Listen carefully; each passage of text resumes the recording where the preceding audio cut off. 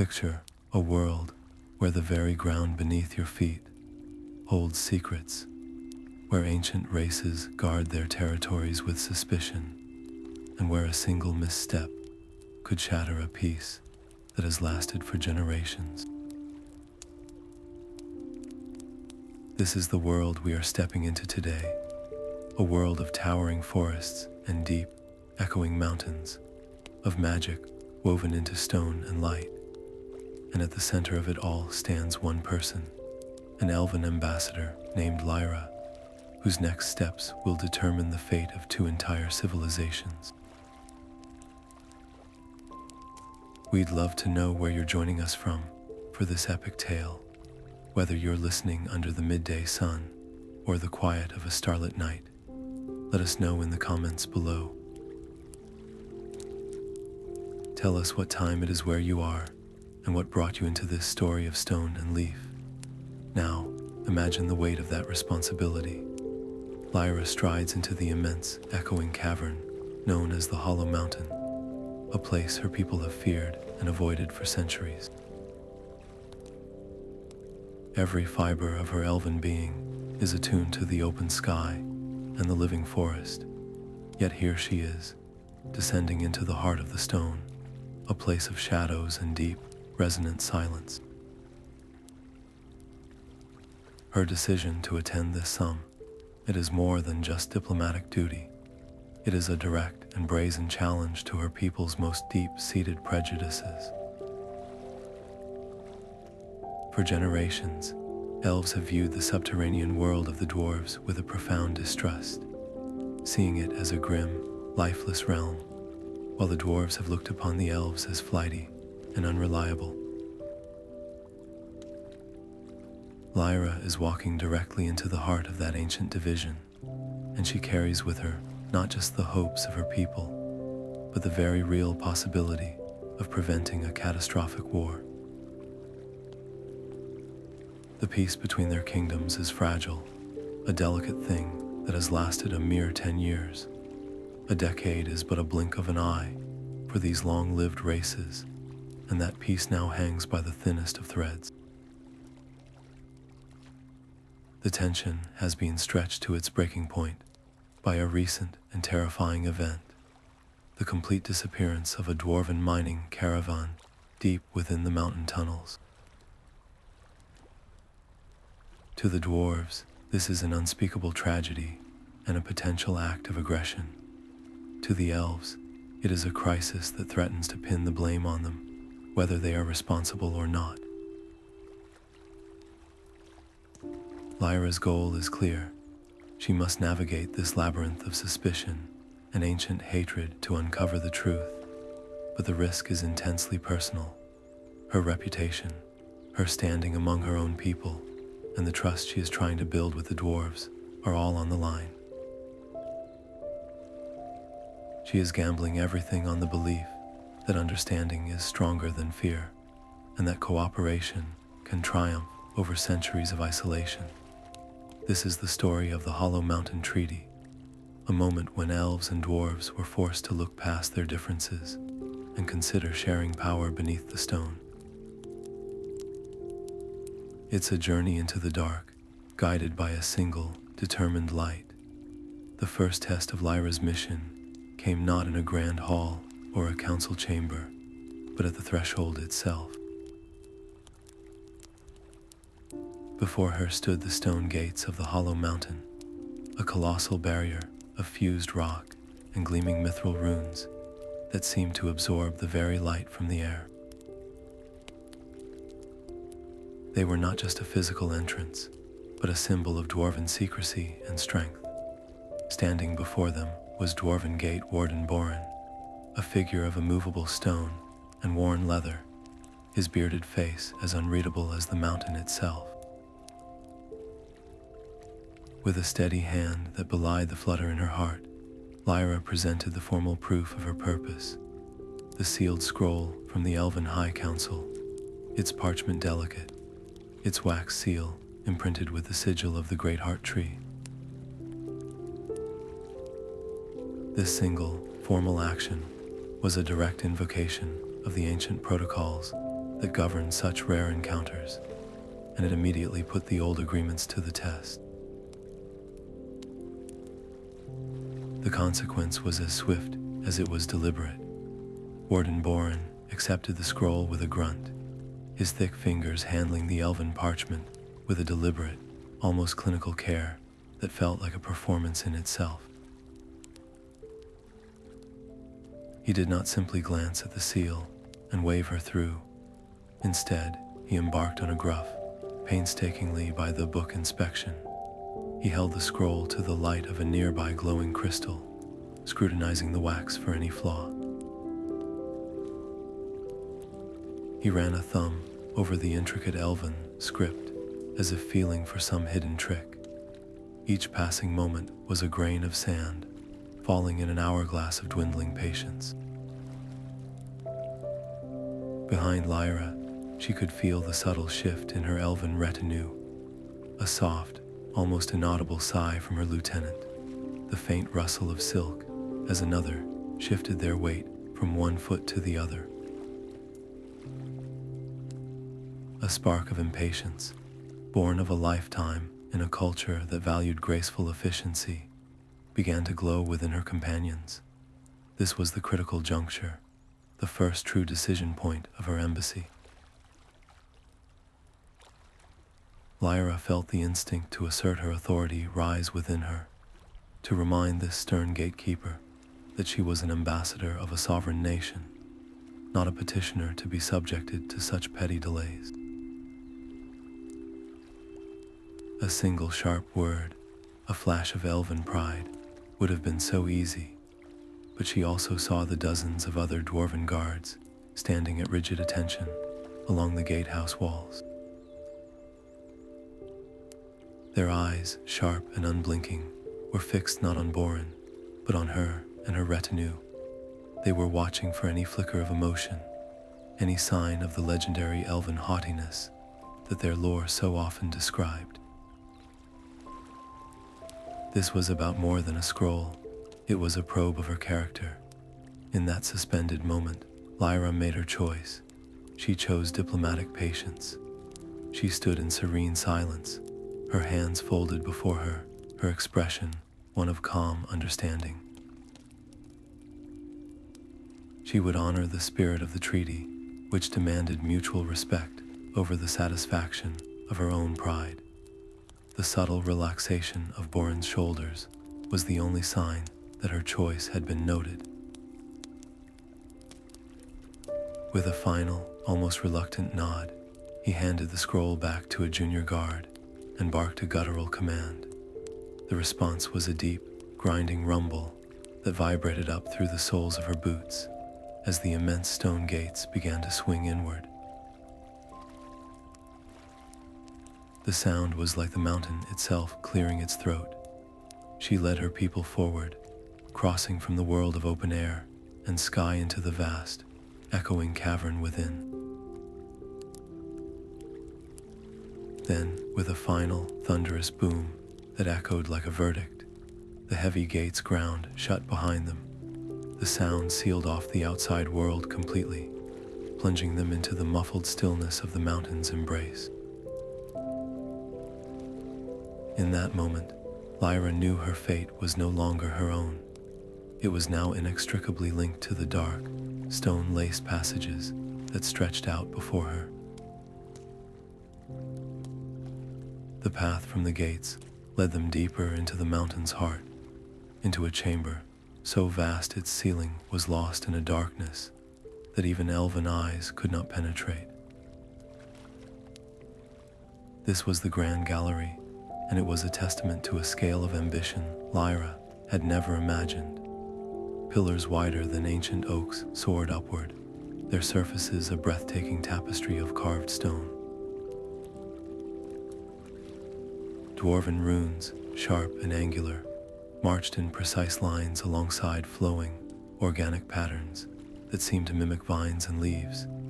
It was this unexpected fusion of styles that caught Lyra's attention, pulling her from her diplomatic reserve.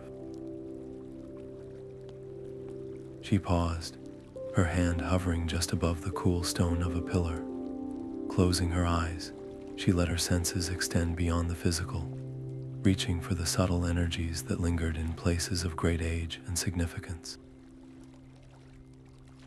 And there it was, a faint, shimmering echo, a signature of magic that was unmistakably elven, yet woven so seamlessly into the dwarven stonework that it felt like a single, harmonious chord played on two different instruments. Her action, this deep, almost intimate examination of the stone, clearly took her stoic dwarven escort by surprise. Boren, who had been marching ahead with the grim determination of a soldier fulfilling a duty, stopped and turned. He watched her, his bushy eyebrows drawing together not in anger, but in a sort of bewildered curiosity. He had expected the elf to be intimidated by the mountain's grandeur, or perhaps disdainful of it. He had not expected her to understand it. In that silent moment, something shifted in the air between them. Against his better judgment, against a lifetime of ingrained caution, Boren spoke, his voice a low rumble that seemed to emanate from the stone itself. "You feel it, then," he said, not quite a question. "This hall, it was not ours alone. In an age long past, when the world was younger and wiser, your people's stone singers worked alongside our rune smiths. They coaxed the light to gather in the crystals above, and we gave the structure a strength that would endure the ages." He gestured with a thick hand toward the soaring pillars. "It was a collaboration, a gift from both our peoples to the mountain. For a breathtaking moment, that fragile connection hung between them, a bridge across a chasm of centuries." Lyra looked at Boren, and for the first time, she saw not just a stern warden, but a keeper of a history that included her own. He, in turn, saw not a haughty outsider, but someone who could appreciate the soul of his home. It was a shared moment of awe, a glimpse of what could be, and it was shattered in an instant. A low, deep groan vibrated through the floor, a sound so profound it was felt more than heard. The very mountain seemed to shudder. A fine dust sifted down from the invisible ceiling, clouding the air and catching in their throats. Before the tremor had even fully subsided, a young dwarven guard, his face pale beneath his helmet, rushed into the gallery, his armor clattering in the sudden, oppressive silence. He went straight to Boren, whispering urgently into his ear. Lyra, with her preternatural hearing, caught the key phrases: the eastern deeps, no contact. The lost caravan, complete collapse. All eyes in the hall, dwarf and elf alike, turned to Lyra. The moment of shared history was gone, replaced by a pressing, dangerous present. The political implications were immense. To offer aid could be seen as an admission of elven involvement, or worse, as condescending pity. It would mean inserting herself directly into an internal dwarven crisis, crossing a boundary that had been firmly in place for generations. To remain a passive observer, however, was to uphold a cold, diplomatic distance at a time when lives might be at stake. It would be the safe choice, the expected choice for an ambassador. But Lyra understood that true alliances are not forged in safety. The tremors' dust still hung in the air, a gritty portent of the deeper instability, threatening to tear the mountain apart. Her decision here would define her mission, far more than any carefully worded scroll. Would she cling to the old ways of separation, or would she reach across the newly revealed rift, not as an elf to a dwarf, but as one being offering help to another? The air in the negotiation chamber was thick, heavy with the scent of old stone and the faint, metallic tang of ink. The table between them was a single, massive slab of polished obsidian, so dark it seemed to swallow the light from the glowing moss-filled sconces on the walls. Arrayed on one side were the dwarven delegation, led by Commander Thrain, a dwarf whose broad shoulders and iron-bearded jaw seemed carved from the same unyielding granite as the mountain itself. Across from them, Lyra and her aides sat, their postures a study in elegant stillness. The formalities had been observed, the scrolls of mineral rites unrolled, their dense, angular dwarven script a stark contrast to the flowing elven calligraphy on Lyra's own documents. The discussion began as these things always did, with points of law and lines on maps, a dry recitation of terms that felt utterly disconnected from the living, breathing crisis gripping the mountain. Lyra knew she had to break this pattern, to shift the conversation from abstract rights to tangible value, and so she took a deliberate action. Reaching into a soft leather pouch at her belt, she drew forth a single, smooth stone. It was no larger than her palm, but it commanded the room. This was a moonstone from the very heart of the elven wood, and as she placed it gently on the dark obsidian table beside the dwarven contract, it began to glow with a soft, internal radiance, casting a pool of gentle, silver-white light that seemed to make the very air around it shimmer. The immediate consequence was a ripple of reaction that ran through both delegations.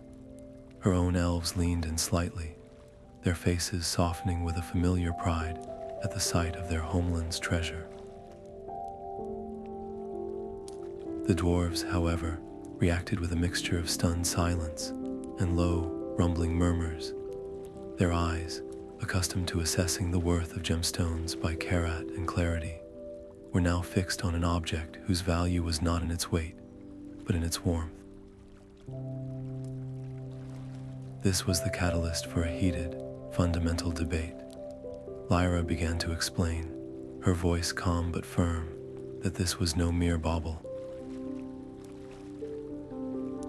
She described how the Moonstone's light was a concentrated form of the forest's life energy, a magic that could purify tainted water, encourage the growth of subterranean fungi and lichens in the darkest tunnels, and even soothe troubled minds, promoting clarity and restful sleep for those who worked long shifts in the deep, sunless mines. For the elves, its worth was immeasurable. It was a piece of their home, a tool of healing and growth, a symbol of the gentle, sustaining power they could bring to the mountain. Commander Thrain listened, his thick arms crossed over his chest, his expression growing steadily darker. When he finally spoke, his voice was like grinding gravel, cutting through Lyra's explanation. Magic, he scoffed, the word itself sounding like a curse. Elf trickery. You speak of soothing minds and growing mushrooms, but what of the strength of steel? What of the certainty of stone? He gestured dismissively at the glowing stone, a flick of his wrist that was more insulting than any shouted word. We are discussing mineral rights.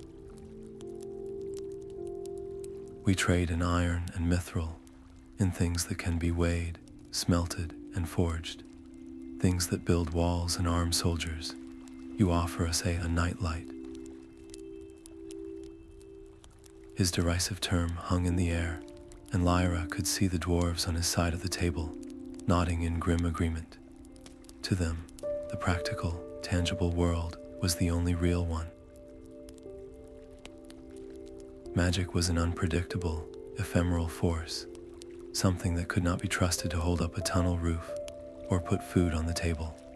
Thrain's world, he was built on the unshakable foundation of what a hand could hold and an eye could see, and the Moonstone, in all its beautiful mystery, represented everything his culture distrusted.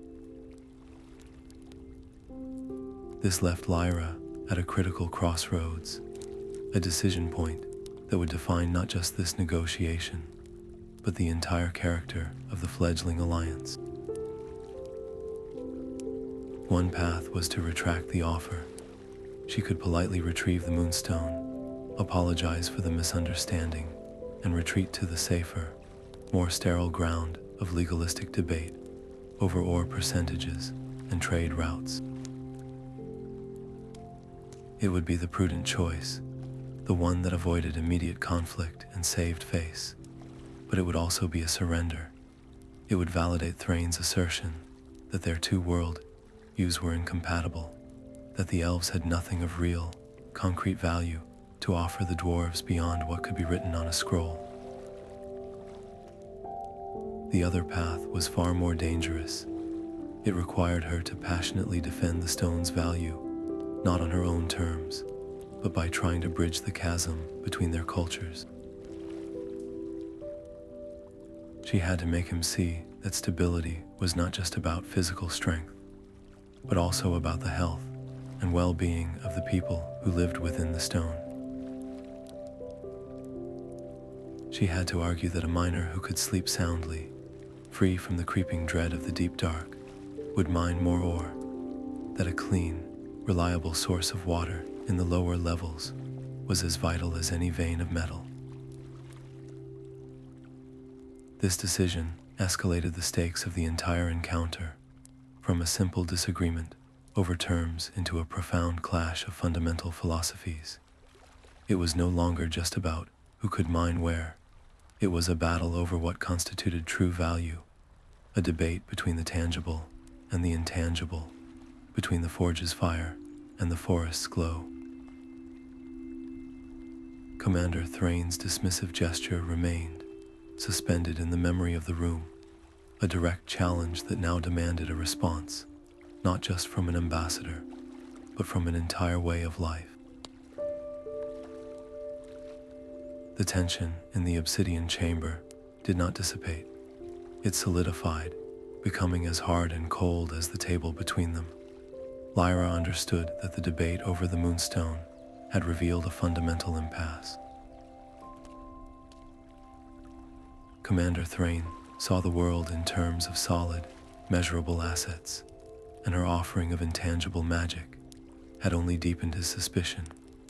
Yet, the tremor that had shaken the Grand Gallery and the whispered news of the lost Caravan were a constant, gnawing reminder that this was not merely a philosophical disagreement. Real lives were at stake, and the mountain itself was groaning in distress. She could not allow the negotiation to stall over cultural pride, and so she made a pivotal decision, one that she knew would cross a sacred boundary of dwarven secrecy.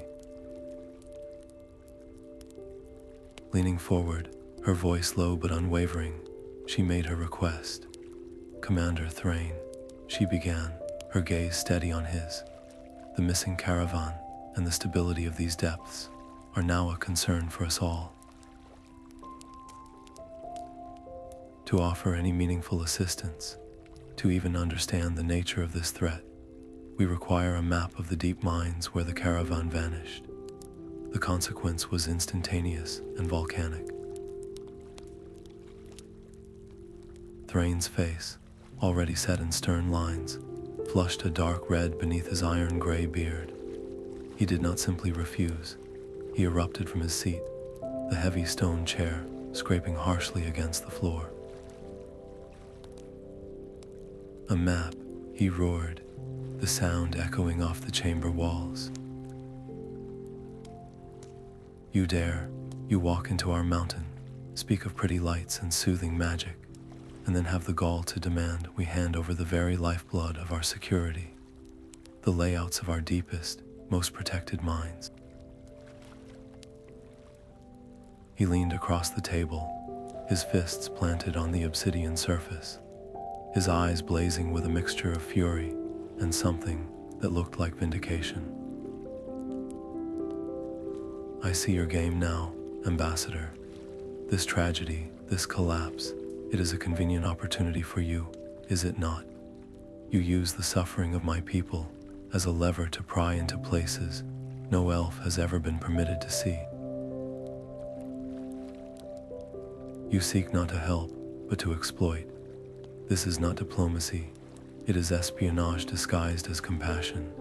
His accusation hung in the air, a toxic cloud that poisoned the room. He was framing her genuine concern as a cold, calculated political maneuver, using the dwarves' own loss as a weapon against them. This created an intense, inescapable external conflict.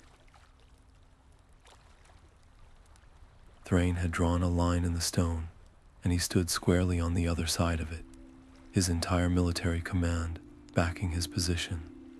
The junior officers behind him had stiffened, their hands drifting unconsciously toward the hafts of their axes.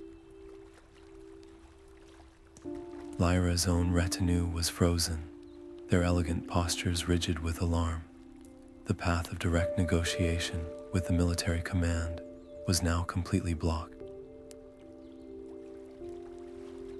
Thrain would never grant her request. He would likely use her asking for it as further proof of elven treachery in his reports. To persist with him would be futile and only deepen the animosity. Yet, to retreat and do nothing was to condemn the caravan to its fate and allow this schism to widen into an unbridgeable chasm. Lyra was left with only one profoundly risky option. In the ringing silence that followed Thrain's outburst, Lyra made her choice. She slowly rose to her feet, not in a gesture of aggression, but of solemn resolve. She looked not at the fuming commander, but at the dwarven scribes and advisors who lined the walls, her voice carrying a new, formal weight. "Commander Thrain," she said, her tone cool and precise, "you have made your position and your opinion of my motives perfectly clear. As the duly appointed ambassador of the Elven High Council, and acting under the authority of the existing peace treaty, which grants me the right to petition for audience in matters of mutual security, I hereby formally request to bring this matter before His Majesty, King Borin Stonehand." The effect was electric. A few of the dwarves gasped softly. Bypassing Thrain's authority was not just a snub, it was a direct challenge to his judgment and control over the situation. It was a move that risked creating a permanent, irreparable rift with the entire dwarven military command structure, who would see it as a profound insult and a dangerous breach of protocol. But Lyra saw no other way. The stakes were too high, and the truth was buried somewhere in those deep, dark tunnels. Her resolve to see the king, to appeal to the highest authority in the mountain, set her feet on a dangerous and uncharted path, one where every ally might now be a potential enemy, and where the very stones seemed to whisper of conspiracy. The path to the king's hall was a journey through the very soul of the mountain, a winding procession through corridors that grew ever more magnificent and intimidating. The rough-hewn stone of the outer gates gave way to polished marble veined with gold, and the air itself grew still and heavy, thick with the scent of ozone and ancient incense. The ceiling soared into a dome of glittering crystal that mimicked a star-filled night sky, a breathtaking dwarven interpretation of the world above. At the far end of the vast chamber, seated upon a throne carved from a single, colossal geode, was King Borin Stonehand. He was older than Warden Borin, his beard long and white, woven with threads of mithril that caught the light, but his eyes held a keen, undimmed intelligence that seemed to weigh and measure everything they fell upon. Flanking him, a step below the throne, stood Commander Thrain, his expression a mask of stony disapproval, a silent sentinel of dissent. The entire court was arrayed before the dais, a sea of bearded faces and watchful eyes, the collective weight of dwarven tradition and pride pressing down on Lyra as she stepped forward into the profound silence. This was the moment of truth, and every gesture would be a message. With a fluid grace that seemed to draw the very light toward her, Lyra did not kneel, nor did she offer the deep bow of a supplicant. Instead, she performed the traditional elven bow of equals, a slight, respectful incline of the head and shoulders, one hand placed over her heart, a gesture reserved for meeting other sovereign leaders. It was a deliberate, conscious action of cultural assertion, a silent declaration that she represented a power as ancient and legitimate as his own, and that any agreement between them must be founded on mutual respect, not on one side's submission. The consequence of this nuanced gesture was immediate and telling. A low murmur rippled through the assembled dwarven nobles, a mix of surprise and grudging acknowledgement. Commander Thrain's jaw tightened, his knuckles whitening where they gripped his belt, but the reaction that mattered came from the throne itself. King Borin did not smile, but the stern lines around his eyes softened almost imperceptibly. He gave a single, slow, and deeply appreciative nod. It was a small victory, a crack in the wall of formality, but in the high-stakes theater of the throne room, it was everything. It was an unspoken acceptance of her standing, a silent grant of permission to speak not as a subject, but as a peer. That small opening was all Lyra needed. Seizing the moment, her voice clear and resonant in the cavernous hall, she presented her case. She spoke not of vague magical offers or abstract rites, but of the urgent, shared crisis.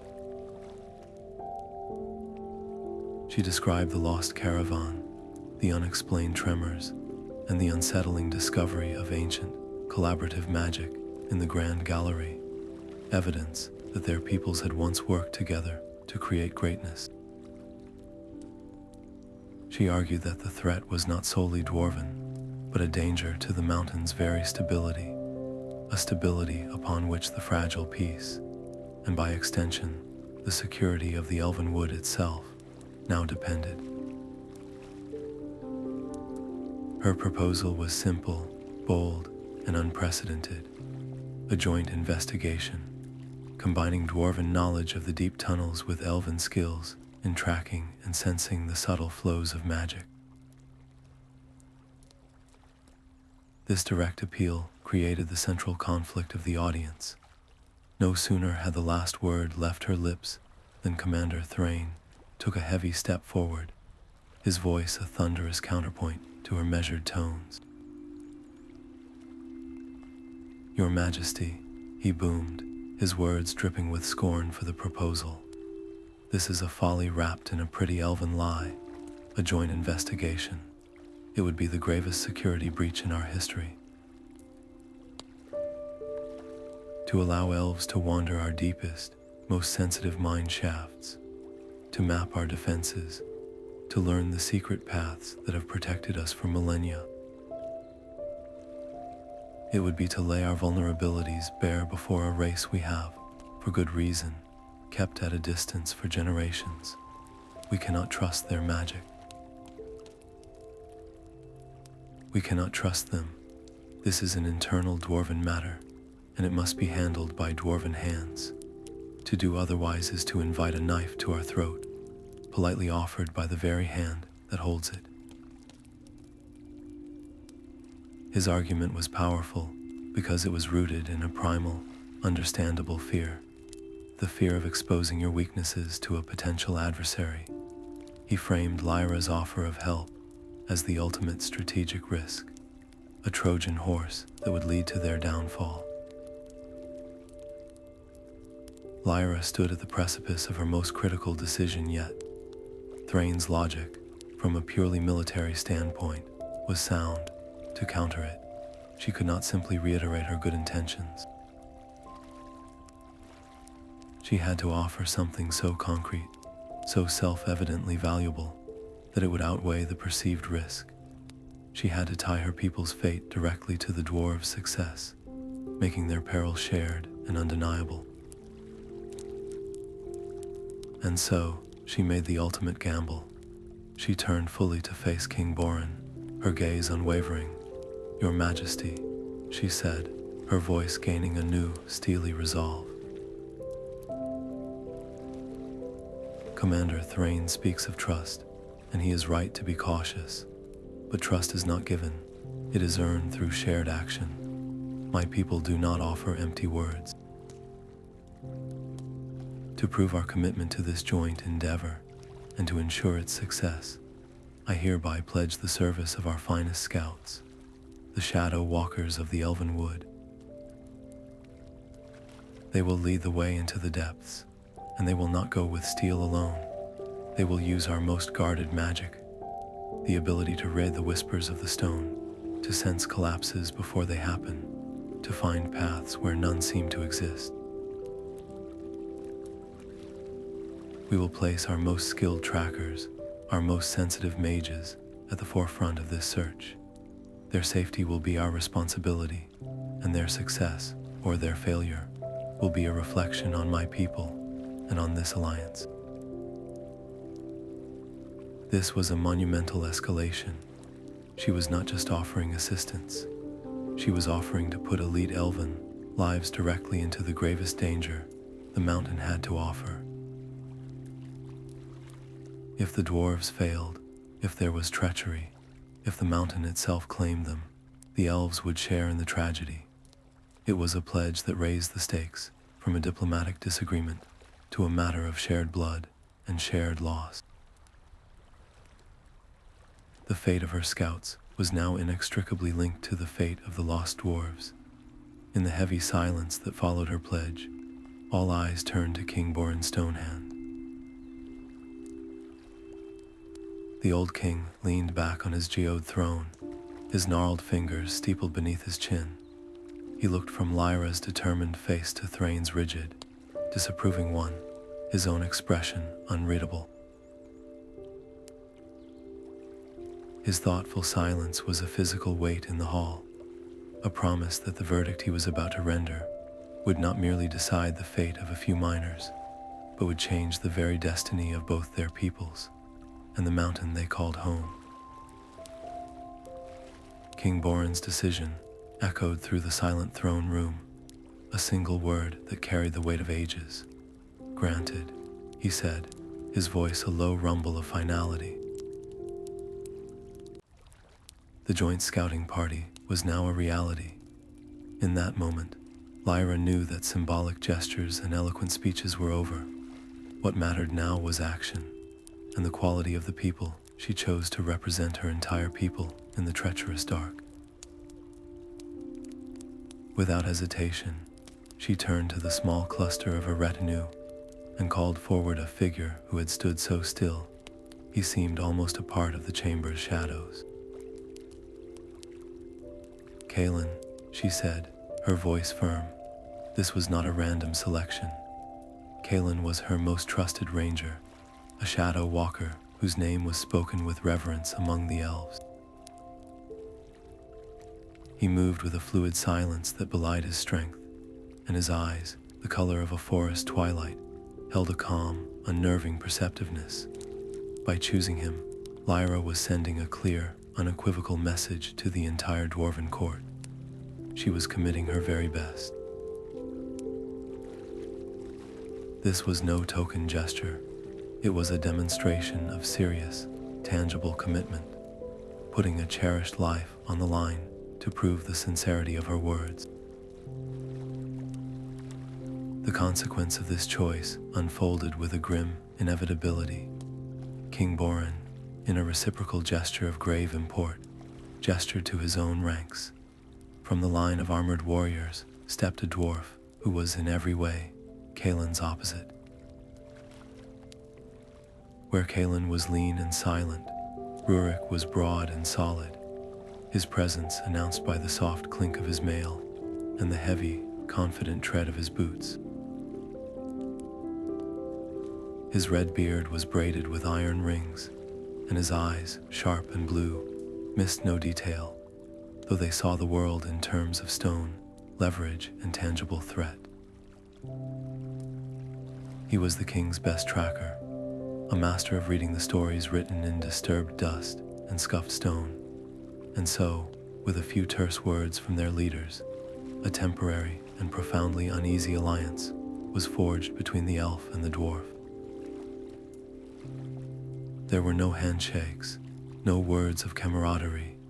They simply stood for a moment, assessing one another, a silent admission that their lives were now bound together by royal decree and desperate need. The air between them crackled with unspoken tension, a palpable clash of conflicting methods and deep-seated cultural instincts. Kalin's way was one of subtlety, of listening to the whispers of the air and the faint traces of magic. Rurik's way was one of pragmatism, of reading the hard evidence of the stone itself. One relied on intuition and ethereal senses, the other on experience and physical proof. It was a partnership founded on necessity, but every silent glance between them spoke of a deep, mutual suspicion. Watching them stand there, two pillars of their respective cultures separated by an invisible chasm, Lyra felt a cold knot of anxiety tighten in her stomach. She had set this in motion, but she could not control what happened in the deep, lightless places they were about to enter. The mission was already precarious, a gamble with the peace of two nations as the wager. And now, seeing the raw, untested dynamic between her most trusted agent and his dwarven counterpart, she realized the mission's success hinged on more than just skill. It hinged on trust, the one commodity most scarce between their peoples. This forced her into one final, critical decision. As the two scouts made their final preparations, checking packs and gear, Lyra approached Kalin. She drew him aside, her movements shielded from the main group. From a hidden fold in her silken robes, she produced a small, slender scroll case, carved from a single piece of pale wood and sealed with a droplet of solid moonlight, her personal sigil. She pressed it into his hand, her voice dropping to a whisper meant for his ears alone. "Do not look upon this," she instructed, her gaze intense, "unless you are in the direst need, when all paths seem closed and all hope is lost. Its words are for you alone." This was not an official dispatch. It was a personal message, a secret layer added to an already dangerously complex situation. By giving him this, she was escalating the stakes dramatically. She was introducing a variable that even the Dwarven King did not know about, a piece of elven knowledge or a final command that existed outside the chain of their uneasy alliance. It was a gamble within a gamble, a testament to her fear that the official mission parameters might not be enough to navigate the shadows they were about to face. With no fanfare and no inspiring speeches, the two scouts turned toward the dark maw of the descent tunnel. Kalin gave Lyra a final, slight nod, his fingers closing around the sealed scroll case before tucking it securely within his tunic. Rurik simply adjusted the grip on his heavy, rune-etched axe, his expression unreadable beneath his helmet. Then, together, they stepped across the threshold, leaving the world of light and politics behind. The sound of their footsteps faded quickly into the encompassing silence of the deep stone Kalin's steps, as soft as falling leaves. Rurik's a steady, rhythmic tap of hardened leather on rock. It was a quiet drumbeat, a syncopated rhythm that held within it a fragile note of hope for a peaceful resolution, and the deep, resonant thrum of fear for what awaited them in the darkness below. The silence of the deep tunnels was a physical presence, thick and heavy, broken only by the sound of their breathing and the crunch of loose stone underfoot. The path they had been following, a narrow mining corridor, ended abruptly in a jagged wall of collapsed rock and rubble. It was a dead end, and the air here was stale and still. Rurik immediately set to work, running a calloused hand over the fallen stones, his experienced eyes calculating the weight and stability of the debris. A recent shift, he grunted, his voice a low vibration in the confined space. The mountain is restless here. We cannot go through it with force without risking a full cave-in. Kalin, meanwhile, stood a few paces back, his head tilted as if listening to a sound only he could perceive. He closed his eyes, extending his senses into the barrier before them. "There is emptiness on the other side," he said softly. "A chamber, not large, but it is there. The air moves faintly." This was the first true test of their forced partnership, a problem that neither of their skills alone could solve. Rurik's solution was one of pure dwarven engineering. He produced a small tuning fork-like device made of dark, resonant iron from his pack. "Sonic resonance," he explained tersely. "Strike the right frequency, and the smaller stones will shift, creating a passage without bringing the whole ceiling down on our heads. But I need to know exactly where to focus the energy." A blind strike could be as dangerous as a pickaxe.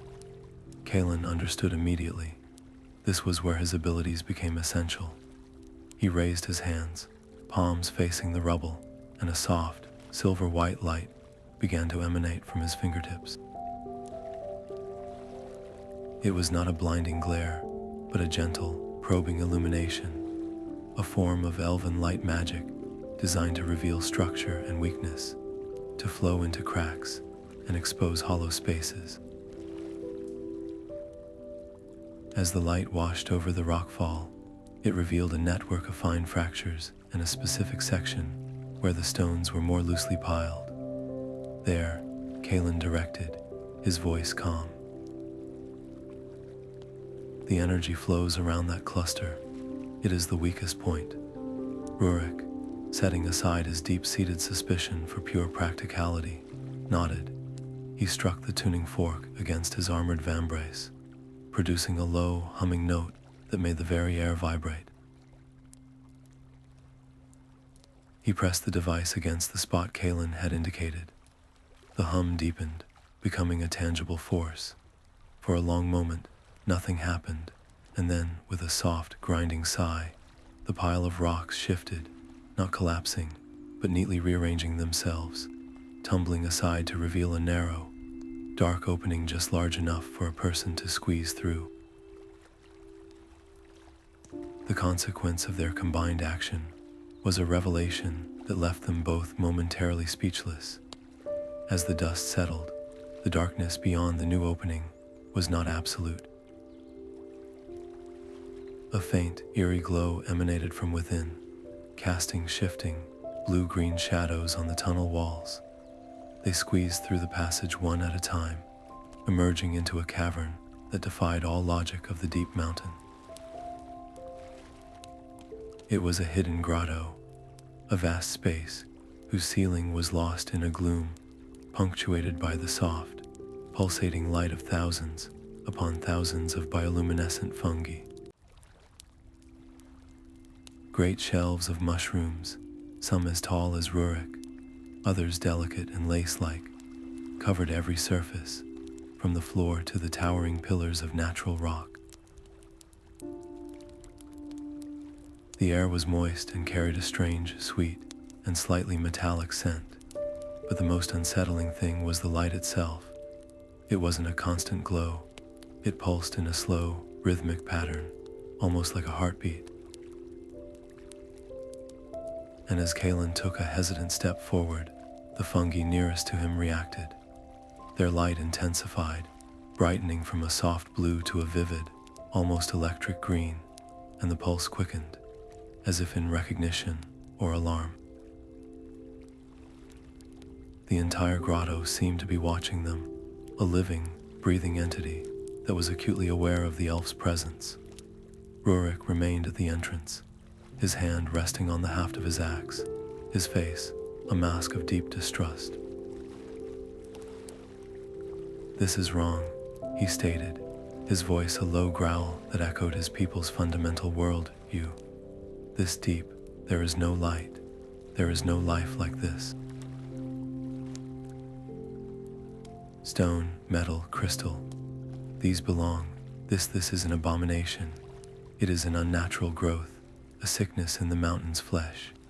To his dwarven senses, honed over millennia in the predictable, geological world, the grotto was a violation of the natural order.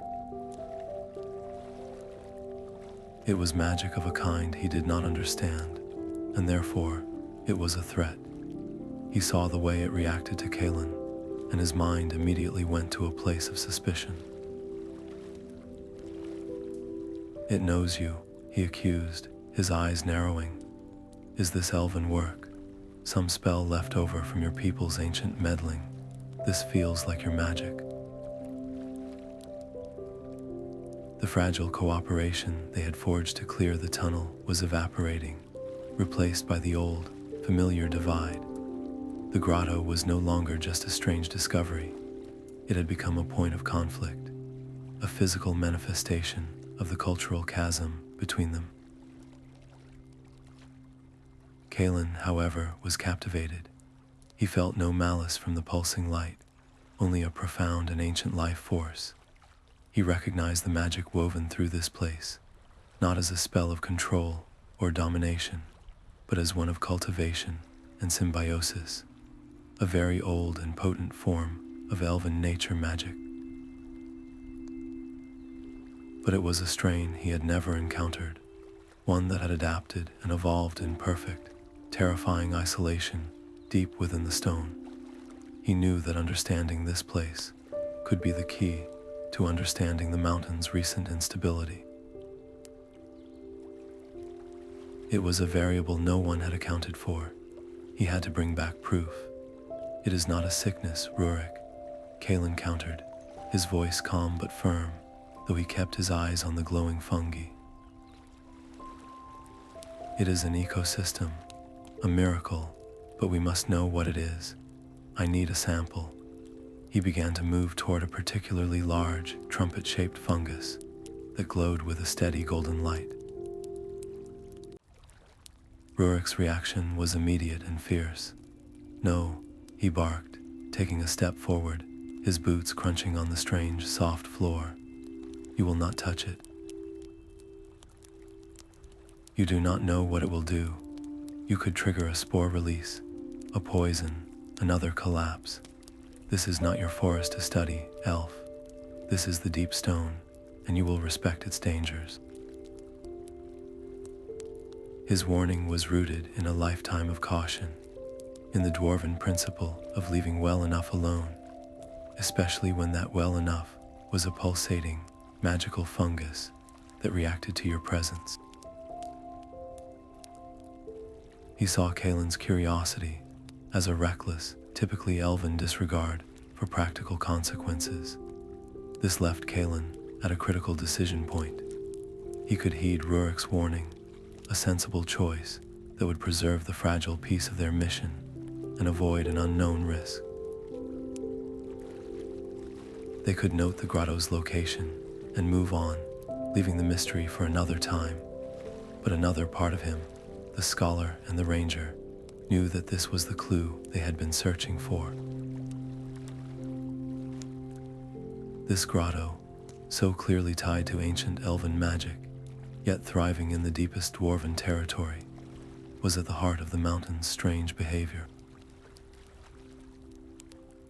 To ignore it was to walk away from the truth. With a final glance at Rurik's stony, disapproving face, Kalin made his choice. He reached into a padded pouch on his belt and withdrew a set of delicate tools made of polished bone and silver. Ignoring the dwarf's growled protests, he carefully selected a small, glowing fragment from the edge of the golden fungus, using a blade to cleanly sever it and a pair of tongs to place it into a sealed crystal vial. The moment the sample was taken, the entire grotto seemed to shudder. The rhythmic pulsing of the light faltered, becoming erratic and frantic. A wave of intensified brightness washed through the cavern, and for a single, heart-stopping moment, the light focused on Kalin, holding him in its gaze before the grotto slowly returned to its previous, watchful rhythm. The act of scientific curiosity was complete, but the stakes of their mission had just been raised immeasurably. Kalin had not just collected a sample, he had interacted with the mountain's ecosystem in a way no one had for centuries, and the strange, pulsating fungi continued to glow, their light now feeling less like a welcome and more like a silent, burning accusation. The air in the glowing grotto grew heavier, the sweet scent of the fungi now cloying as Kalin and Rurik ventured deeper into its pulsating heart. Their path was a winding one, weaving between colossal, luminous mushrooms that cast long, dancing shadows.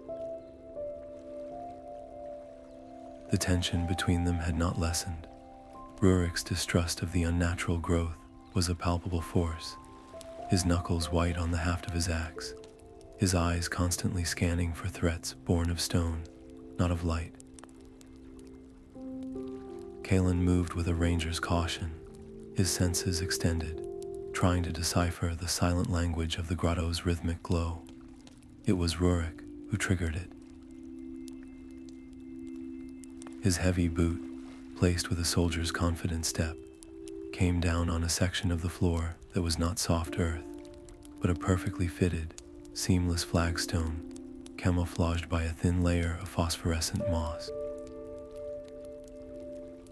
There was an audible, deep click, a sound of ancient mechanics engaging that was utterly foreign to the organic hum of the cavern. In an instant, the gentle pulse of the fungi flared into a panicked, blinding strobe.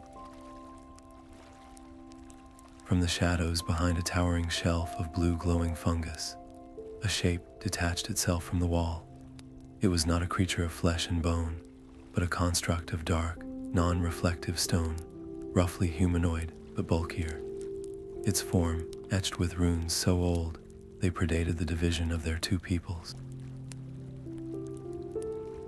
Its eyes were not eyes, but two pits of absolute blackness that seemed to drink the frantic light around them. This was an ancient stone guardian, a dormant sentinel from a forgotten age, and its single, programmed purpose was now activated: intruder elimination. The fight was immediate and brutal. The guardian moved with a shocking, grinding speed, its stone fist slamming down where Rurik had stood a heartbeat before, pulverizing the ground. There was no time for discussion, no room for their cultural divide. Survival became their only shared language. Rurik bellowed a dwarven war cry, his axe whistling through the air to strike the construct's leg with a shower of sparks and a deafening clang. The blow barely chipped the ancient stone. Kalin, meanwhile, did not engage directly. He became a blur of motion, using his elven agility to dart around the guardian, his own slender blades useless against its hide. Instead, he used his magic, casting ribbons of searing white light to distract its featureless face, to draw its attention away from the heavily armored dwarf who was methodically trying to hack it apart. They fell into a desperate, unspoken rhythm, Rurik as the anvil, absorbing the punishing blows with his shield and returning them with his axe, Kalin as the hammer, using speed and light to create openings and disrupt the guardian's attacks. It was a dance of two alien fighting styles, forced into a lethal synergy. For a few breathless minutes, it worked. They were holding their own against the relic of a dead era. Then came the pivotal moment. The Guardian, adapting to their tactics, feigned a lunge at Rurik before pivoting with impossible grace. Its other arm, swinging in a wide, horizontal arc, aimed directly at Kalin, who had darted in close to deliver a blinding flash of light to its sensory pits. The elf was overextended, his balance committed to the attack. He saw the massive stone limb coming, a blur of certain death, but he had no time to evade it. In that frozen sliver of time, Rurik made a choice that defied all his training and a lifetime of ingrained suspicion. He did not seize the opening to strike at the Guardian's exposed back. Instead, with a raw, guttural shout, he threw his own body into the path of the blow, interposing his heavy, rune-etched shield and the full bulk of his shoulder between the stone fist and the elf. The impact was sickening, a crunch of metal, bone, and stone that echoed louder than any war cry. The force of the blow sent the dwarf flying backward, crashing into a bed of soft, glowing fungi that extinguished their light upon contact. He lay still, his shield arm bent at a grotesque angle, his breastplate dented, a trickle of blood already darkening his red beard. The Guardian, its primary target momentarily neutralized, seemed to recalibrate, its blank face turning slowly back toward Kalin. But the fight had gone out of the elf. All he could see was Rurik's motionless form, the professional distance, the cold alliance of necessity, shattered into a million pieces. That sacrifice was not a tactical maneuver. It was an instinctual act of protection, a dwarf giving his body to save an elf. The cultural walls between them crumbled in the face of that simple, brutal truth. The Guardian took a step toward him, its heavy foot shaking the ground, but Kalin's decision was already made. He ignored the advancing construct, his entire world narrowing to the wounded dwarf. He dropped to his knees at Rurik's side, his hands moving to the shattered armor. This was the critical choice. Elven healing magic was a profound and personal art, a channeling of the caster's own life energy into the wounded. It was not done lightly, and it was almost never shared with outsiders. To use it now would leave him dangerously depleted, vulnerable, and would expose one of his people's most guarded abilities. But looking at Rurik's ashen face, feeling the shallow, ragged breath from his lungs, there was no other path. Kalin placed his hands over the worst of the injury, closed his eyes, and began to sing. It was not a song with words, but a low, melodic hum that resonated with the very frequency of life. A soft, green-gold light emanated from his palms, sinking into Rurik's broken body. The elf's own strength visibly ebbed, the color drained from his face, and a fine tremor ran through his hands. But beneath them, the dented metal of the breastplate groaned as it began, infinitesimally, to reshape. The grating sound of bone knitting itself together was audible, and Rurik's breathing deepened, the deathly pallor receding from his skin. The act was a monumental proof of elven goodwill, far more powerful than any signed scroll or diplomatic promise. It was a gift given at the cost of the giver's own power. As the last notes of the healing song faded, the stone guardian, which had been mere feet away and raising its fist for a final strike, suddenly froze. The ancient runes along its body flickered and died, and the construct settled back into its dormant state. becoming just another feature of the grotto, its purpose somehow fulfilled, or its energy source depleted by the profound act of magic it had just witnessed. The immediate threat was gone, but a far more desperate one had taken its place. Kalin slumped forward, catching himself on his hands, his body trembling with exhaustion. Rurik stirred, his eyes fluttering open, filled with a confusion that quickly turned to stunned realization as he looked from his own mending body to the utterly spent elf beside him. They were alive, but the dynamic of their mission had been irrevocably altered. The personal stakes were now immense, a debt of life and a bond of blood forged in the dark. And with the elf's strength sapped and the dwarf still grievously weakened, their journey back to the world above was no longer a mission of discovery. It had become a desperate, precarious race against time and their own failing bodies. Their return to the dwarven outpost was a slow and painful procession, a far cry from the determined departure of two skilled scouts. Rurik leaned heavily on Kalin's shoulder, his face pale and beaded with sweat, despite the elf's healing efforts, each step a grim reminder of the Stone Guardian's crushing power. Kalin himself moved with a pronounced weariness, the vibrant energy that usually defined his movements replaced by a deep, bone-level fatigue from channeling his life force into the dwarf's broken body. But they carried with them more than just their wounds. They carried the truth. In Kalin's pouch was the sealed crystal vial, its captured fragment of golden fungus, still pulsing with a soft, malevolent light. Clutched in Rurik's good hand was a heavy, jagged shard of dark stone, pried from the guardian's leg where his axe had struck, its surface still humming with a faint, dormant magic. This was their concrete action, the hard-won physical evidence dragged up from the deep dark, meant to provide undeniable proof of the strange and ancient forces at work within the mountain. The consequence of their arrival was an immediate and violent upheaval of the fragile political calm. They were brought directly before the reconvened council in a smaller, more austere chamber, the air already thick with tension. As they laid their findings on the central table, the glowing vial and the ominous shard, the room fell into a stunned silence.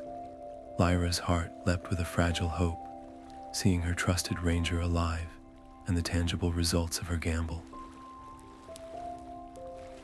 But that hope was short-lived. Commander Thrain's eyes, sharp and predatory, locked onto the shard of the Guardian.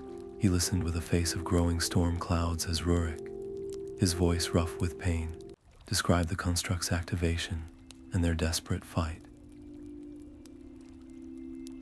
But when Rurik mentioned the ancient pre-division runes and the Guardian's reaction to their presence, Thrain saw his opportunity. He surged to his feet, his finger stabbing toward the stone shard as if it were a weapon itself. There, he roared, his voice echoing off the stone walls.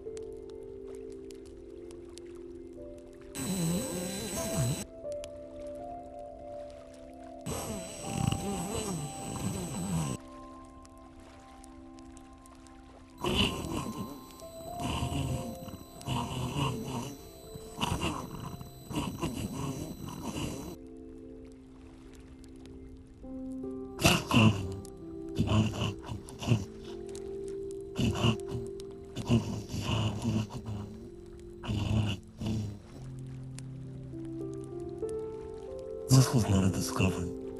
It was an ambush set by their ancestors. And now their descendants have led us straight to, under the guise of a rescue mission. This is not a mystery. It is ancient elven treachery, reaching out from the grave to finish the job. His accusation was like a spark, on dry tinder, instantly igniting the chamber into a roaring inferno of arguing factions. The dwarven military commanders, their distrust of magic and outsiders deeply ingrained, rallied behind Thrain, their voices rising in a chorus of agreement and anger. They saw a pattern, a conspiracy stretching back centuries, and this shard of stone was the final, damning piece of evidence. The more moderate dwarven lords and scribes looked on with alarm, trying to call for reason, their voices drowned out by the heated rhetoric. Lyra's own elven retinue stood in shocked, defensive silence, the ground crumbling beneath their feet. The treaty, that delicate, 10-year-old agreement, was now hanging by a thread, and Thrain was actively twisting that thread into a noose. All eyes swung to Lyra. The safe, politically astute move would have been to distance herself. She could have expressed skepticism, called for more study, and subtly cast doubt on the scout's interpretation of events to de-escalate the situation. It would have been a retreat, a tactical withdrawal to fight another day. But looking at Kalin's exhausted, earnest face and Rurik's pain, twisted features, Lyra knew that truth was not a political tool to be wielded with caution. These two warriors, who had nearly died for each other in the dark, represented a fragile new reality that the old hatreds in this room were trying to smother. To hesitate now would be to betray the very trust they had just forged with their blood. In that split second, with the chamber in chaos around her, she made her decision. She stepped forward, placing herself physically between the arguing factions and the table of evidence. Her voice, when she spoke, did not shout, but cut through the noise with a calm, steely authority that demanded to be heard. "I will vouch for this report," she declared, her gaze sweeping across the dwarven lords and lingering on Thrain's furious face. "I will vouch for Kalin, whose integrity is beyond question, and for Rurik, whose courage and sacrifice I witnessed with my own eyes.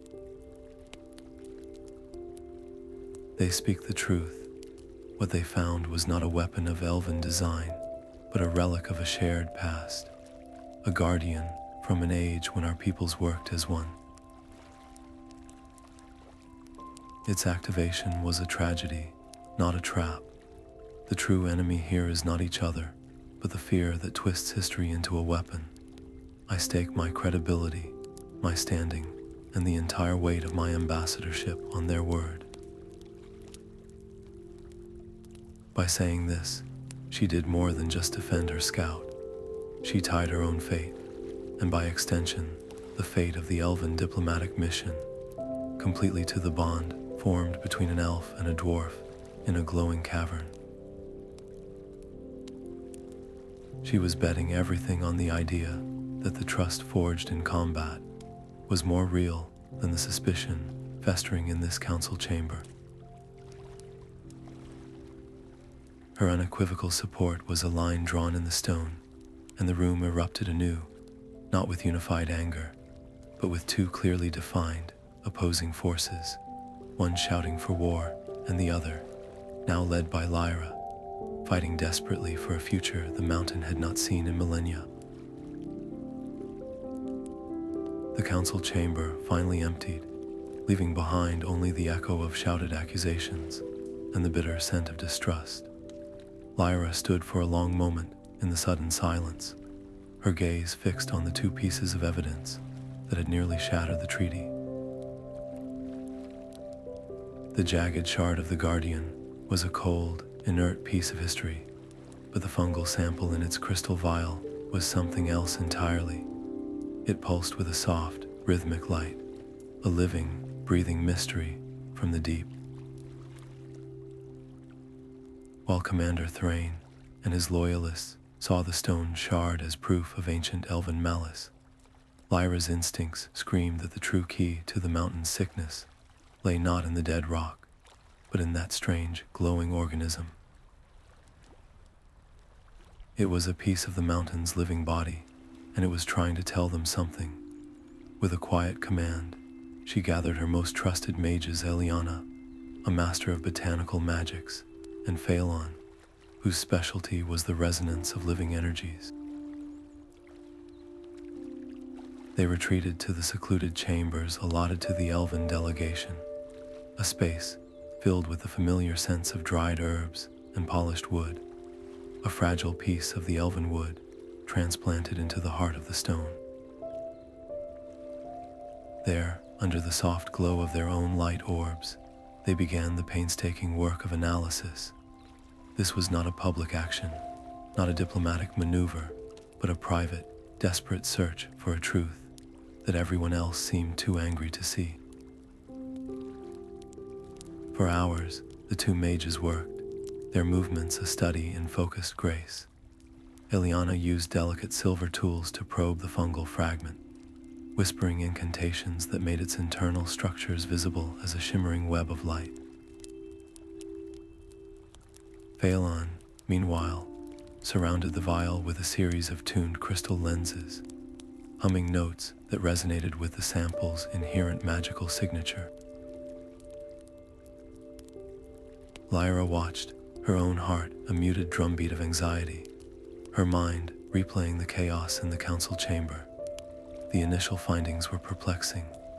The fungus was indeed ancient, its magical core woven with threads of power that were unmistakably elven in origin, yet it had adapted and mutated over centuries in the dark, becoming something entirely new. Then came the breakthrough. Phalon, his brow furrowed in concentration, adjusted one of his crystal lenses, and the soft hum of his tuning note shifted, becoming a clear, piercing chime. The fungal sample in the vial reacted violently. Its gentle pulse became a frantic, blinding strobe, and it strained against the crystal walls as if trying to reach the source of the sound. "It is not just growing here," Phalon murmured, his voice taut with revelation. "It is feeding. It is drawn to this specific frequency. It is consuming the energy." The consequence of this discovery was a horrifying realization that struck Lyra with the force of a physical blow. Phalon's tuning note was not a random magical frequency.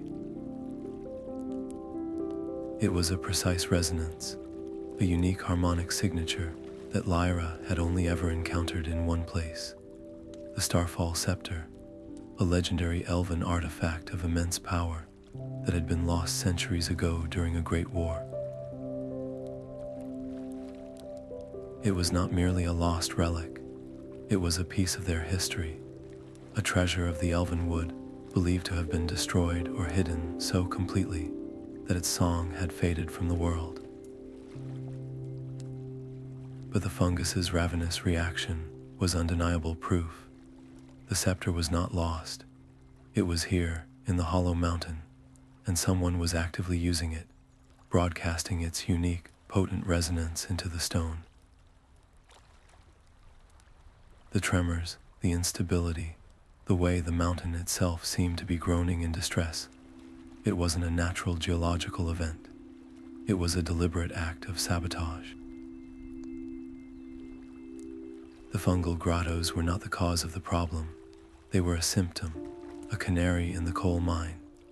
They were blooming and reacting because they were gorging on the powerful, disruptive energy being pumped into the mountain's very foundations by the stolen scepter. Someone was using a weapon of elven creation to turn the dwarven home against them, to make it seem as if the mountain itself was rejecting its people. This revelation created a profound and sickening internal conflict within Lyra, a battle far more personal and treacherous than any she had faced with Commander Thrain. If the Starfall scepter was here, and it was being used, then the source of the threat was not a disgruntled dwarf or a random geological flaw. The scepter could only be wielded by one with elven blood and extensive training. The horrifying, inescapable conclusion was that the betrayal came from within. Someone in her own delegation, someone she trusted, someone who had sworn the same oaths of peace that she had, was secretly working to destroy everything they had come here to build. Her eyes swept across the room, over the faces of her loyal mages, over the aides who had followed her into the mountain's depths, over Kalin, who was resting from his ordeal. Could it be Eliana, with her deep knowledge of growing things? Phelan, who understood resonant energies so perfectly, one of her quiet, ever-present scribes. The suspicion was a poison, seeping into every glance, every casual conversation, tainting the very bonds of trust that held her mission together. She was no longer just an ambassador, navigating external hostility. She was a leader who had to confront the possibility that her own house was compromised. This left her with a choice that felt like walking a blade's edge. She could bring her findings immediately to King Borin. It would be the transparent, honest thing to do, a full disclosure that might, in the king's eyes, demonstrate her commitment to the truth. But it would also be an admission that an elf was behind the attacks. In the current fever-pitch atmosphere, with Thrain looking for any excuse to expel them, such a revelation would be the final spark to ignite a war. The dwarves would demand the traitor's head, and when Lyra could not immediately produce one, they would hold the entire delegation responsible. The treaty would be ash. The other path was far more dangerous, both professionally and personally. She could say nothing to the dwarves, and instead launch a secret internal investigation. She would have to become a spy among her own people, watching for a flicker of guilt, a slip of the tongue, a magical signature that didn't belong. It was a choice that raised the stakes of the entire crisis to a terrifying new level. The external conflict with the dwarves was now mirrored by an internal witch hunt, a silent war of suspicion within the elven ranks. The mountain's fate no longer depended solely on bridging a cultural divide, but on her ability to root out a venomous betrayal from within her most trusted circle. With a slow, heavy breath, she made her decision. She quietly dismissed Eliana and Phelan, thanking them for their work, but giving them a carefully edited version of the results. As the chamber door closed behind them, Lyra was left alone in the quiet. Her gaze drifted across the room, falling upon the personal effects of her companions. A woven blanket from the elven wood, a half-finished letter, a carefully tended light orb. They were all familiar, all pieces of a shared home, but now each one felt like a potential mask for a devastating secret. She looked at her own companions, the people she had laughed and traveled and struggled with, and for the first time, she saw them not just as allies, but as suspects, her eyes newly wary and her heart guarded by a cold, creeping fear. The sound was unmistakable, a grim symphony of disciplined intent. It began as a distant, rhythmic clatter of iron-shod boots on polished stone, a sound that grew steadily louder, closer, more menacing with each passing second. It was not the casual tread of a changing guard or the hurried steps of a single messenger. This was the methodical, crushing advance of many soldiers moving in unison, a wave of armored force rolling through the mountain's corridors. Lyra and her aides stood frozen in the center of their guest quarters, the delicate scrolls and maps of their diplomatic work suddenly feeling like children's toys in the face of this approaching reality. Then the sound stopped, right outside their door. There was a single shouted command in the guttural dwarven tongue, followed by the deafening, simultaneous thud of dozens of spear butts striking the floor. The echo hung in the air for a moment, and then there was only silence, a heavy, suffocating quiet that was more terrifying than the noise that had preceded it. The main entrance to the Elven delegation's chambers was now barred not by wood or stone, but by a wall of living, breathing steel and unwavering suspicion. The clang of those armored boots was not just a sound, it was a verdict. It signaled the definitive, brutal end of negotiation. Commander Thrain, fueled by a conviction that had curdled into absolute certainty, had taken matters into his own hands. Believing Lyra's vouching for the scout's report to be the final piece of elaborate elven deception, he acted unilaterally, decisively, and in direct violation of the very treaty he claimed to be protecting. He did not request permission from the king or consult the Council of Lords. He mobilized a full battalion of his most loyal soldiers and marched them to the Great Underway, the main arterial trade route that cut through the heart of the mountain, connecting the dwarven holds to the outer world and, crucially, to the elven wood. Under his orders, massive stone blockades were rolled into place, their grinding weight sealing the tunnel shut. Rune-carved barriers were activated, humming with a defensive energy that would incinerate anyone who tried to pass. This was not a temporary security measure, it was an act of economic and political strangulation. By sealing the main trade route, Thrain was not just cutting off the elves, he was severing the primary lifeline of goods, communication, and people that was the physical manifestation of the peace accord. His action was a direct and unequivocal breach of the treaty's core terms, a declaration that the law of mutual access was now secondary to the law of military necessity, as he defined it. The immediate and inescapable consequence for Lyra and her people was a transformation of their status from honored guests to effective prisoners. The world of the Elven delegation shrank in an instant to the confines of their allotted quarters.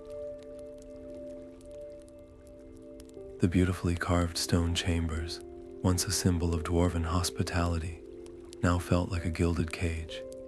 The air, once scented with incense and polish, now carried the stale tension of confinement. Heavily armed guards were posted not only at the main door, but at every known ventilation, shaft, and service entrance. The dwarven attendants who had once seen to their needs vanished, replaced by the silent, impassive stares of soldiers through the narrow grilles in the doors. Any attempt at communication was met with stony silence or a terse, scripted refusal. They were cut off from the king, from the moderates on the council, from any source of news or reason. The physical conflict was no longer a potential threat discussed in council chambers. It was a present, tangible reality. They were surrounded, outnumbered, and utterly isolated. The trust Lyra had worked so hard to build had evaporated, replaced by the cold, hard reality of spears and barricades. This left Lyra with a choice that was as stark as it was dangerous. She could acquiesce. She could order her people to remain calm, to wait, to trust that King Borin would eventually learn of Thrain's overreach and intervene.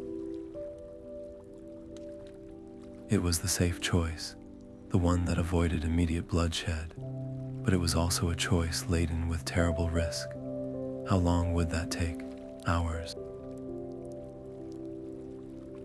Days. In that time, Thrain could solidify his narrative, presenting the imprisoned elves to the dwarven populace as captured spies and saboteurs. He could use their confinement as proof of their guilt, rallying the entire mountain to his cause. By the time the king acted, public opinion might be so inflamed that any release would be seen as weakness, potentially sparking the very war they were all trying to avoid. Waiting meant surrendering all agency, placing their fate and the fate of the peace entirely in the hands of a political process that was rapidly breaking down. The other path was one of breathtaking audacity. It was to reject the role of the passive prisoner and to fight back not with weapons, but with wits and desperate courage. Lyra's gaze fell upon Kalin, who was watching her with an unnerving stillness. In the frantic, hushed debrief after his return from the depths, he had mentioned more than just the Fungal Grotto and the Stone Guardian.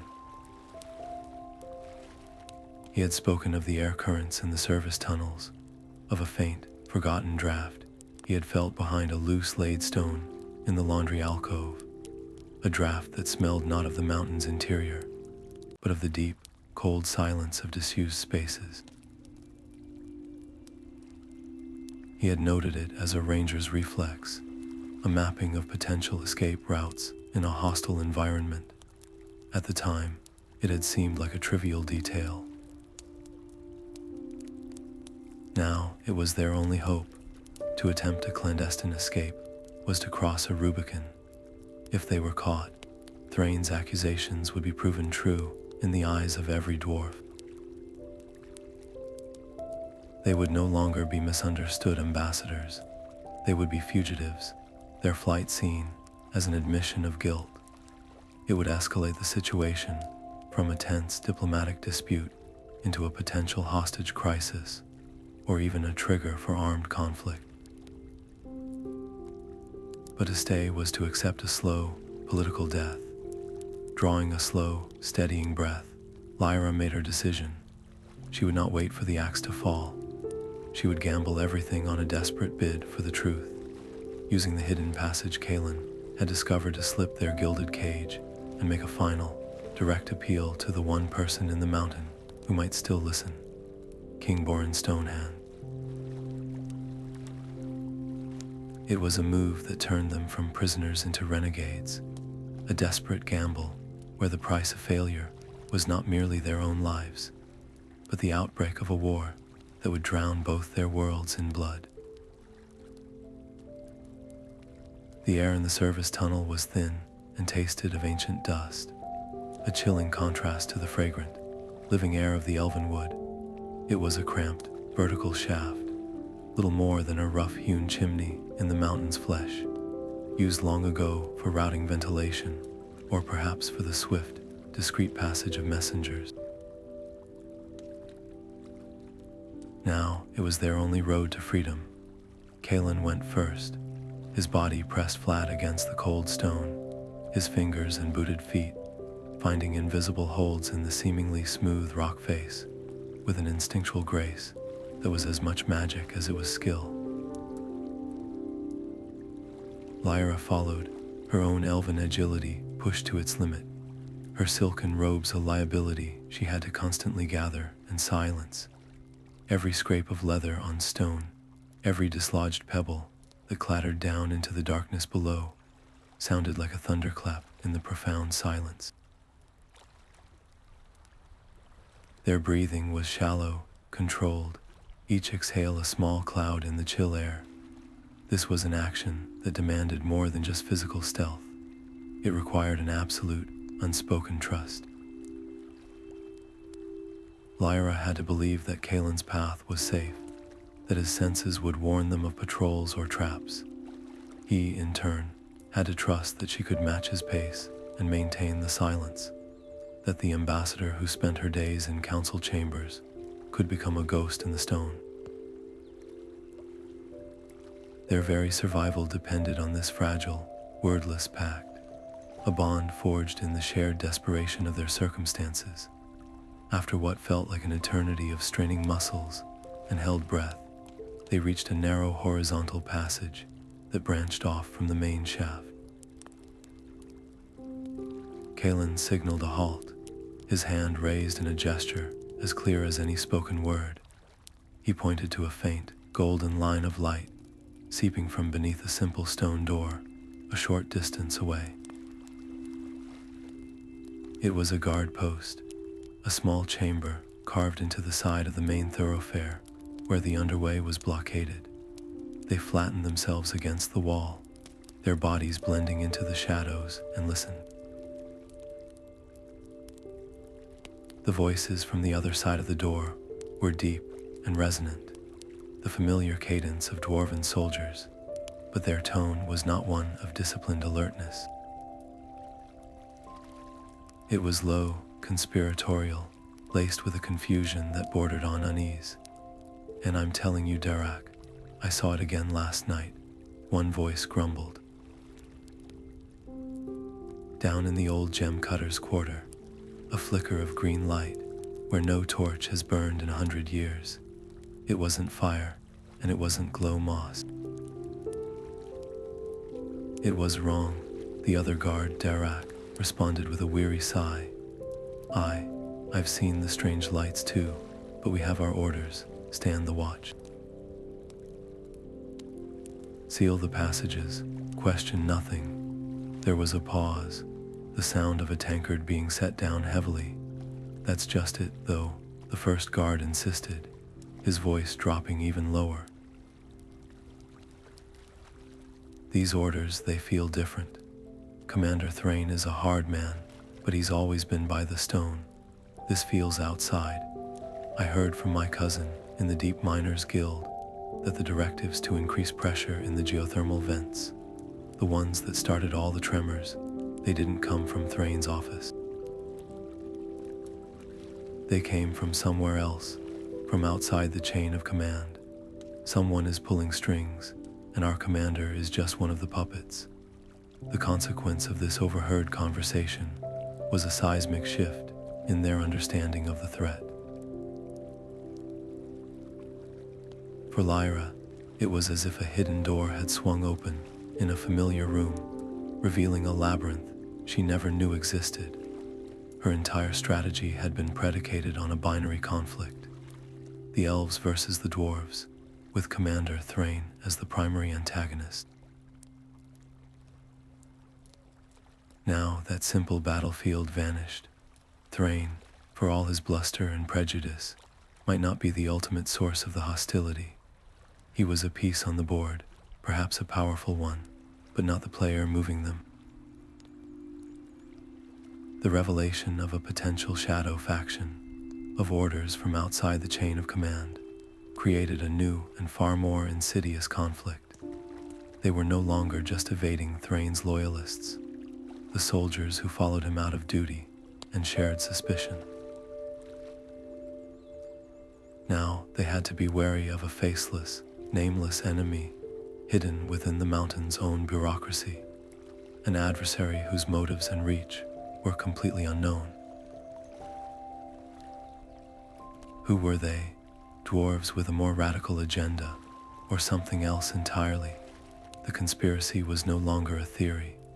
It was a whispering, many-headed hydra, and they had just stumbled upon one of its lairs. This left Lyra at a critical crossroads, a decision point that demanded she reassess her entire objective. Her original plan, born of desperate logic, was to reach King Borin. She believed that by appealing directly to the sovereign, she could cut through Thrain's obstruction and present the truth. But the guard's whispered words changed everything. If the orders manipulating Thrain and destabilizing the mountain were coming from a shadow faction, then going to the king might be futile, or worse, dangerously naive. The shadow players would undoubtedly have agents within the court itself. Her arrival might be anticipated, her evidence twisted or destroyed before she could present it. The king, for all his wisdom, was one dwarf in a palace of potential traitors. She needed leverage, something so undeniable that it could not be ignored or explained away by political machinations. She needed to understand the nature of the power being wielded against them. Standing there in the cold, dusty dark, with the murmurs of conspiracy still hanging in the air, Lyra made her choice. She turned to Kalin, her eyes gleaming with a new, hardened resolve in the faint light. She did not speak, but simply shook her head and pointed a finger, not upward toward the royal halls, but downward, in the direction of the mountain's deepest, most ancient roots. Kalin's eyes widened in understanding, then narrowed in agreement. The king could wait. They would not seek an audience with a ruler who might be surrounded by enemies. Instead, they would go to the source. They would head for the legendary Heartforge, the mythical birthplace of dwarven power, and the focal point of the mountain's oldest, most primal magic. If someone was using a stolen elven artifact to poison the mountain, the Heartforge, the very heart of the stone, would hold the answers. It was a profound gamble, trading a political solution for a mystical one, abandoning the seat of temporal power for the wellspring of elemental power. But in that moment, it felt like the only path that led toward the light of truth, rather than deeper into the shadows of the court. The whispers of conspiracy no longer felt like a barrier. They had become a perverse guide, their path now set not for the throne, but for the sacred dark of the mountain's forgotten heart. The descent into the mountain's fundament was a journey into a different kind of time, a place where the air grew still and heavy with the weight of epochs. The service tunnels eventually widened into a vast, natural cavern, and there, at its center, stood their destination. It was not a forge of roaring fires and ringing hammers, but something far more profound. The Heartforge was a place of absolute silence, a circular chamber whose walls were smooth, flowing stone that looked less carved and more grown, as if the mountain had formed a sacred heart for itself. In the center of the chamber, rising from the floor like a petrified tree, was a massive, multifaceted crystal, taller than two dwarves. It was utterly dark, a void of blackness that seemed to absorb the faint light from their own forms, a dormant heart in a slumbering body. The only other features were the walls themselves, covered in carvings so ancient their edges were softened by time, their stories waiting in the stone. Lyra felt the profound stillness of the place like a physical pressure. This was the source, the anchor of the mountain's power, and it was silent. The stolen elven scepter's chaotic energy was a poison in the veins, but this was the heart, and it was not beating. Her own heart ached in sympathy. She knew, with a certainty that went beyond thought, that she had to try and wake it. This was not a political maneuver or a strategic gambit. It was an act of pure, desperate faith. Reaching once more into the pouch at her belt, she drew out the remaining fragment of her Moonstone, the twin to the one she had presented at the negotiation table. It glowed softly in her palm, a tiny, brave star in the overwhelming dark. She approached the central crystal, her steps silent on the smooth stone floor. Without hesitation, driven by an instinct she could not name, she pressed the glowing Moonstone directly against the cold, dark surface of the great crystal. It was an action of profound vulnerability, an offering of the last vestige of her homeland's light to the sleeping heart of the dwarven realm. The consequence was instantaneous and cataclysmic. For a single, suspended moment, nothing happened. Then, a hairline fracture of silver light appeared where the Moonstone touched the dark crystal. It spread with impossible speed, branching out like lightning across the crystal's facets, until the entire structure was a web of brilliant, searing white light. A deep, resonant hum filled the chamber, a note so low and powerful it vibrated in their bones. Then the Heartforge awoke. A surge of raw, untamed energy erupted from the crystal, not as heat, but as pure, blinding illumination. It flooded the chamber, banishing every shadow, revealing the cavern in its entirety. And as the light washed over the walls, the ancient carvings, which had been invisible in the gloom, blazed to life. They were not simple runes or pictograms, but intricate, flowing scenes depicting elves and dwarves working side by side. Here, an elven figure with hands outstretched seemed to be guiding veins of crystal into the stone, while a dwarf beside them carved runes of binding and strength. There, they raised a great archway together, their tools and their magics intertwined. It was a visual history, a lost epic carved in stone, showing the first alliance in all its collaborative glory. It was undeniable proof that their peoples had not just tolerated each other, but had created wonders together, their strengths not just complementary, but synergistic. But the brilliant surge of light was a beacon in the dark, and its power was a shout in the silent mountain. The consequence of this awakening was a shrill, piercing clangor that erupted from unseen brass horns set high in the chamber walls, an ancient alarm triggered by the forge's rekindling. The sound was like a physical blow, shattering the moment of awe. Before the echoes had even died, the thunder of armored boots filled the passageways outside. The massive stone door to the chamber groaned open, and Commander Thrain himself stood framed in the entrance, his face a mask of furious triumph. Behind him poured a full squad of his elite guards, their spears leveled, their formation a wall of polished steel and grim intent. They fanned out, surrounding Lyra and Kalin in a heartbeat, the points of a dozen spears creating a deadly iron thicket around them. The light from the Heartforge gleamed coldly on the razor-sharp tips, just inches from their throats. The external conflict was now immediate, violent, and utterly inescapable. They were caught, weaponless, in the most sacred place in the mountain, with the evidence of its activation blazing around them. In Thrain's eyes, this was the final, damning proof of elven sacrilege. Kalin reacted on instinct, his body coiling, his hands moving toward the hidden blades he always carried.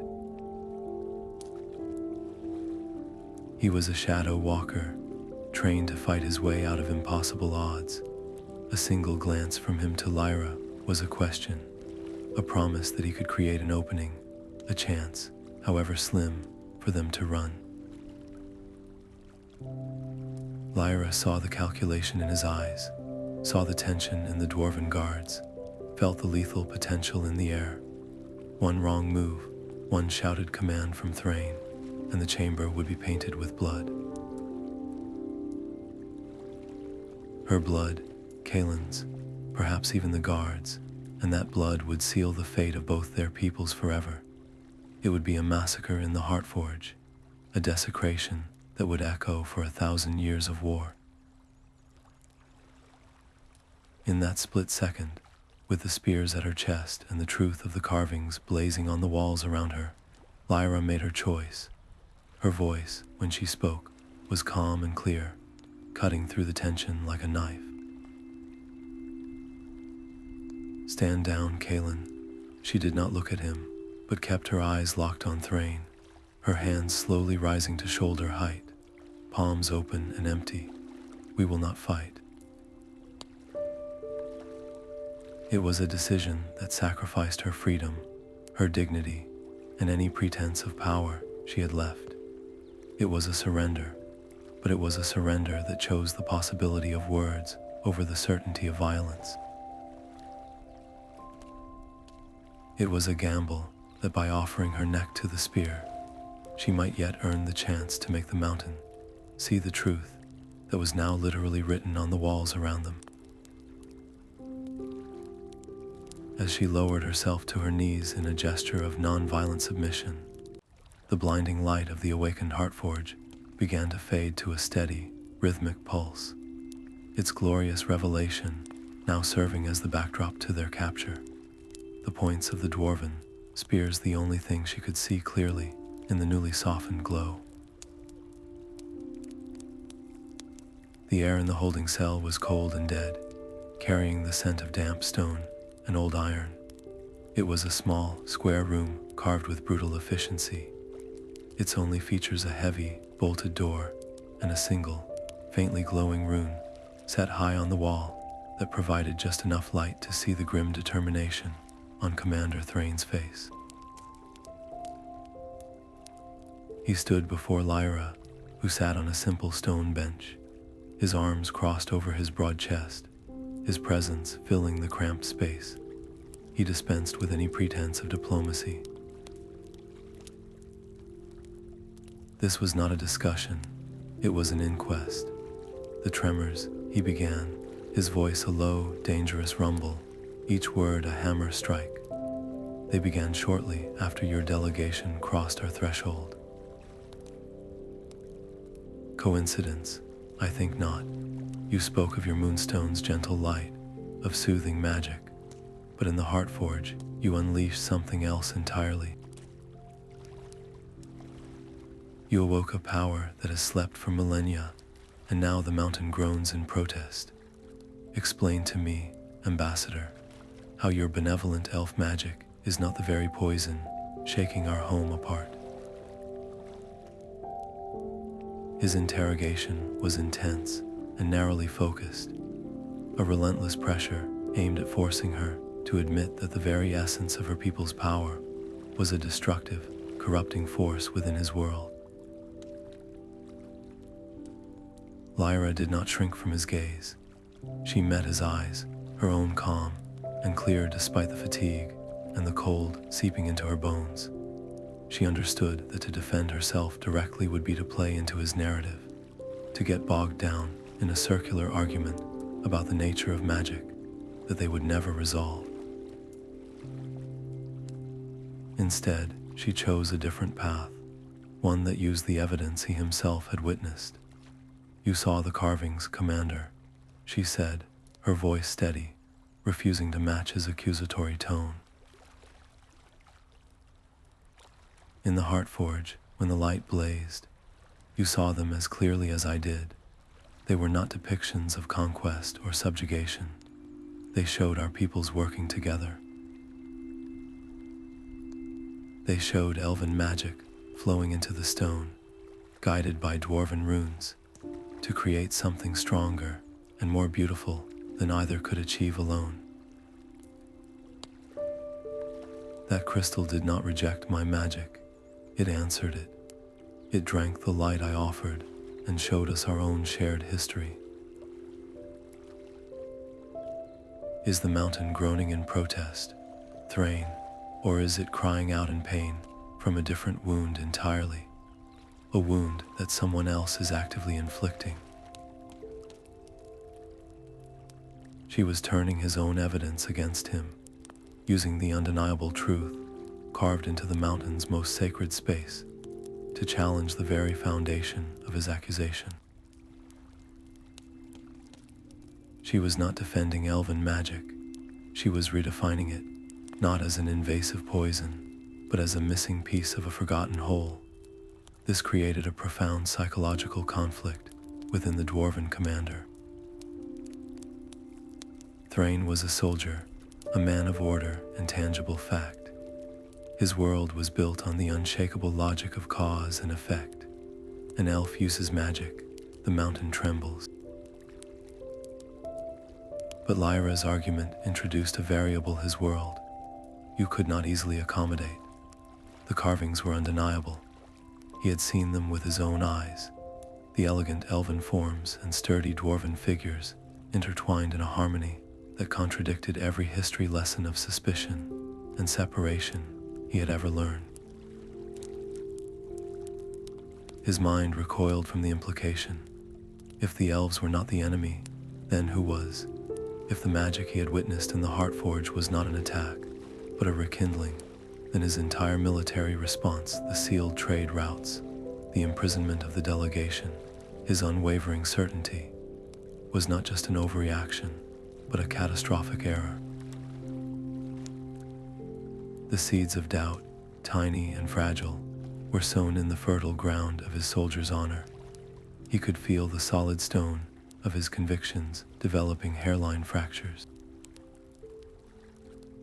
Lyra watched the internal struggle play out across his face, the tightening of his jaw, the slight narrowing of his eyes, the almost imperceptible falter in his rigid posture.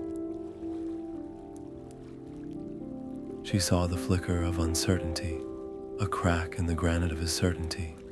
This was the moment of greatest risk. She could retreat now, having planted the seed, and hope it grew on its own. Or she could water it with a truth so dangerous it could see her executed for slander, to suggest that a dwarf, or worse, a faction of dwarves, was behind the crisis was to accuse his own people of treason. It was a gamble that could see this flicker of doubt extinguished by a surge of patriotic fury, but she knew that half-truths would not save them. The hidden enemy, the one pulling the strings from the shadows, was the real threat. Drawing a slow breath, she made her decision. She leaned forward, her voice dropping to a conspiratorial whisper, forcing him to listen intently. "Commander, consider the evidence that does not fit your story." The tremors began before we ever used magic in your depths. Your own guards speak of strange lights and orders that bypass your chain of command. The fungal growths Kalin found are feeding on a specific magical resonance, one that matches a lost elven artifact. What if we are both being played? What if there is a third party, someone with access to both our worlds, someone who is using a stolen tool of my people to turn your home against you, all to make it appear as if we are the aggressors? They are not trying to help the dwarves or the elves. They are trying to destroy us both, to shatter this treaty and plunge us back into a war that benefits only them. The silence that followed was thicker and heavier than before. Lyra had not just defended herself. She had drawn a new map of the conflict, one where he was not the heroic defender, but a potential pawn. She had raised the stakes to a terrifying new level by implicating an unknown, powerful enemy that existed in the spaces between their two cultures. Thrain did not speak for a long time. He stared at her, his mind racing, reassessing every report, every strange occurrence, every unexplained command through this new, unsettling lens. The flicker of uncertainty in his eyes did not vanish. It grew, deepening into a troubled, calculating frown. The enemy was no longer just the elf sitting before him. The enemy was a ghost in the machine of his own mountain, and the path forward was suddenly shrouded in a mist far more dangerous than simple prejudice. The silence in the cell stretched thin and taut as a drawn wire. Lyra could see the war raging behind Commander Thrain's eyes, a battle between a lifetime of ingrained duty and the terrifying, nascent spark of a larger truth. The evidence she had laid before him was a mosaic of unsettling pieces, the ancient carvings of unity, the guards' whispers of rogue orders, the fungal growths feeding on a stolen elven resonance. It was a picture that did not fit the simple frame of elven aggression he had built his entire strategy upon. His honor as a soldier demanded he protect the mountain, but if his understanding of the threat was flawed, then his very actions were what endangered it.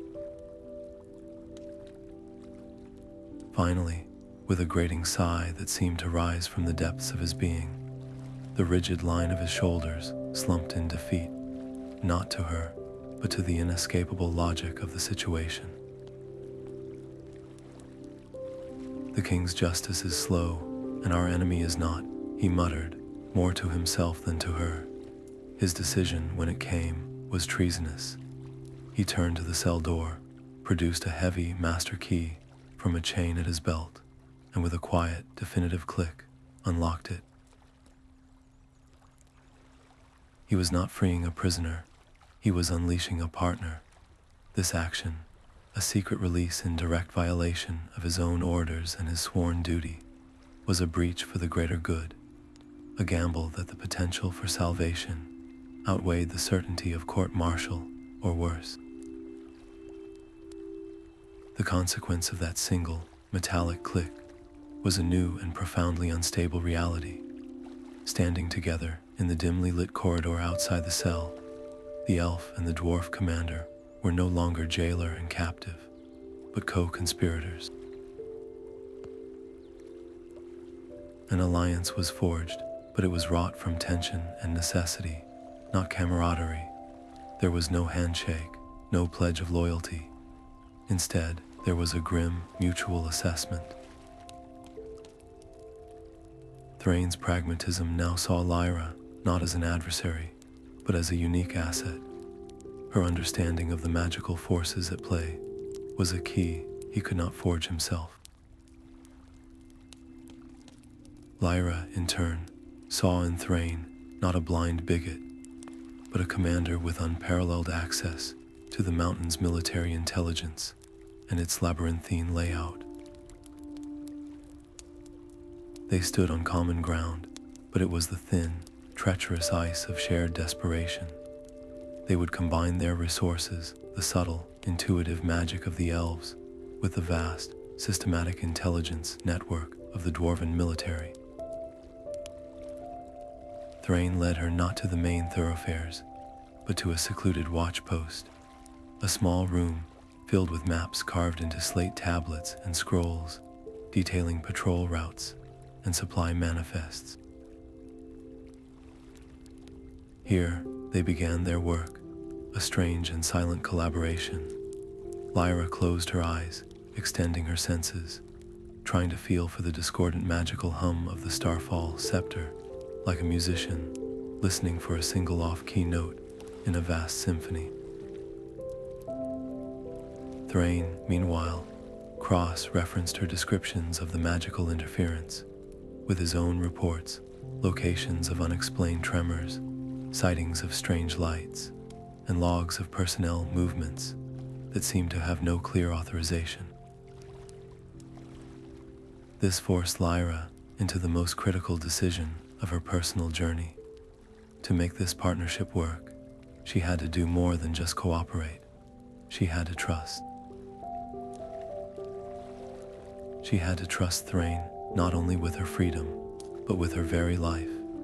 She was placing herself completely in the hands of the dwarf who, mere hours ago, had interrogated her as a saboteur. Every instinct born of centuries of elven caution screamed at her to hold back, to keep a final secret in reserve, but she understood that a half-hearted alliance would shatter at the first sign of real danger.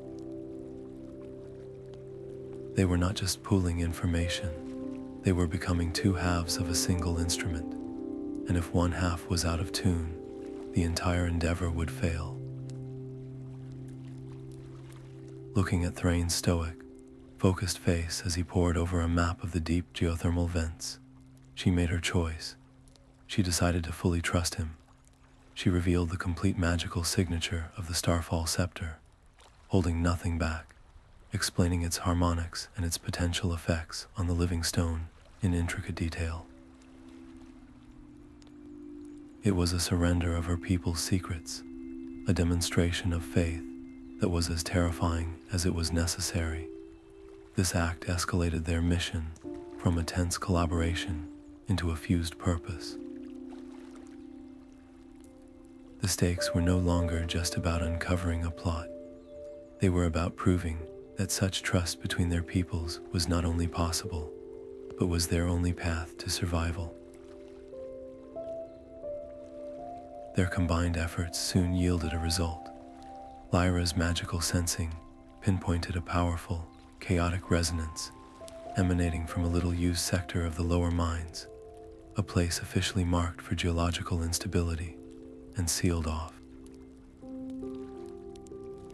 Thrain's military logs showed that the seismic activity there was not natural, but corresponded with unexplained energy surges logged by his engineers, and that the only personnel with access were a specialized maintenance crew whose orders bore the seal of a department that, upon his furious checking, did not officially exist.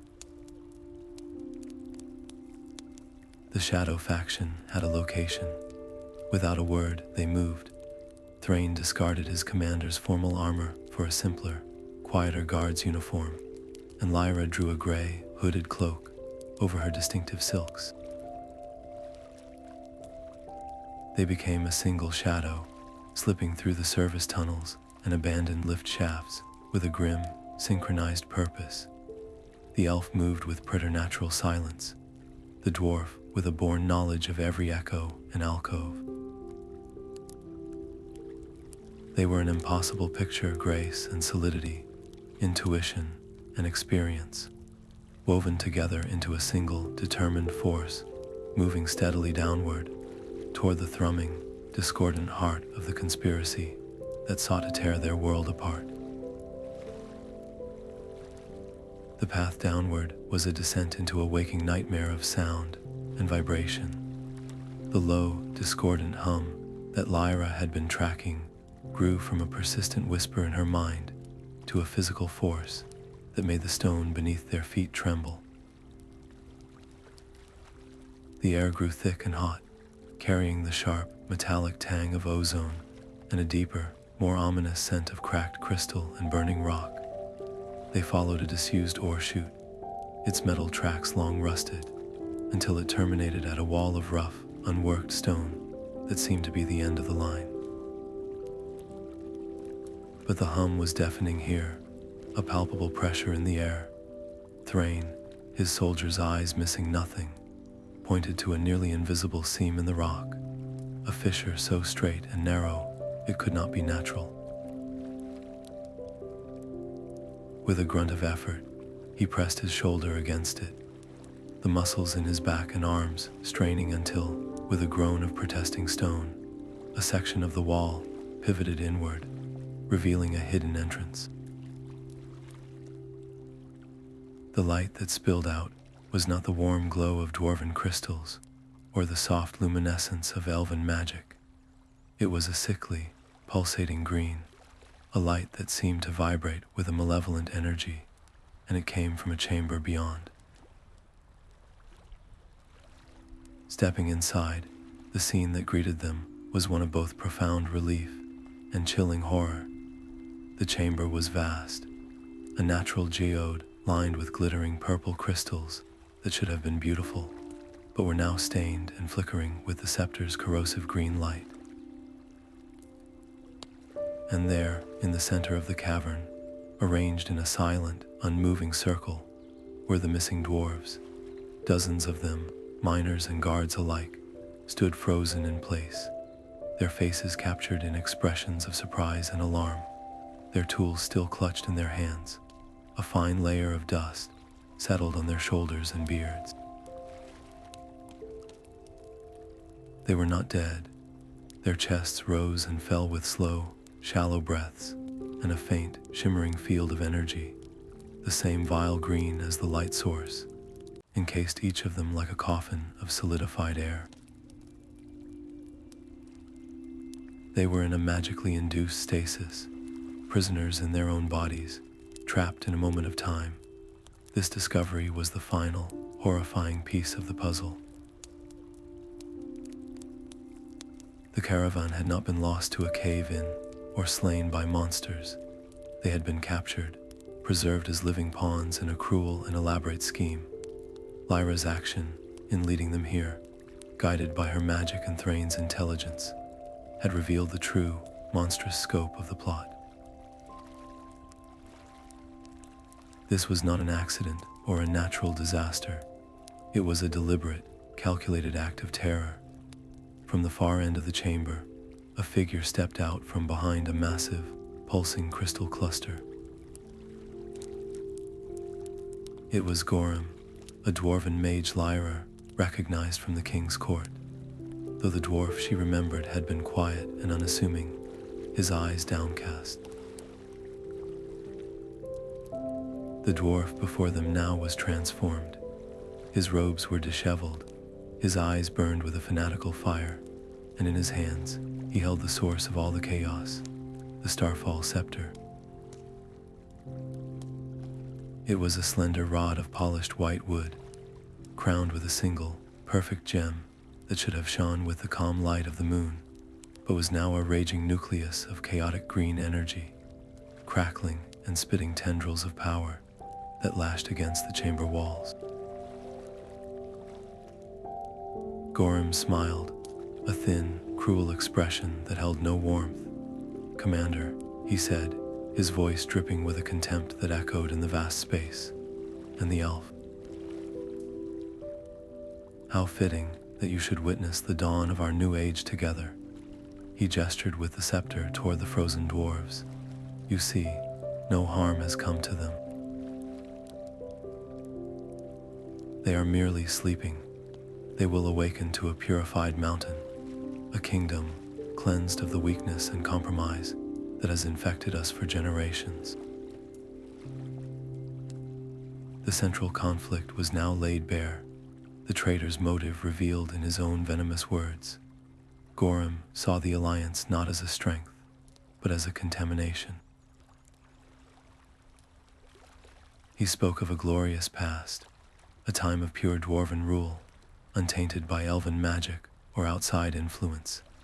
He blamed the current leadership, the king included, for diluting their heritage, for trading their birthright of stone and steel for the fleeting, unreliable promises of elves.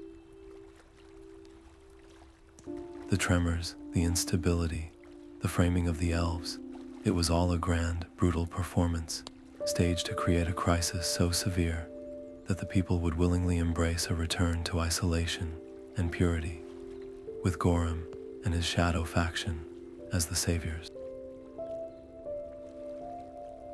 He was using the stolen power of the elven wood itself, perverting its harmonious magic into a weapon of destruction, to make his twisted vision a reality. He wasn't just a traitor, he was a fanatic, willing to sacrifice the lives and freedom of his own people to fulfill a nostalgic, hate-filled fantasy. In that charged moment, with the fate of the frozen miners and the entire mountain hanging in the balance, Lyra and Thrain shared a single, unspoken understanding. There would be no negotiation, no debate with this madness. Words were useless against a conviction so absolute. Their only path was direct, simultaneous action. Thrain met Lyra's eyes across the chamber, and in that glance, a complex battle plan was forged in an instant. They would not attack as two separate beings, an elf and a dwarf, but as a single, coordinated force. Thrain, a mountain of muscle and resolve, let out a roar that shook the very crystals in the walls and charged forward, his heavy shield raised, a battering ram aimed directly at Gorham. It was a classic dwarven assault, meant to draw attention, to absorb the brunt of any counterattack, to be the unyielding anvil. At the exact same moment, Lyra moved. She did not run, she flowed, a streak of silver and gray, her elven speed carrying her in a wide, flanking arc. She was the hammer, the swift, precise strike that would come from an unexpected angle, while Gorham was focused on the frontal assault.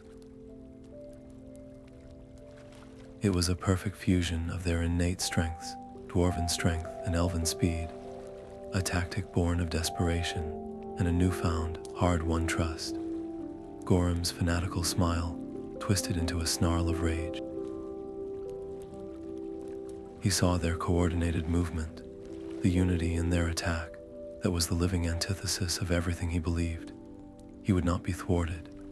As Thrain thundered toward him and Lyra closed in from the side, he raised the Starfall scepter high above his head.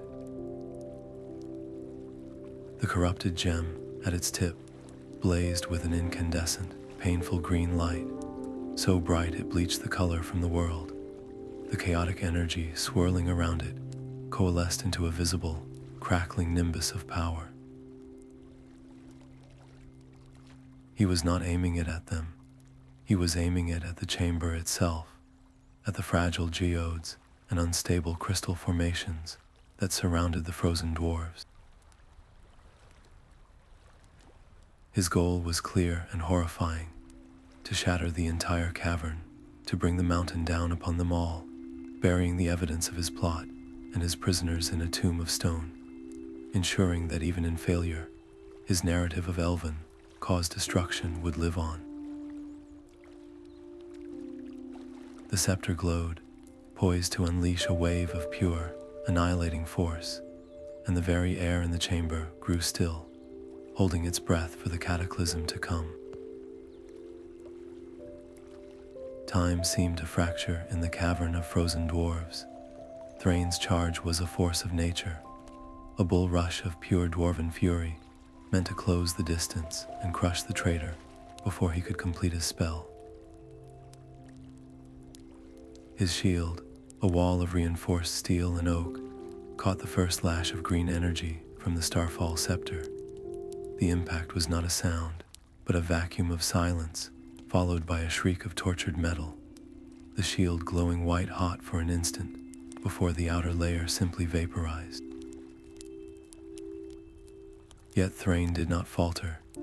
He was the anvil, and he held his ground, his roar of defiance a tangible counterpoint to the scepter's dissonant hum, drawing Gorham's furious attention entirely onto himself. This was the opening Lyra needed.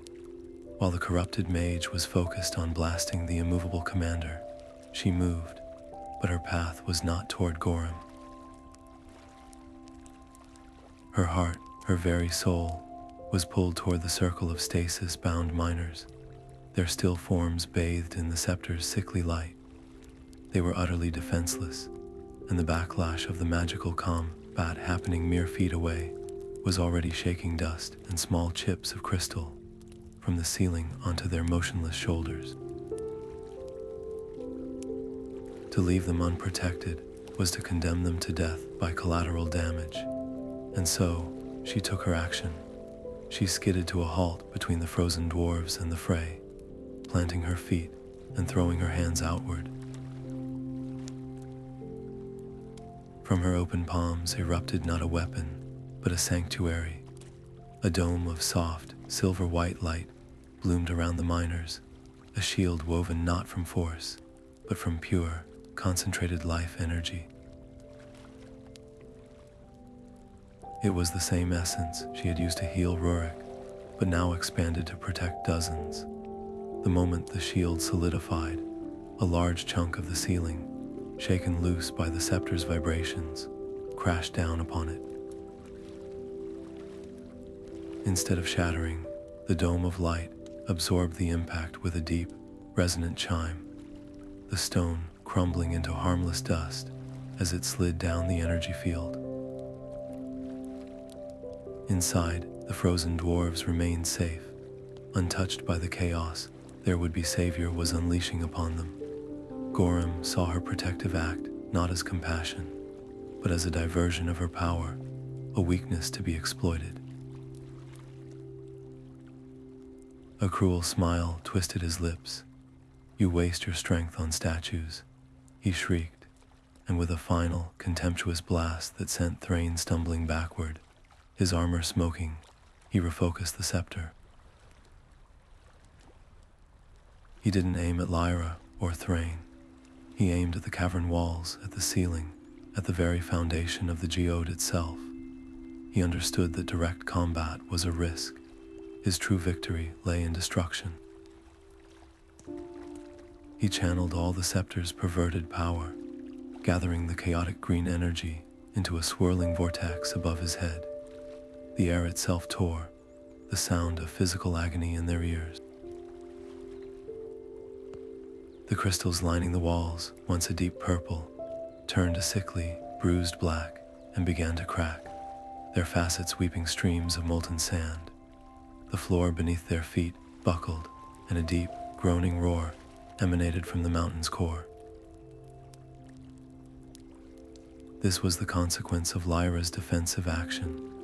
By forcing Gorham to shift from a targeted assault to a tactic of wholesale annihilation, he unleashed a wave of pure, undirected chaotic energy that threatened not just them, but the structural integrity of the entire cavern.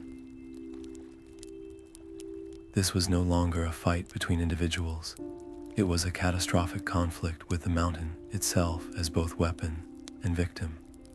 The chamber was on the verge of a total collapse, a tomb that would bury the proof of his treachery and the hope of peace under 1,000,000 tons of stone. The very stone began to scream around them, a high-pitched, grinding keen that was the sound of the world breaking. Lyra felt the destructive wave building, a tsunami of wrongness that was about to crash down and erase everything. To fight it directly, to throw her own power against it in a contest of strength, would be like trying to stop a landslide with her bare hands. It would be futile, and the resulting magical explosion would likely achieve what the collapse itself would not. In that pivotal moment, with death descending from above and erupting from below, her training as an elven mage of the natural order surfaced. She remembered the lessons of her mentors, not of battle, but of balance. She thought of a raging river. You do not stop it with a wall, for the wall will break. You guide it, you channel it, you find its rhythm and work with its flow. The scepter's song was a scream, a note of pure hatred and chaos, but at its core, beneath Gorham's corruption, was an artifact of the elven wood, an instrument designed to harmonize with the world, not dominate it. Its true nature was still in there, buried and tortured. This realization forced her to make the most desperate decision of her life. She would not fight the magic. She would not add her own power to the chaos. Instead, she would try to harmonize with it. She dropped her defensive stance, letting the shield around the miners flicker and fade, conserving the last dregs of her strength. She closed her eyes, shutting out the vision of the crumbling world, the shouting Thrain, the triumphant Gorham. She turned her senses inward, reaching for her own innate, unshakable connection to the natural order, to the quiet, steady song of growing things and flowing water, the patient heartbeat of the living world. Opening her eyes, she looked directly into the raging vortex of green energy. She began to sing. It was not a song with words, but a single, pure, unwavering note that held within it the memory of starlight on still water, the whisper of wind through ancient trees, the deep, slow pulse of the earth's own heart.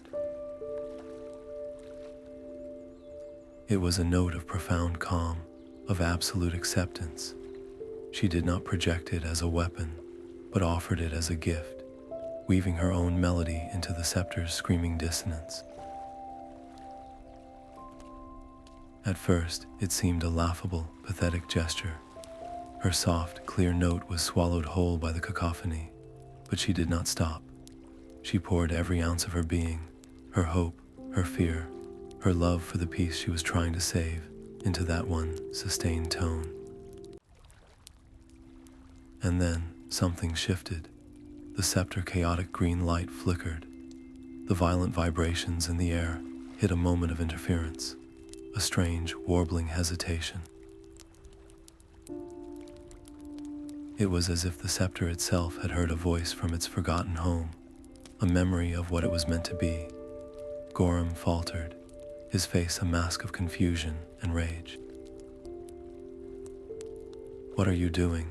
he screamed, but his voice was lost in the new, warring symphony of sound. Lyra's harmony was not overpowering the chaos. It was gently, insistently, persuading it. She was not trying to win a battle. She was trying to heal a broken song.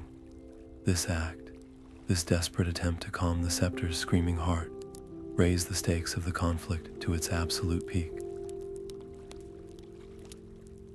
It was no longer about survival, but about redemption. The fate of everyone in the chamber, the frozen miners, Thrain herself, and even the fanatical Gorham, now hinged on whether the echo of an elf's song could reach the soul of a stolen and corrupted treasure, and remind it of its true, peaceful purpose.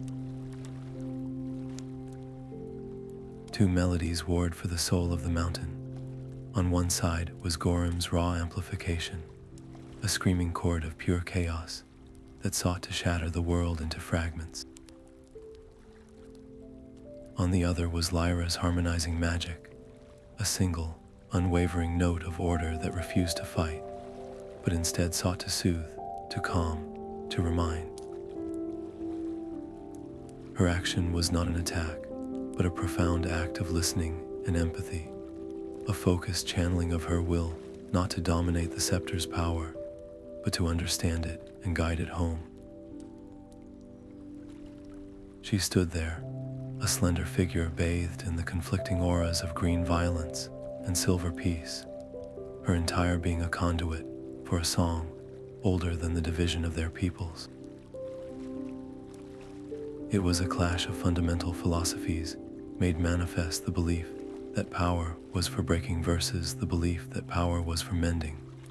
For a long, agonizing moment, the two forces simply existed in a screaming stalemate, the very air crystallizing around them, the fate of the cavern balanced on a knife's edge. Then, the scepter itself seemed to recognize the truth in her song.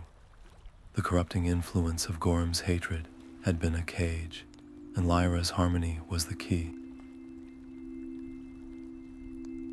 The chaotic green light at the scepter's tip flickered wildly, its violent pulsations beginning to sync with the steady, calming rhythm of her own magic.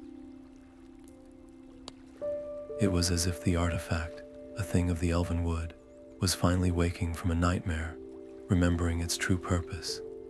Gorham felt the shift, his eyes widening in horror and disbelief as the weapon in his hands began to reject his will. He tried to pour more of his fury into it, to force it to obey, but it was too late. The scepter had found a truer voice. The consequence was both catastrophic and beautiful. The two opposing magical frequencies, chaos and order, could not simply cancel each other out. Instead, they fused in a final, brilliant crescendo. There was no deafening roar, but a sound like 1,000 panes of glass shattering in perfect harmony, followed by an immense, controlled explosion of pure white light. It washed over the chamber in a blinding, silent wave. Where it touched the Starfall scepter, the corrupted wood and gem simply disintegrated, not into dust, but into a shower of harmless, fading sparks, as if the artifact had willingly sacrificed its form to end its own torment. The wave hit Gorham next, lifting him off his feet and throwing him backward against the cavern wall. The fanatical fire in his eyes was extinguished as his head struck the stone with a dull thud, and he slid to the floor, unconscious and finally silent. The immediate physical conflict was over. The traitor was neutralized, his weapon unmade, but the victory was not without its price. The moment the scepter vanished and the light faded, Lyra's own song cut off. The immense effort of channeling such a profound counterspell, of offering her own life energy as a conduit for peace, had utterly drained her. The strength left her legs, her vision tunneled to a pinprick of light, and she collapsed to the cold stone floor, as still and silent as the miners she had fought to protect. She had given everything, resolving one crisis by plunging herself into another. In the sudden, ringing silence that followed, the only sound was the ominous, continuous groan of the mountain. The brilliant explosion had resolved the magical conflict, but the scepter's last, violent convulsions and the resulting energy surge had critically compromised the chamber's structural integrity. Without the scepter's chaotic energy to act as a bizarre, destructive support, the geode began to fail. A network of cracks spider-webbed across the ceiling, and large chunks of crystal-laden rock broke free, crashing to the floor where Lyra and Gorham had just stood. The great cavern was coming down. This new, immediate danger forced Commander Thrain into a split-second decision that would define his legacy far more than any battle. His soldiers, who had been holding the entrance, rushed in, their training taking over. They quickly secured the unconscious Gorham, his hands bound with stout dwarven chains, and began the frantic process of evacuating the stasis-bound miners, carrying their frozen, rigid forms toward the exit with practiced efficiency. But Lyra lay motionless in the center of the collapsing room, directly in the path of the greatest fall of stone. Thrain's gaze swept from his soldiers successfully managing the prisoner and the rescue to the vulnerable elf who had just saved them all. The old prejudices, the accusations, the suspicion, it all crumbled to dust in his mind, as tangible now as the dust falling from the ceiling. There was no calculus of diplomacy or political advantage here. There was only a debt of honor and a life that needed saving. He made his choice, bellowing orders for his men to get the miners out and not look back. Thrain turned and ran, not toward the safety of the exit, but back into the heart of the crumbling chamber. He sprinted through a hail of falling debris, his armored form a shield against the smaller rocks. Reaching Lyra, he did not hesitate. He knelt, and with a gentleness that belied his stout, armored frame, he gathered her unconscious form into his arms, cradling her like something precious. Then, with a final, grunting heave, he stood and began to run, his powerful legs driving him toward the fading light of the exit as the world fell apart behind him. The ceiling gave one last, deep-throated groan, a sound of finality that promised a stone tomb for anyone who remained, sealing the fate of the cavern, but not, thanks to a dwarf's decisive courage, the fate of the elf who had remade their world. The king's hall felt different this time, the air no longer thick with the chill of judgment, but charged with the heavy, sober weight of revelation. Commander Thrain stood before the geode throne, his armor still scarred and smeared with the dust of the collapsed cavern, but he stood unbowed. And at his feet, bound in chains and surrounded by guards, knelt the unconscious form of Gorham, a living testament to the conspiracy that had festered in their midst. Thrain's voice, usually a weapon of blunt force, was now a tool of precision, recounting the full, unvarnished account of the treachery with a soldier's stark honesty. He spoke of the hidden chamber, the stolen Starfall scepter, the dwarven miners held in magical stasis, and the fanatical plot to frame the elves and seize power. But the most powerful part of his testimony was not the litany of crimes. It was his unwavering admission of his own error. He looked King Borin and the entire assembled court directly in the eye and stated, clearly and without excuse, that the elves were innocent.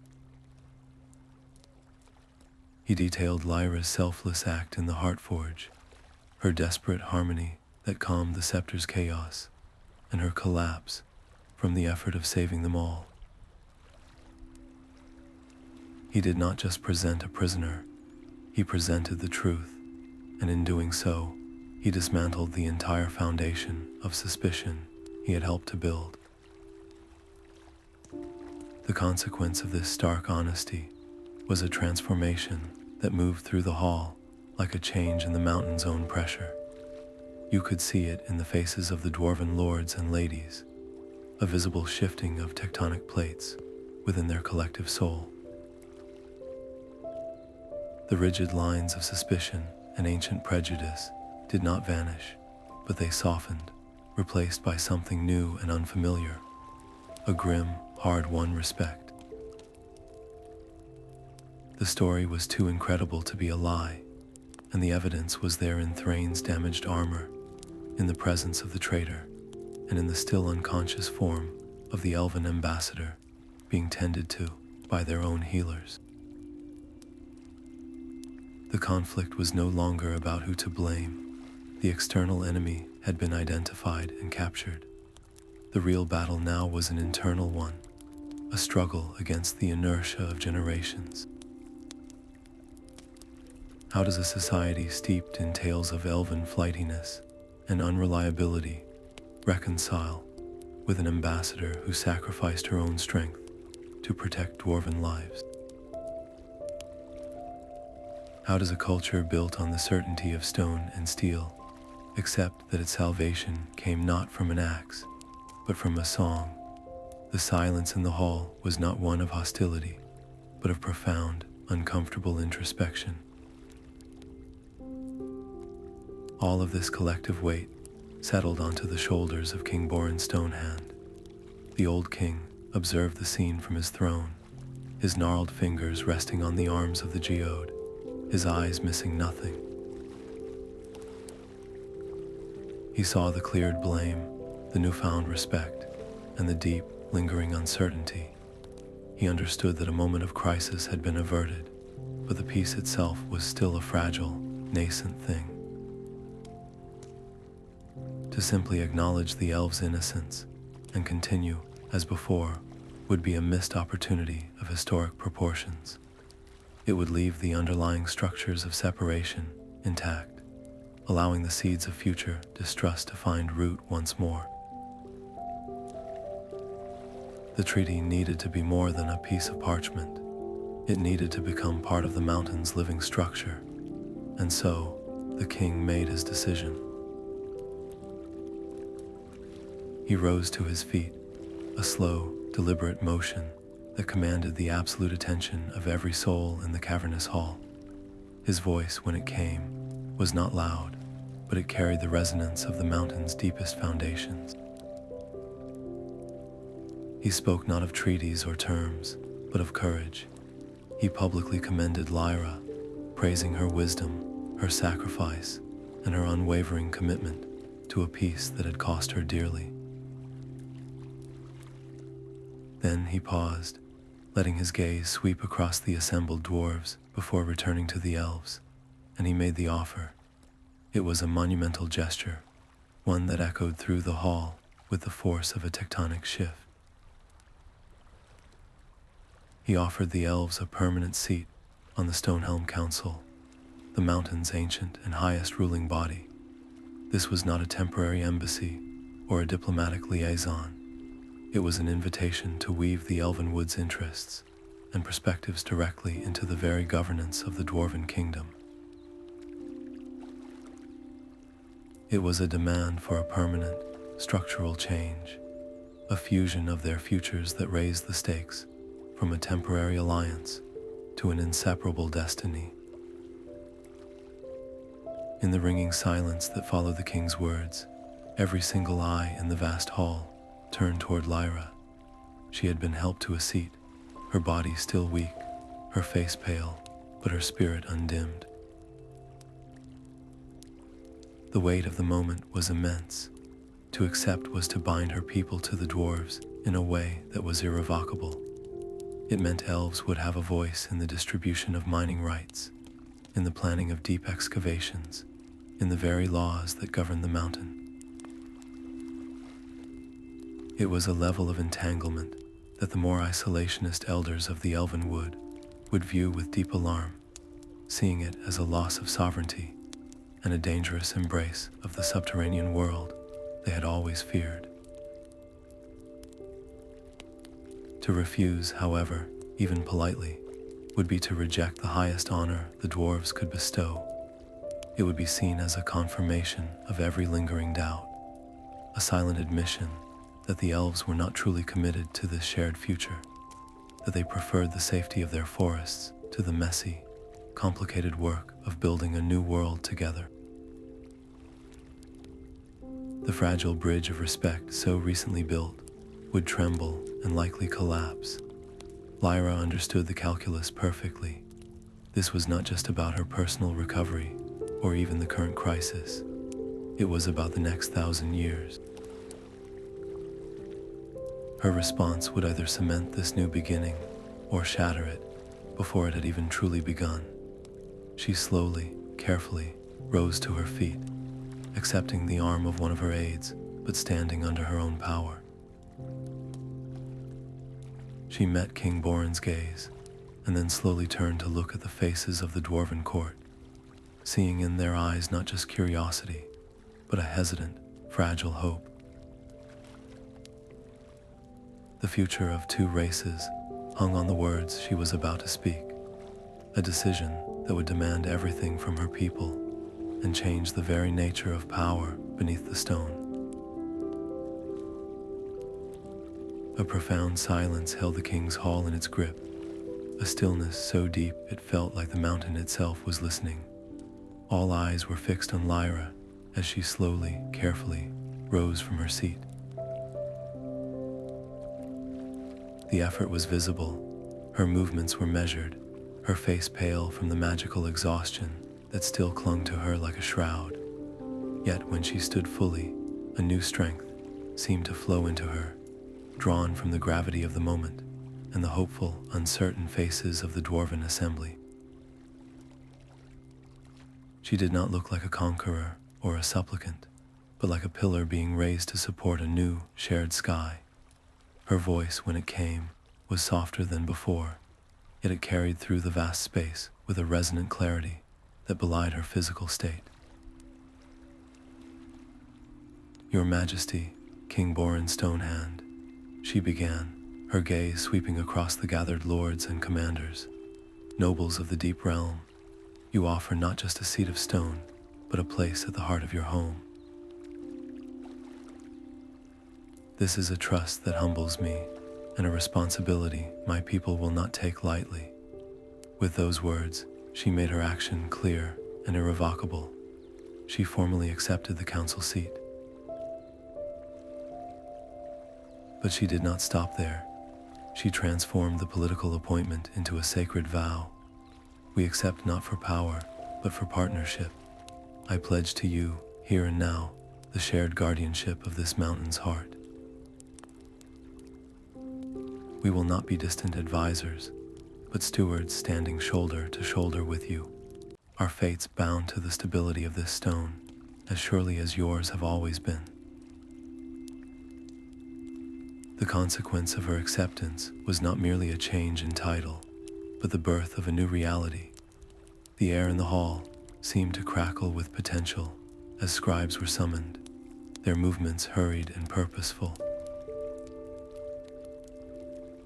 Parchment was unrolled, pots of deep black ink were uncorked, and the most skilled rune smiths and elven calligraphers were brought together at a single large table. This was not to be a simple amendment to the old treaty, a document that had been little more than a promise not to fight. This was the drafting of something entirely new, a living document they would call the Hollow Mountain Accord. The discussions that followed were not the heated debates of before, but intense, focused collaborations. Dwarven engineers, their fingers stained with stone dust, pointed to schematics of load-bearing arches and geothermal vents, explaining the precise stresses and pressures that kept the mountain intact. Beside them, elven mages, their eyes seeing the flows of energy invisible to others, described how their ecological magic could be woven into that very stonework, not as a separate force, but as a reinforcing agent. They proposed using gentle, guiding spells to encourage root-like crystal formations that would lock shifting stones in place, or cultivating the very bioluminescent fungi Kalin had discovered to act as early warning systems, their pulsing light changing color in response to dangerous magical or geological pressures.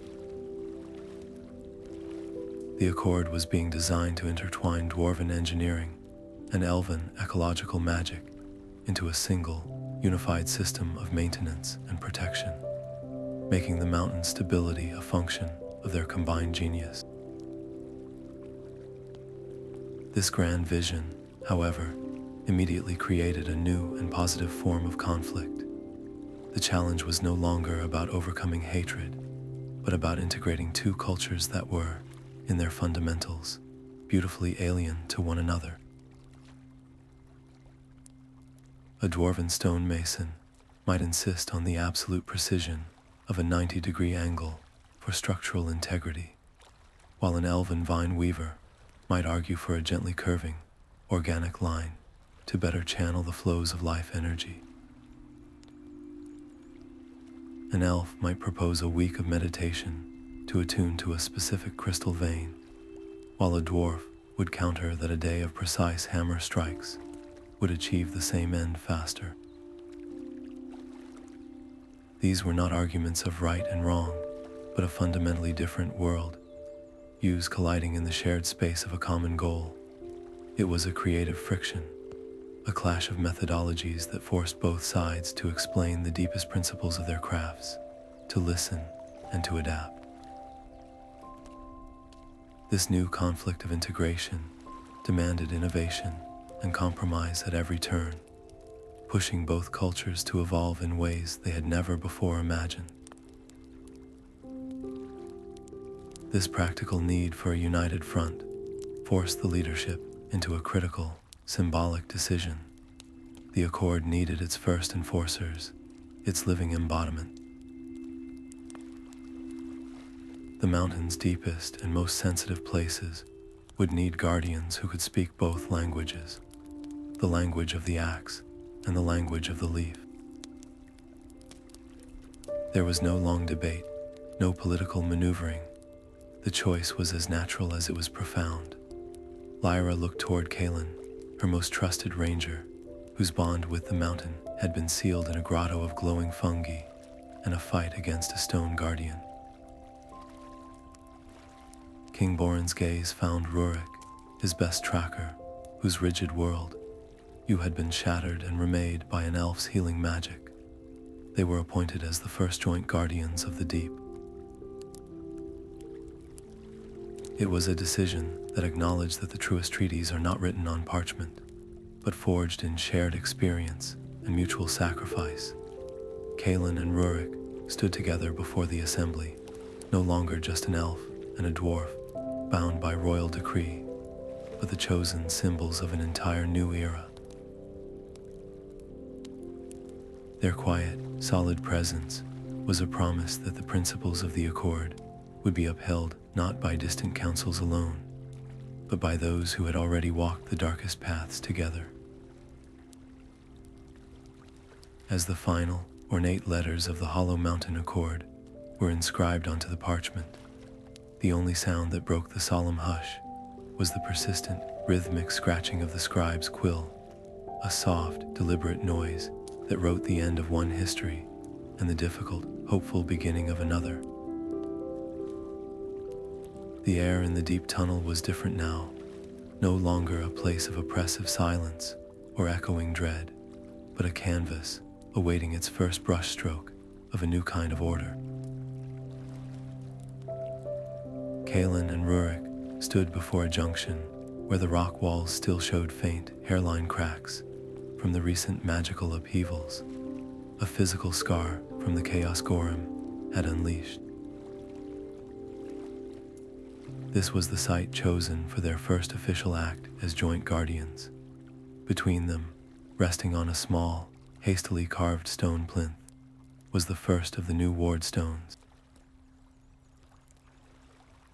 It was not a purely dwarven construct of rune-etched granite, nor an elven focus of crystalline lattice.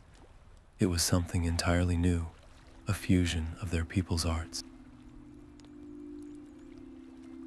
The base was dwarven stone, dark and unyielding, but its core held a vein of elven moon ore that shimmered with a soft, internal light.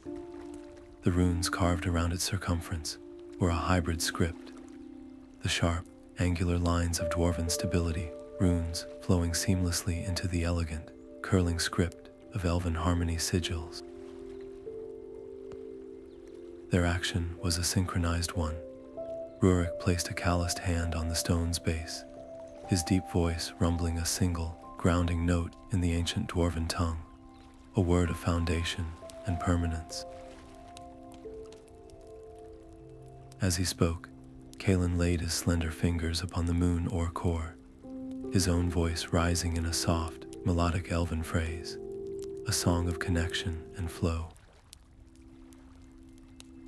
For a moment, nothing happened, the tension of their first combined effort hanging in the air.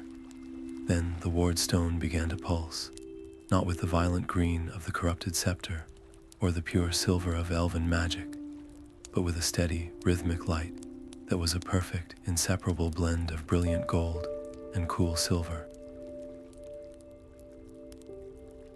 The consequence of this activation was immediate and profoundly physical. A visible wave of calm radiated out from the ward stone, a gentle ripple in the very fabric of the air. The faint, almost imperceptible vibration that had been a constant, unnerving presence in the floor since the scepter's destruction simply ceased. The silence that followed was not one of emptiness, but of profound peace, as if a ringing in the mountain's ears had finally stopped. The hairline cracks in the surrounding stone seemed to soften at their edges, not healing completely, but losing their sharp, frantic appearance. This was no abstract diplomatic victory. It was a tangible, sensory success. They could feel the mountain's distress easing under their hands, a direct and undeniable result of their united effort. It was the first true evidence that the Hollow Mountain Accord was more than just words on parchment. It was a practical, powerful tool for healing. This single, pulsing stone began the slow, vital work of knitting the mountain's magical and physical wounds back together, proving that their combined strengths could indeed create a stability that neither race could achieve alone. Yet, for all their external success, the internal landscape they had to navigate was fraught with its own, more subtle tremors. Walking side by side through the echoing tunnels, the silence between them was often filled not with camaraderie, but with the weight of centuries of cultural programming. Kalin's every instinct was to move with a soundless grace, to listen to the whispers of the air currents and the subtle shifts in magical resonance. Rurik, by contrast, walked with the solid, confident tread of one born of the stone, his eyes constantly scanning for physical flaws in the rock, his mind on load-bearing stresses and the integrity of support arches.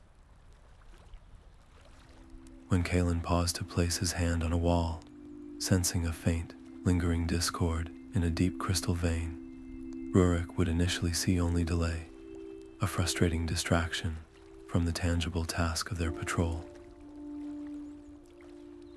Conversely, when Rurik insisted on taking a longer, more structurally sound route to avoid a partially collapsed chamber, Kalin felt the impatience of one who knew a quicker, if more magically treacherous, path. They were two specialists, speaking different professional languages, and the ghost of their people's mutual suspicion lingered in every unspoken judgment and every patiently suppressed sigh. They were partners by decree, but the genuine trust required for true partnership was a forge that had only just been lit, and its fire was still low and uncertain.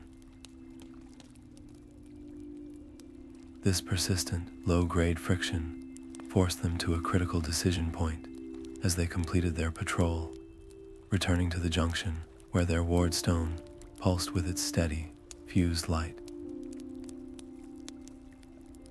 The site was significant. It was near the forgotten passages that led toward the cavern of the Stone Guardian, a place that represented the worst of their initial conflict and the birth of their hard-won respect. To simply place a ward stone here and move on felt insufficient. It was a temporary fix, a bandage on a deep wound. The lingering doubts of their peoples needed a stronger answer, a symbol so potent it could not be ignored. Kalin was the one who voiced the idea first, his gaze fixed on the dark maw of the tunnel that descended into the mountain's troubled past. "A sentinel is good," he said softly, "but it stands alone. It is a marker, not a home." Rurik, following his gaze, grunted in agreement, his own mind already turning from the abstract to the practical. A marker can be forgotten. A foundation cannot.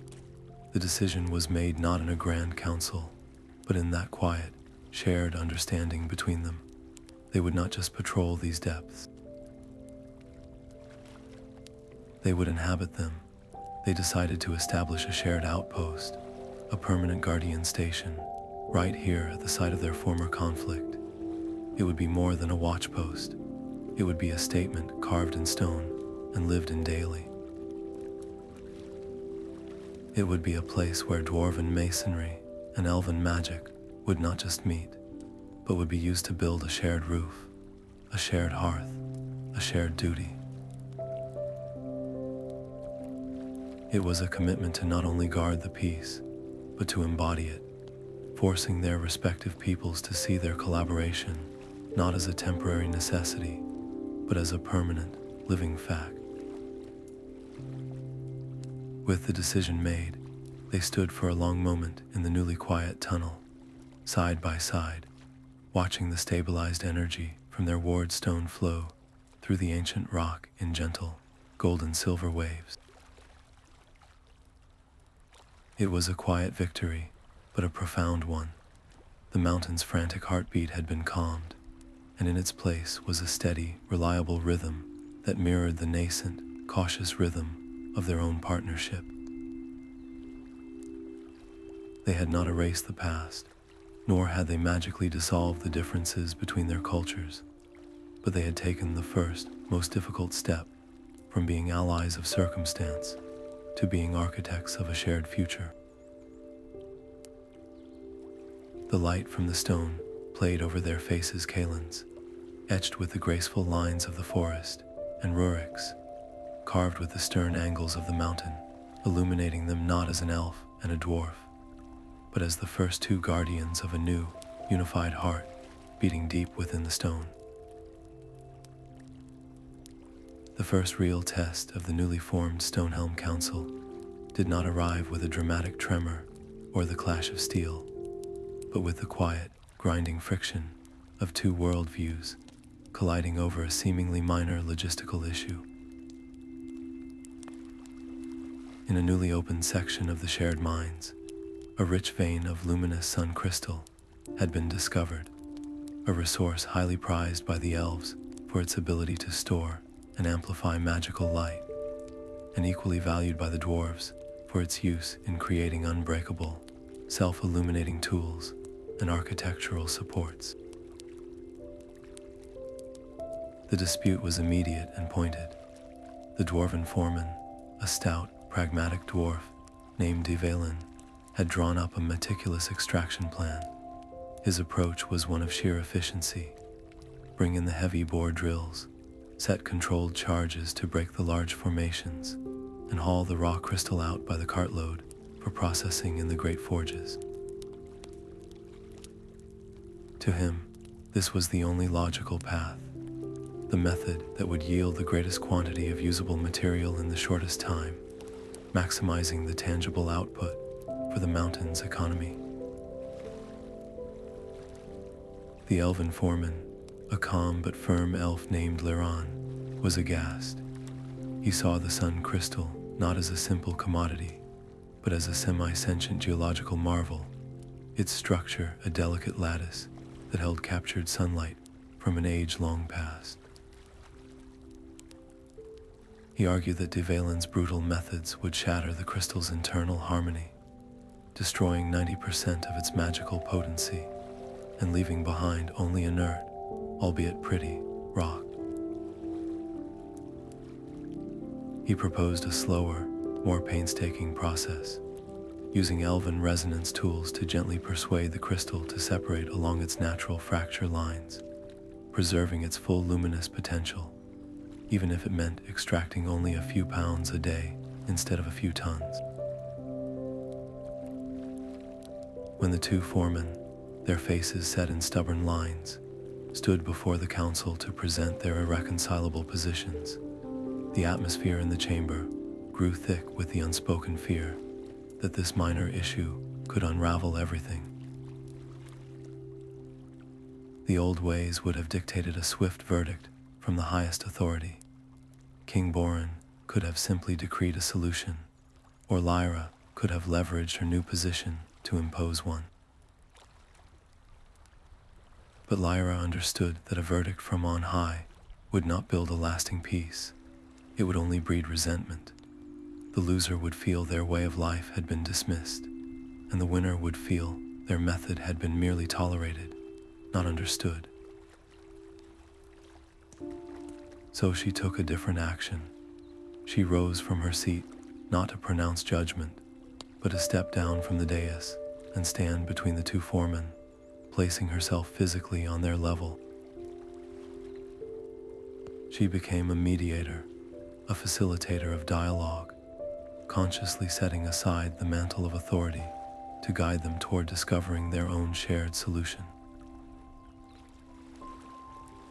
Dvalin, she began, her tone respectful and curious. Help me understand. Your primary need is for a high volume of structurally sound crystal, quickly, to meet the demands of your construction timelines. Is that correct? She then turned to Lyra. And Lyra, your core need is to preserve the magical integrity of the crystal, believing that its true value is lost if it is treated as mere stone.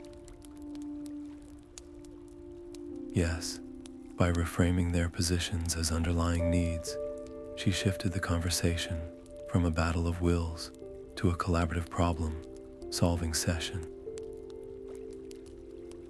The consequence of this subtle shift was a breakthrough that resonated far beyond the specific argument over the sun crystal vein. For the first time, Dvalin was forced to articulate not just what he wanted to do, but why it was so vital to his people's work. He spoke of the pressure to reinforce the great underway, of the hundreds of dwarves whose safety depended on having strong, reliable materials at hand. Lyra, in turn, explained the principles of crystalline harmony, how a single, perfectly preserved sun crystal could power an entire district's lighting for a year, whereas a cartload of shattered crystal would only provide dim, temporary illumination. As they listened to each other's core needs, security and efficiency on one side, potency and sustainability on the other, the rigid defenses around their positions began to soften. They were no longer an elf and a dwarf arguing over mining techniques. They were two craftsmen with different areas of expertise, confronting a shared challenge. The compromise that emerged was a thing of practical beauty, a fusion of their methods that neither had considered alone. They agreed to a phased extraction. Dvalin's crews would use their heavy machinery to clear the surrounding, non-luminous rock and access the main vein, satisfying his need for speed and large-scale work. Then, Lyra's elven artisans would move in, using their delicate tools to carefully harvest the prime, central crystals, ensuring their magical properties remained intact. The smaller, peripheral fragments, which held less magic, but were still structurally superb, would be allocated to the dwarven forges. It was a solution that gave both sides what they truly needed, not just what they initially demanded. This first successful mediation did more than just resolve a dispute over resources. It proved the council's practical worth in the most tangible way possible. It demonstrated that this new governing body was not just a symbolic gesture, but a functional instrument for creating solutions that were smarter and more effective than any single culture could have produced independently. The handshake that followed, performed over the large, detailed map of the mine, was a powerful image. Dvalin's thick, calloused hand, capable of shattering rock, enveloping Laron's slender, dexterous one, which could tease apart the same stone without a crack. It was a silent pact between practicality and finesse, a physical seal on a new way of working. Watching that moment, Lyra felt a surge of hope, but also a sharp pang of responsibility. This process, which had just escalated a potential crisis, was fragile. It had worked because she had been there to guide it. But what about the next dispute, and the one after that? The council could not depend on her personal intervention every time tensions flared. The system itself needed to be strengthened. This realization forced her into a critical decision. She would not let this successful template remain an informal practice. She decided to codify the entire mediation process, turning the spontaneous dialogue she had facilitated into the council's official procedure for resolving internal conflicts. She would draft a formal protocol outlining the steps of need-based identification, facilitated discussion, and collaborative solution building. This act raised the stakes of their entire endeavor immensely. It was no longer just about solving problems as they arose. It was about formally entrenching this new, fragile system of governance into the very operating principles of the mountain. By writing it down, she was making it permanent, creating a standard that future councils would be expected to follow, and in doing so, she was betting the long-term survival of the Alliance on the principle that understanding, not authority, was the true foundation of power. The journey back to the Elven Wood was a pilgrimage through a world transformed, not by the landscape, which remained as achingly beautiful as ever, but by the ambassador who walked its paths. The air, once a simple comfort filled with the scent of blooming night flowers and damp earth, now felt different in Lyra's lungs. It was lighter, yet carried a weight of memory and sharp contrast to the deep, resonant stillness of the mountain. When she finally passed beneath the great, intertwined boughs of the heart trees and into the clearing where the Elven High Council convened, the sensation was one of profound dislocation. These were the faces of her childhood, the voices that had taught her history and magic, the elders who embodied the timeless grace and caution of their people.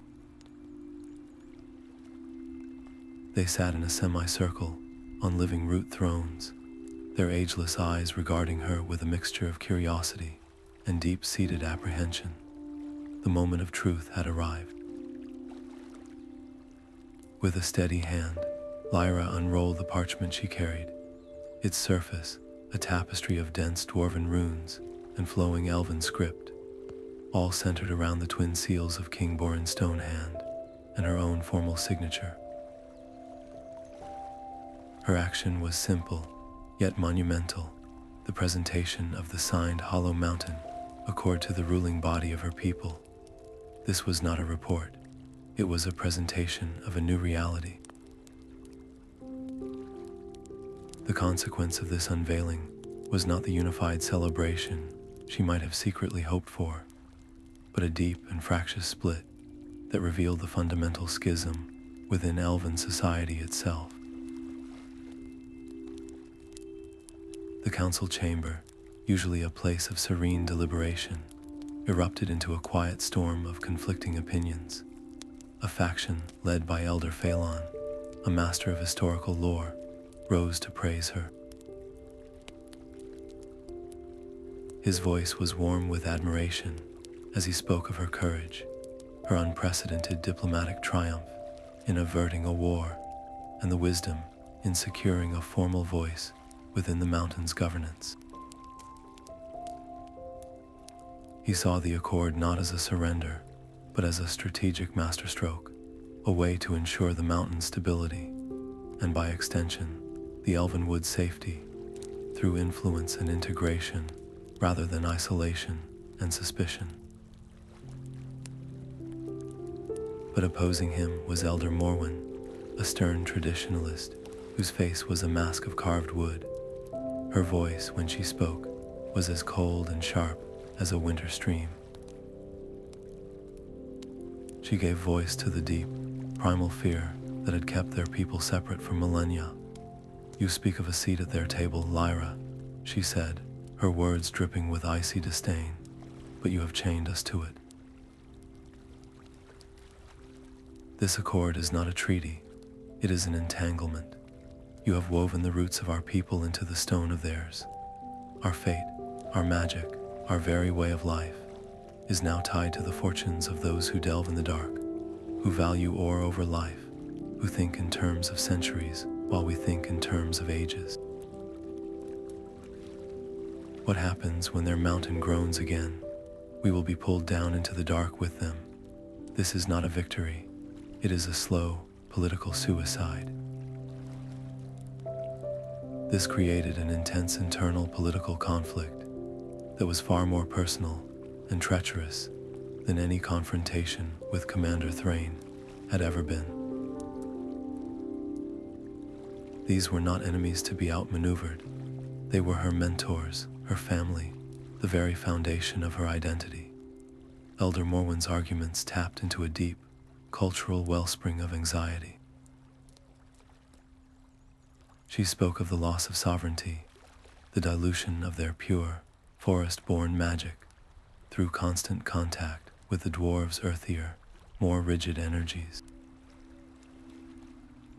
She painted a picture of elven scouts becoming permanent guards in a foreign land, of their sacred groves being neglected for the sake of stabilizing dwarven mine shafts, of a future where the song of the Elvenwood would be harmonized with, and ultimately drowned out by, the drumbeat of the mountain.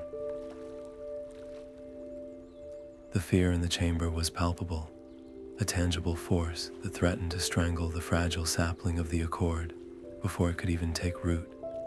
Lyra stood in the center of this storm, her achievements being picked apart not by foes, but by her own people.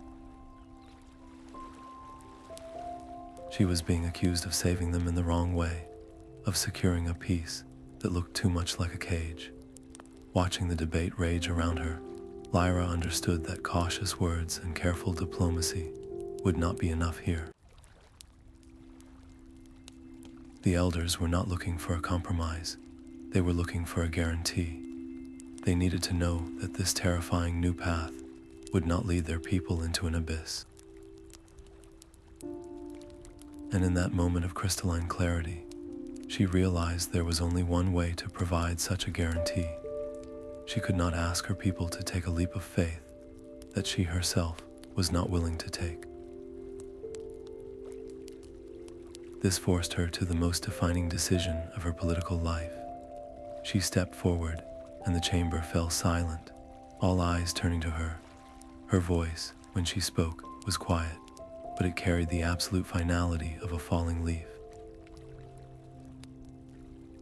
"You fear the depth of this commitment," she said, her gaze sweeping across the council, lingering on Elder Morwen's stern face.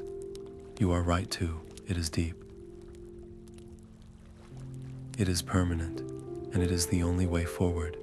So I will give you my answer not in promises, but in blood and time." She then made her vow, a pledge that echoed in the hushed glade. "I will stake my entire political future, my standing, my name, and my life on the success of this accord.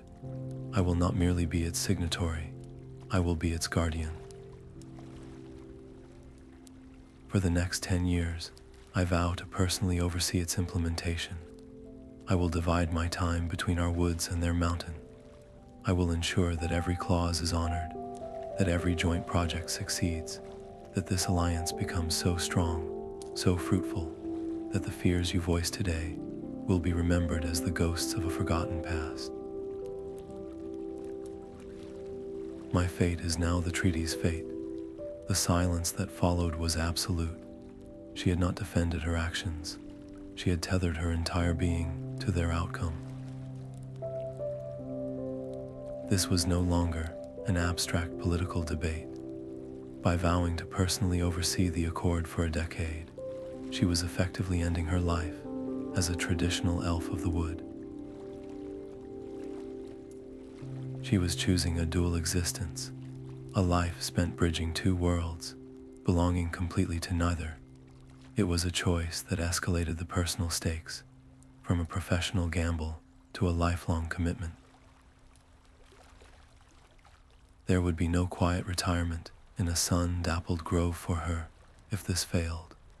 There would only be the bitter taste of a peace shattered and a reputation in ruins.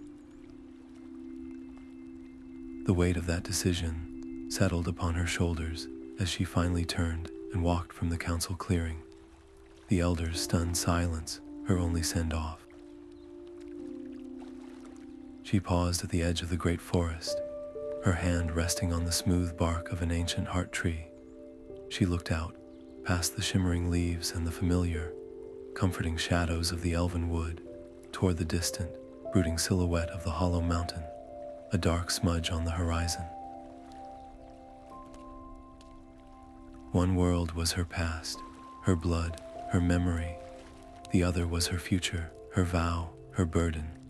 In that suspended moment, standing on the threshold between the forest and the stone, Lyra felt the last vestiges of her old life fall away. Her path was no longer a choice. It was her destiny, irrevocably set, a single thread now woven forever into the fabric of two tapestries.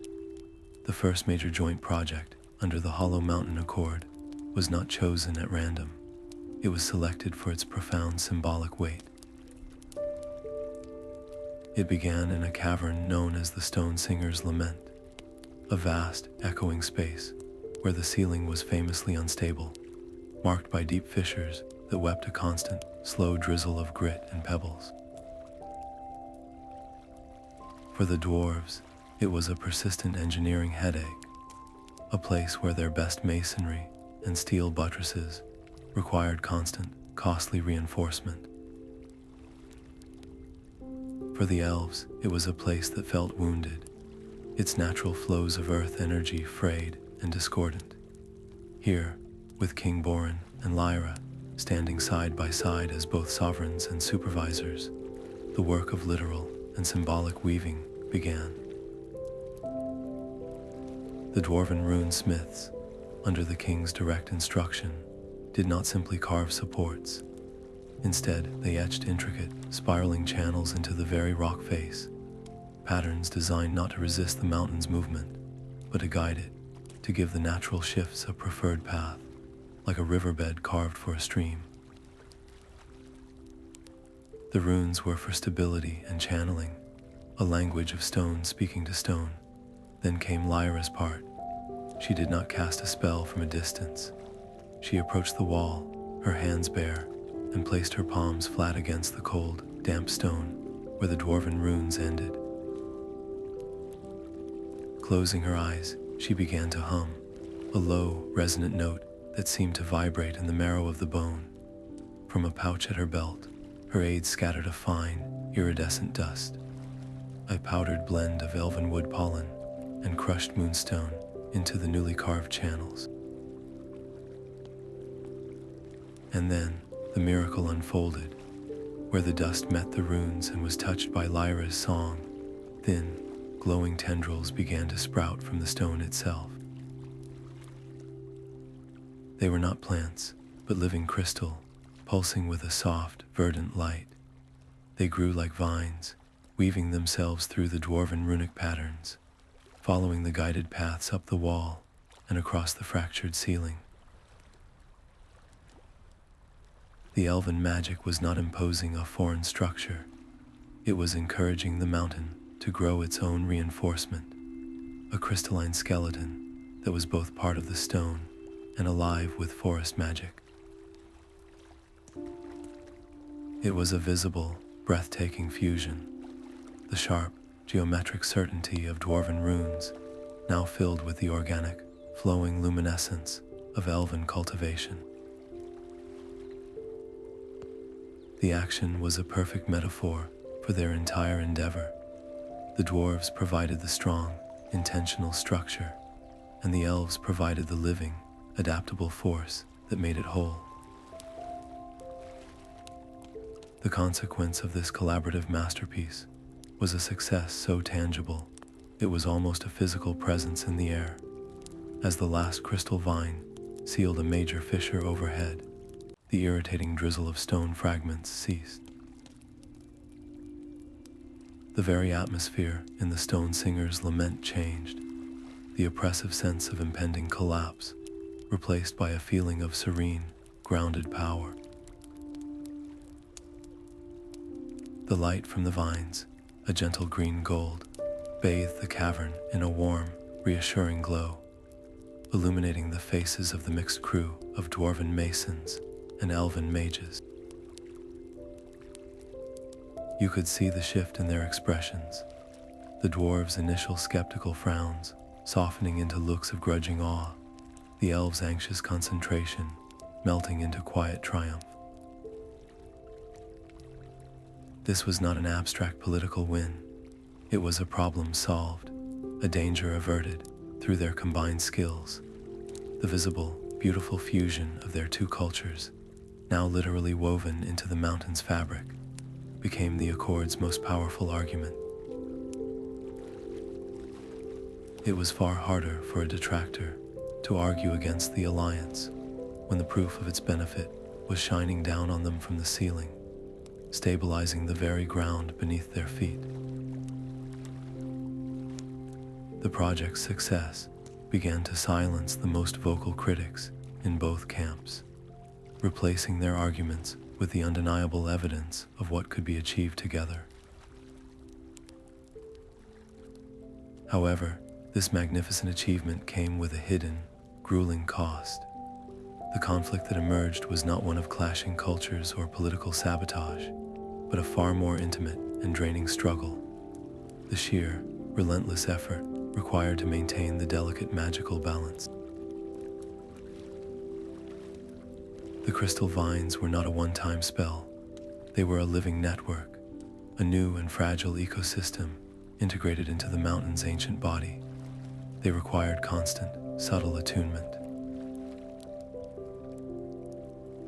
The dwarven runes needed periodic recarving to deepen the channels as the vines thickened, and the elven magic demanded a continuous, low-level infusion of life energy to keep the crystals growing in harmony with the stone, rather than against it.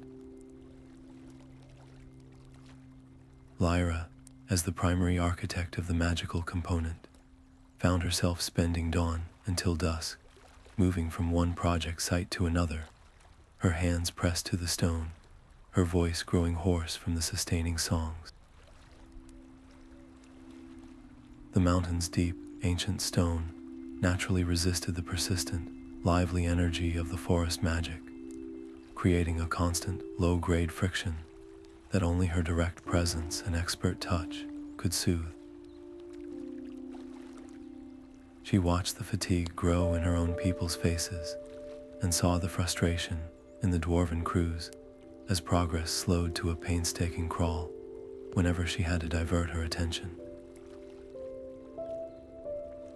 This unsustainable strain forced Lyra to a decision that would redefine her role and deepen her personal sacrifice immeasurably.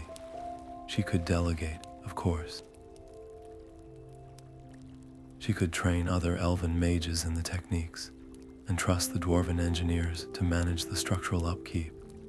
That would be the sensible, leadership-focused choice.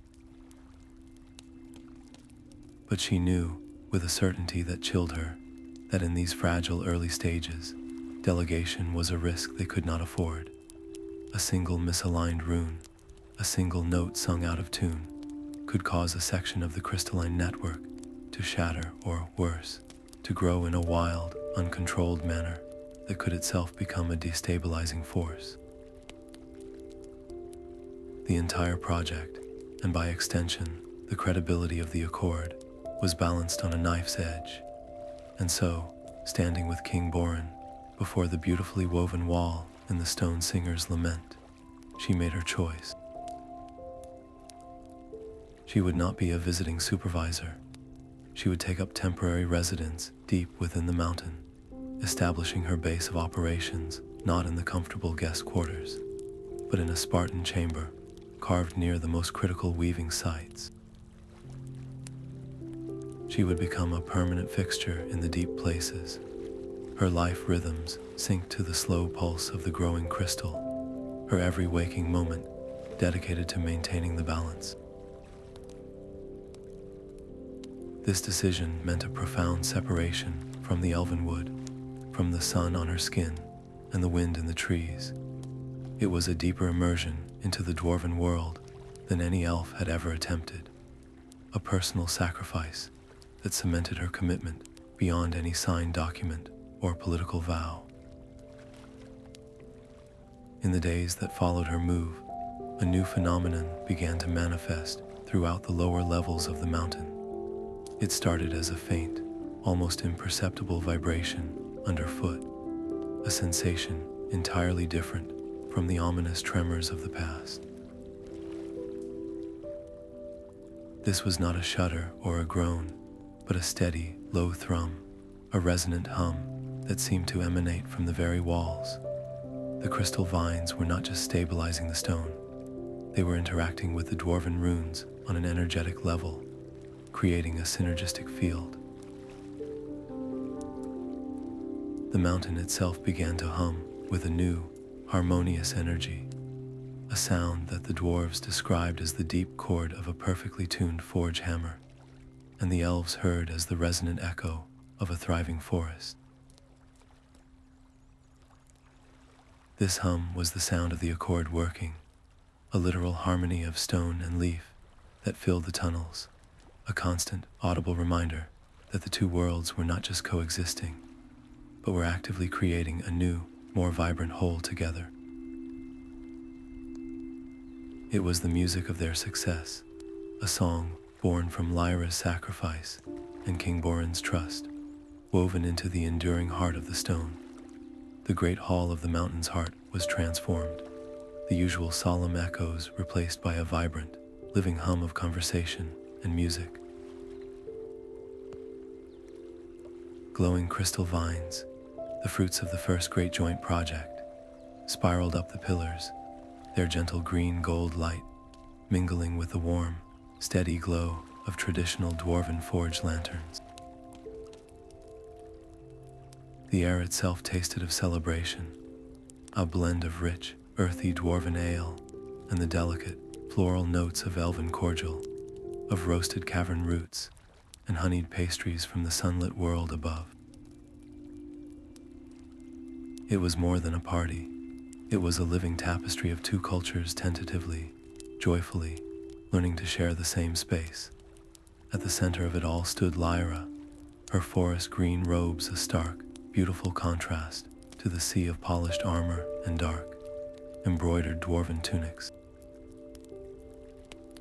She moved through the crowd, exchanging quiet words with dwarven stone shapers and elven vine weavers alike, her smile genuine, but touched with a profound weariness.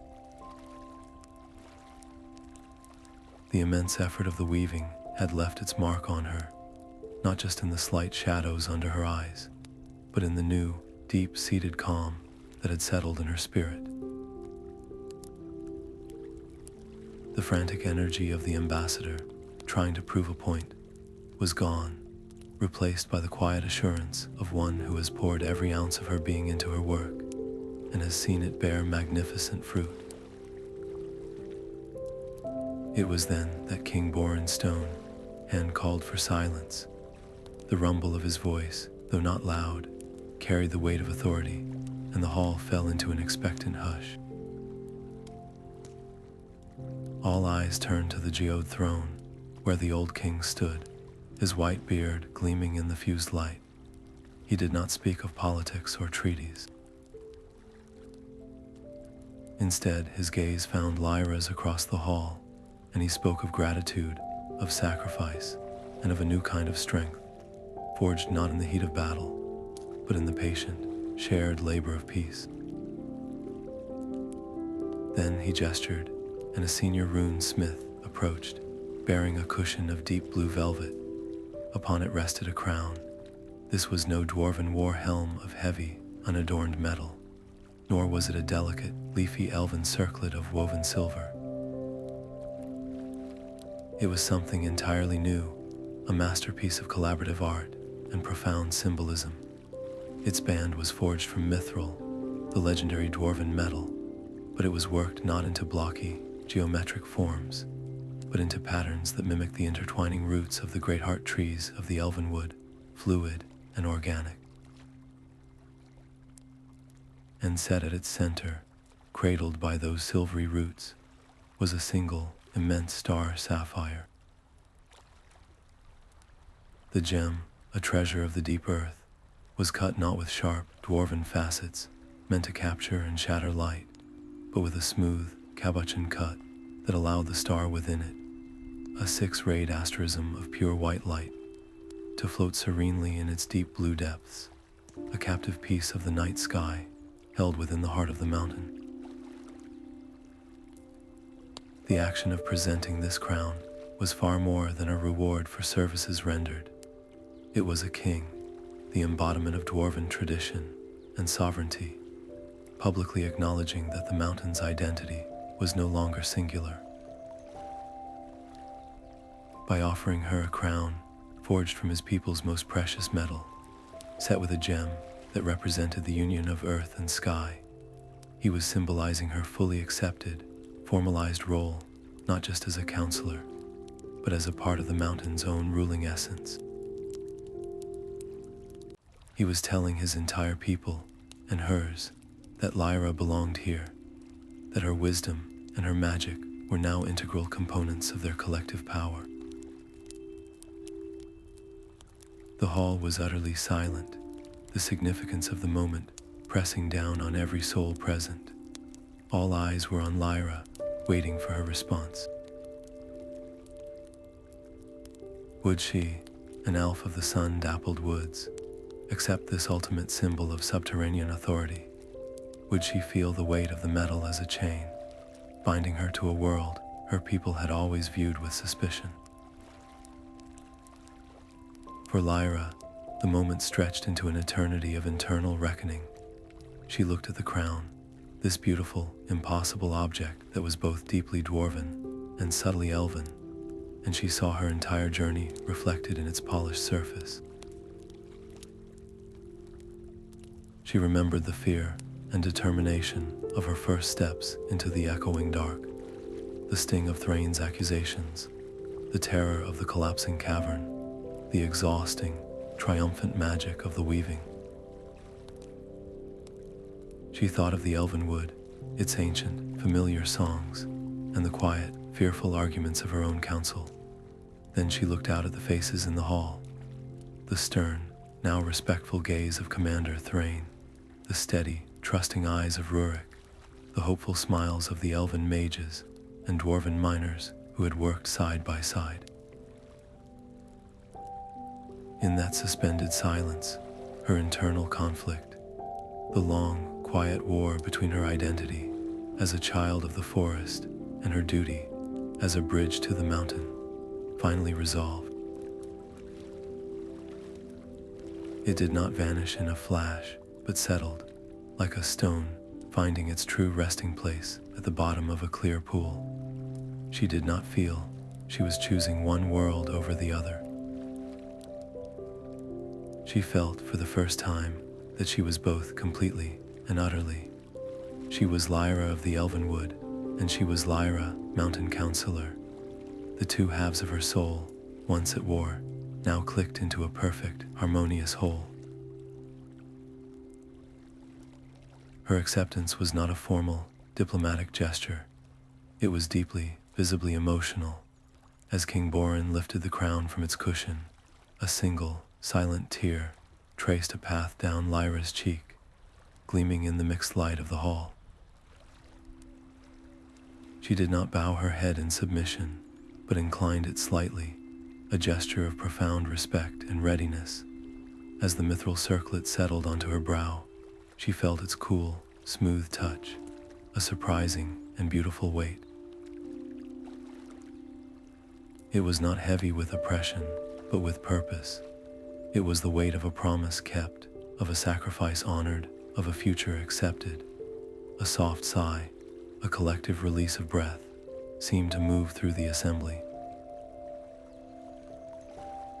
In that moment, something fundamental shifted in the perception of every dignitary, elf and dwarf alike. They were not looking at an ambassador anymore, a temporary visitor from a foreign land. They were looking at a pillar of their shared world. She had transcended her role. She was no longer a representative of the elves to the dwarves. She was a foundational element of the new society they were building together. Her dual identity, once a source of tension, was now her greatest strength, the living proof that such a union was not only possible, but powerful. This momentous acceptance, this solidification of her place, irrevocably raised the stakes for everyone present. The treaty was no longer an experiment. It was a living entity, and Lyra, with the star sapphire gleaming on her brow, was its heart. The success or failure of this unified society was now inextricably linked to her. The crown was a badge of honor, but it was also a target, a symbol that would attract both fervent support and deep-seated resentment from the traditionalists in both cultures who still viewed the alliance as a dangerous aberration. The future they were building would demand more than just cooperation on projects. It would require a fundamental reshaping of centuries of identity, a task that now rested squarely on the shoulders of the elf, who wore a crown of mithril and starlight. As the celebration slowly resumed, the music taking on a richer, more joyful tone, Lyra stood calmly amidst the crowd. The cool, beautiful weight on her brow was a constant, tangible reminder of the path she had chosen, a path that led not back to the familiar woods, but forward into the uncharted territory of a world where elf and dwarf were no longer two, but one. The path they walked was now as familiar as the rhythm of their own breathing, a circuit through the stabilized lower tunnels that had become the regular patrol route for the First Joint Guardians.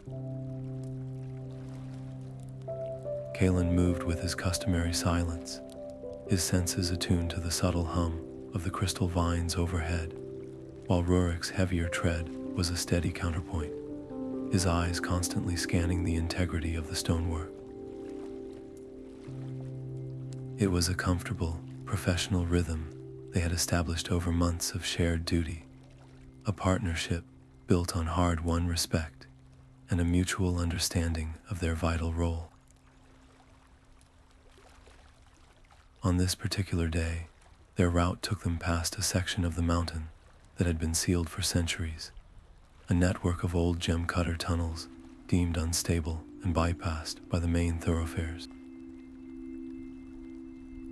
It was Rurik who noticed at first a faint, almost imperceptible draft emanating from a wall that, according to every map, should have been solid rock. "The air moves here," he grunted, running a thick finger along a seam in the stone that was nearly invisible, camouflaged by mineral deposits in time. A shift, recent. His dwarven instinct was to report it for sealing, to maintain the known integrity of their charts.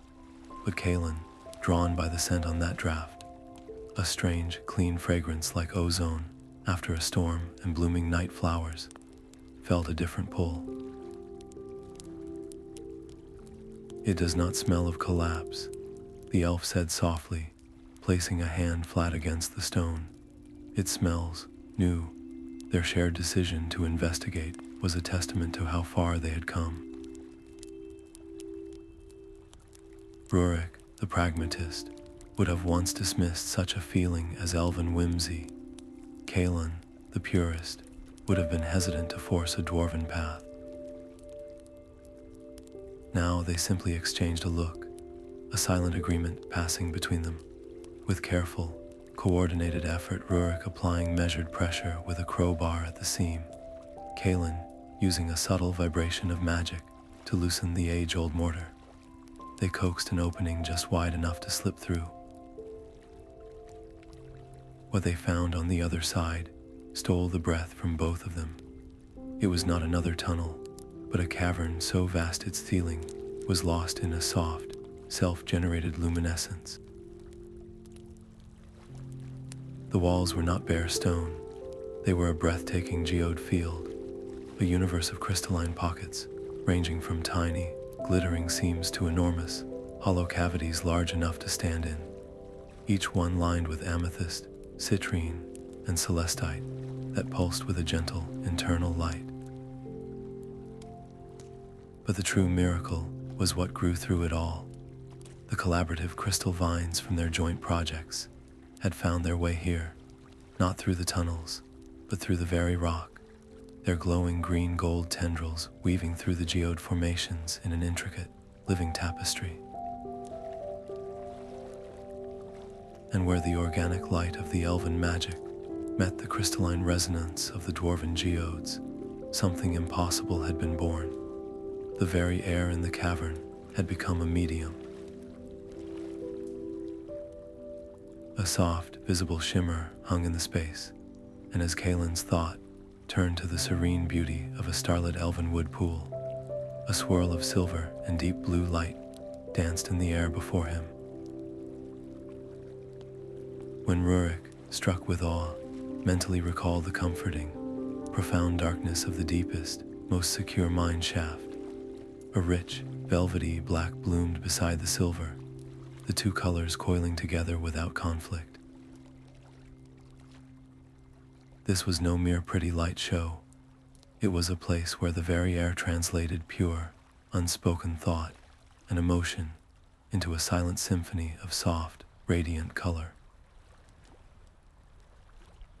The consequence of this miraculous discovery was immediate and profound. In that first, breathless hour of exploration, Kalin and Rurik found themselves communicating with a clarity that words had always failed to provide. Frustration over a stubborn patrol report manifested as a brief, sharp flicker of crimson, which both recognized and acknowledged with a shared, wry thought that softened the light to a warm orange. A moment of mutual pride in their guardianship blossomed into a sustained, brilliant gold that filled the space between them. They were not reading each other's minds, but rather perceiving the essence of feeling and intent, stripped of linguistic baggage and cultural nuance.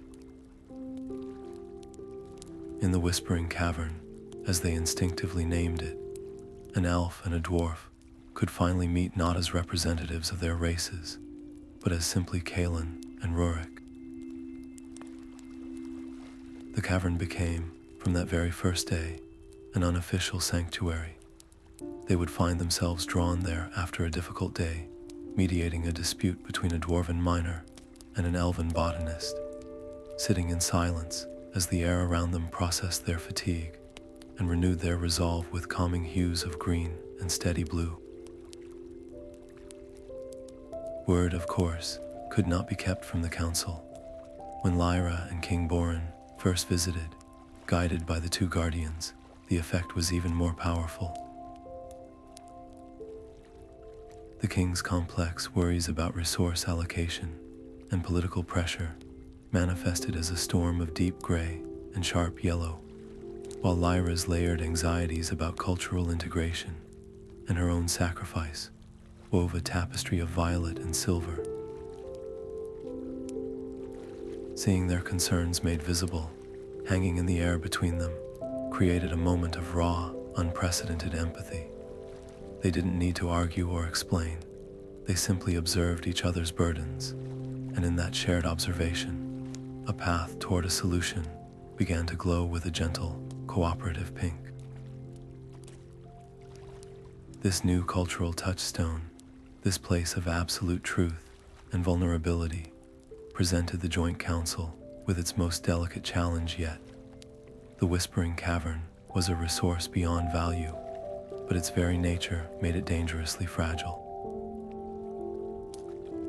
It could not be owned, scheduled, or politicized. The moment someone tried to control it, to use it for strategic advantage, or to force a particular outcome, its magic would be corrupted, its truth sullied. The council debate was intense. Some dwarven lords argued for strict security, fearing the cavern could be used to extract dwarven secrets. A few elven elders expressed concern that such raw emotional exposure could be manipulated. The conflict was no longer about elf versus dwarf, but about the old mindset of control versus the new possibility of trust. The solution, when it came, was as radical as the cavern itself. Forced by the undeniable power of the place to think in a new way, the Joint Council made a unanimous decision. They would not claim the cavern for either nation, nor would they place it under council authority. They drafted a singular declaration, proclaiming the Whispering Cavern a sacred, neutral ground, forever free from any political claim or territorial dispute. It was to be a sanctuary for mediation and private counsel, open to any elf or dwarf who sought true understanding, with its sanctity protected by the shared honor of both peoples. It was a leap of faith that acknowledged some things are too precious to be governed, only protected.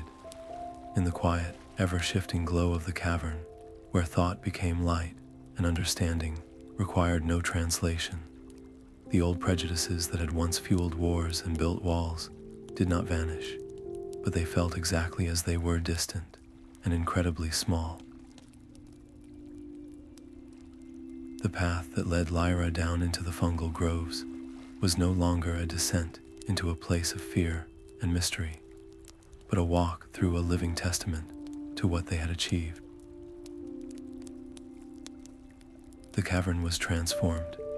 Where once there had been a single, pulsating grotto that reacted with alarm to outsiders, now there were entire fields of cultivated fungi, their glow no longer frantic and watchful, but steady and serene. Dwarven horticulturalists in leather aprons worked alongside elven botanists in silken robes, their hands moving in unison to tend the beds. They used dwarven tools to carefully aerate the soil, and elven magic to encourage the gentle, rhythmic pulses of light that now served a purpose, their changing colors indicating the health of the subterranean ecosystem.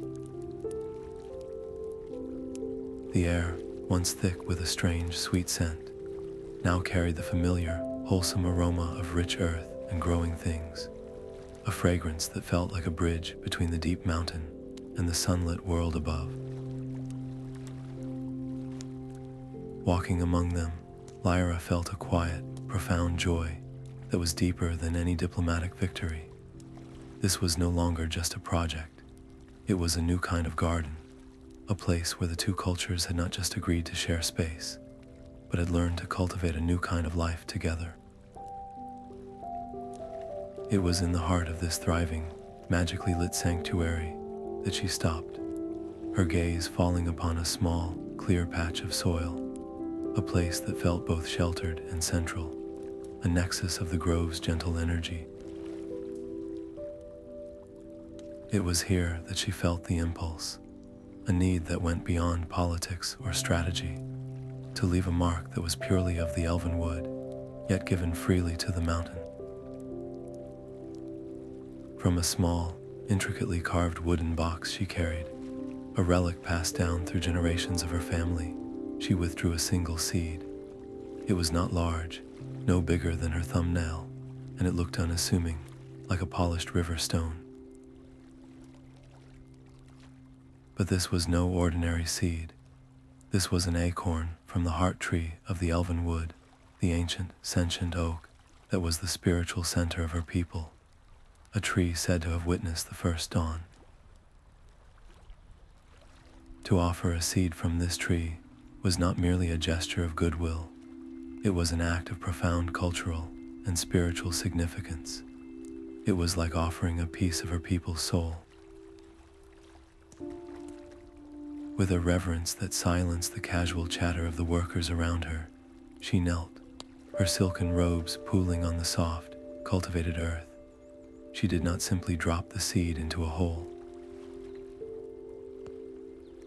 She used her hands to gently part the soil, her fingers feeling the cool, fertile texture that was a blend of dwarven compost and elven-enriched humus.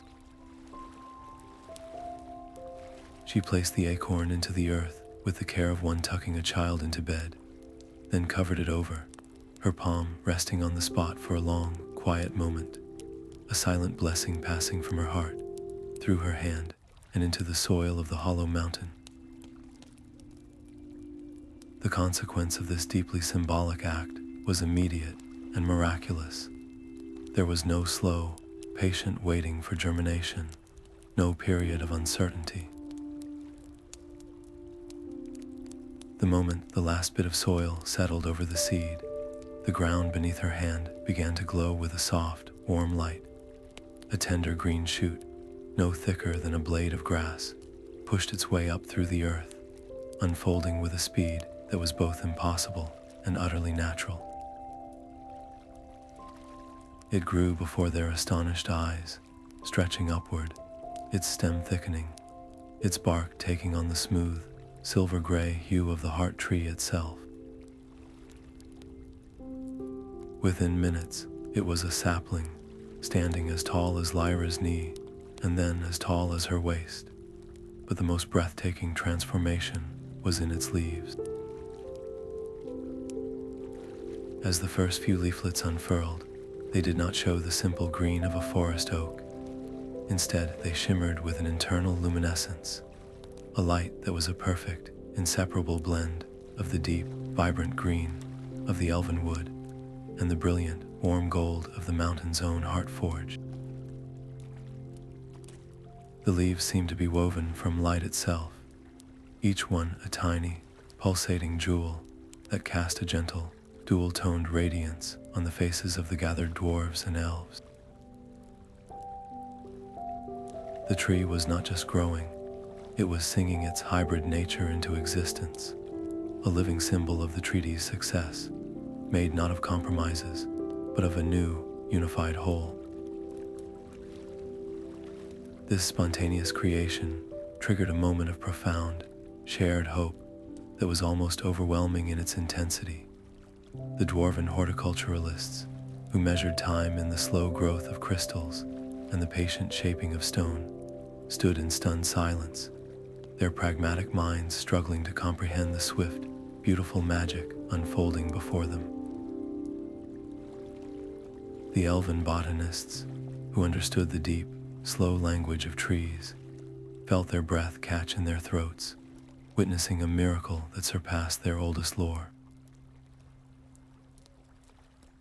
There were no cheers, no shouts of victory. The silence was one of awe, a collective intake of breath, as everyone present, elf and dwarf alike, was forced to recognize what they were truly seeing.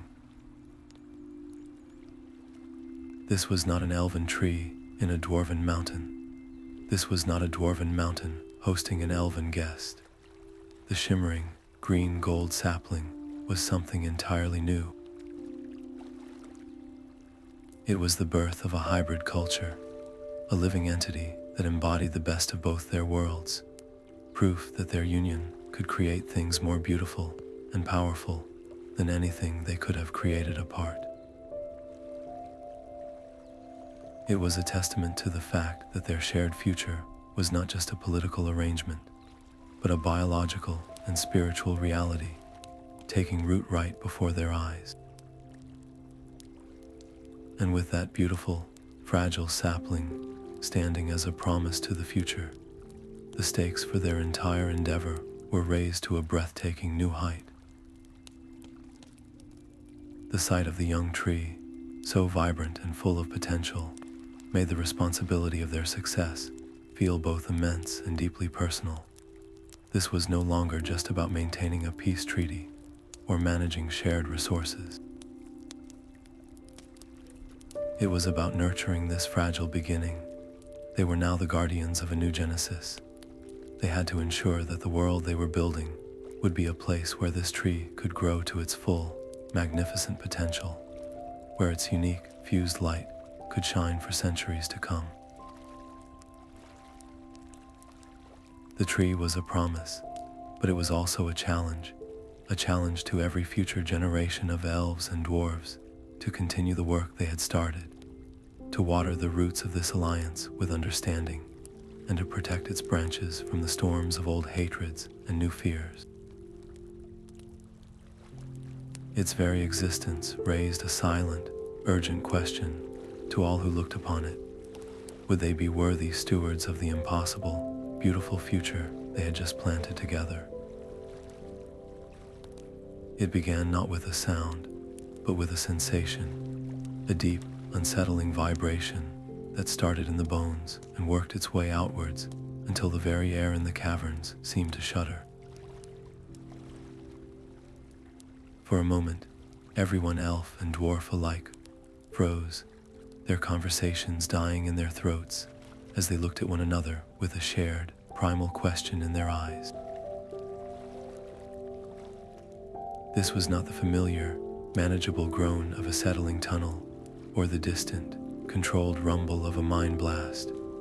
This was something else entirely, something deeper and more profound. The vibration intensified into a low, grinding roar that seemed to emanate from the heart of the world, a sound of continents shifting and foundations cracking. In the grand hall, the magnificent crystal vines that Lyra and her people had so painstakingly woven into the stone began to flicker erratically, their gentle green-gold light stuttering like a failing heartbeat. Then, with a series of sharp, sickening cracks, several of the oldest and thickest vines shattered, their luminous fragments dissolving into dust as they fell. The floor beneath their feet heaved, throwing celebrants and guards alike to the polished stone.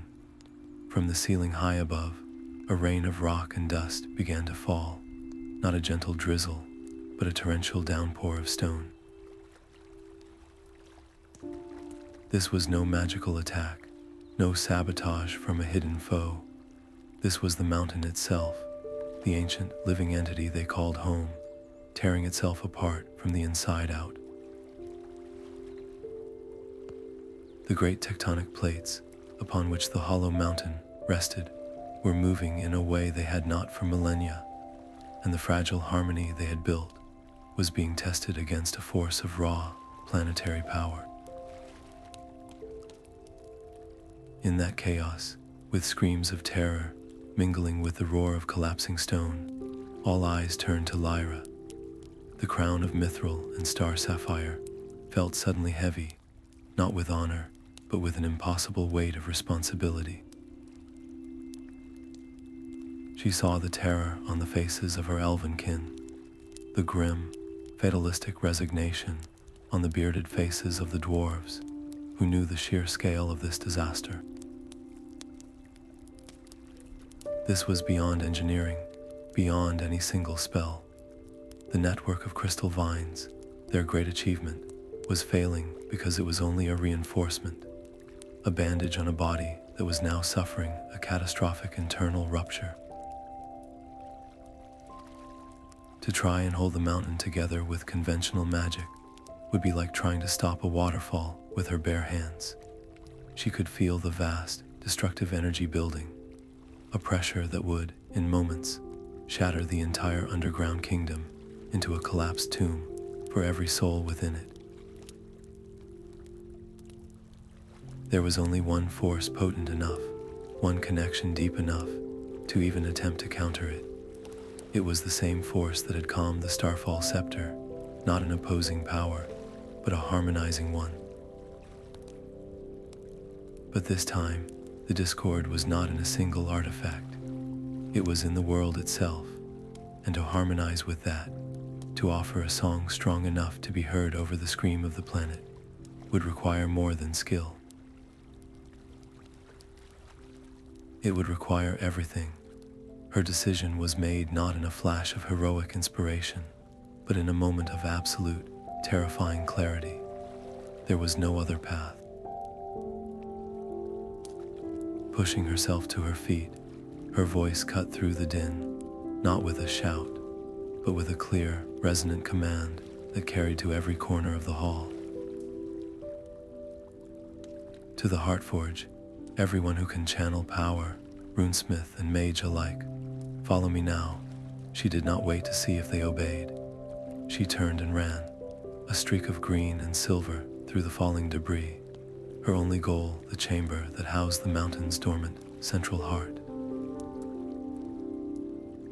King Borin, his own face ashen, but his eyes blazing with a king's resolve, bellowed orders in the old dwarven tongue, rallying his people.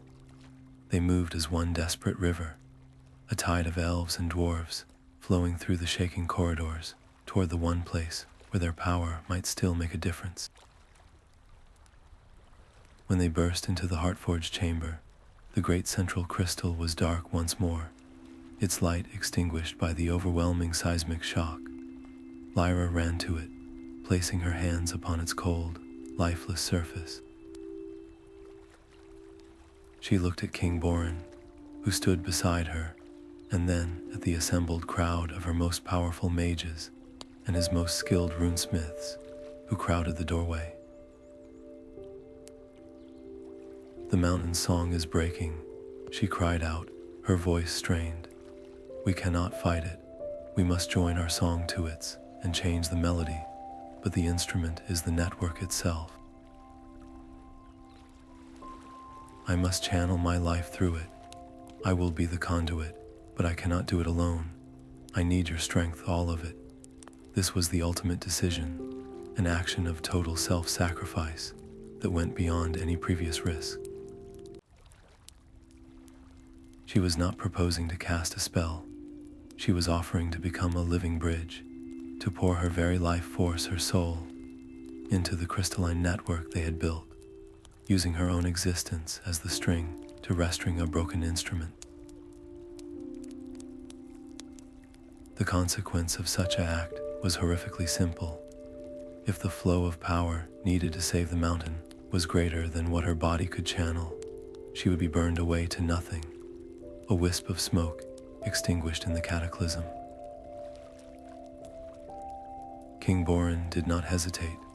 He placed his own gnarled, powerful hands on the crystal beside hers. "Then you shall have it," he roared. "By stone and sky, you shall have it all." He turned to his people. "Runesmiths, link your wills, pour the endurance of the deep stone into her." He then looked to the elven mages, mages of the wood. "Give her your light, your life, your song, for the mountain, for our future." In that moment, every distinction vanished. Dwarven runesmiths began chanting in low, resonant unison, their voices a bedrock of power, their hands glowing with the earthy, unyielding light of granite and mithril. The elven mages raised their voices in a soaring, complex harmony, their magic a torrent of starlight and growing things, and at the center of it all was Lyra. She closed her eyes, and as the combined, colossal power of two civilizations flowed into her, she directed it inward, not as a weapon, but as a key. She unlocked the very core of her being and let it pour out, a brilliant, silver-green river of pure life force that surged into the Heartforged crystal. The crystal, dead moments before, erupted with a light so intense it was beyond description. It was not a color, but the concept of light itself. The power did not stop there. It shot out from the Heartforge, racing through the mountain, along the pathways of the crystal vines. Wherever it traveled, the vines did not just reignite, they transformed.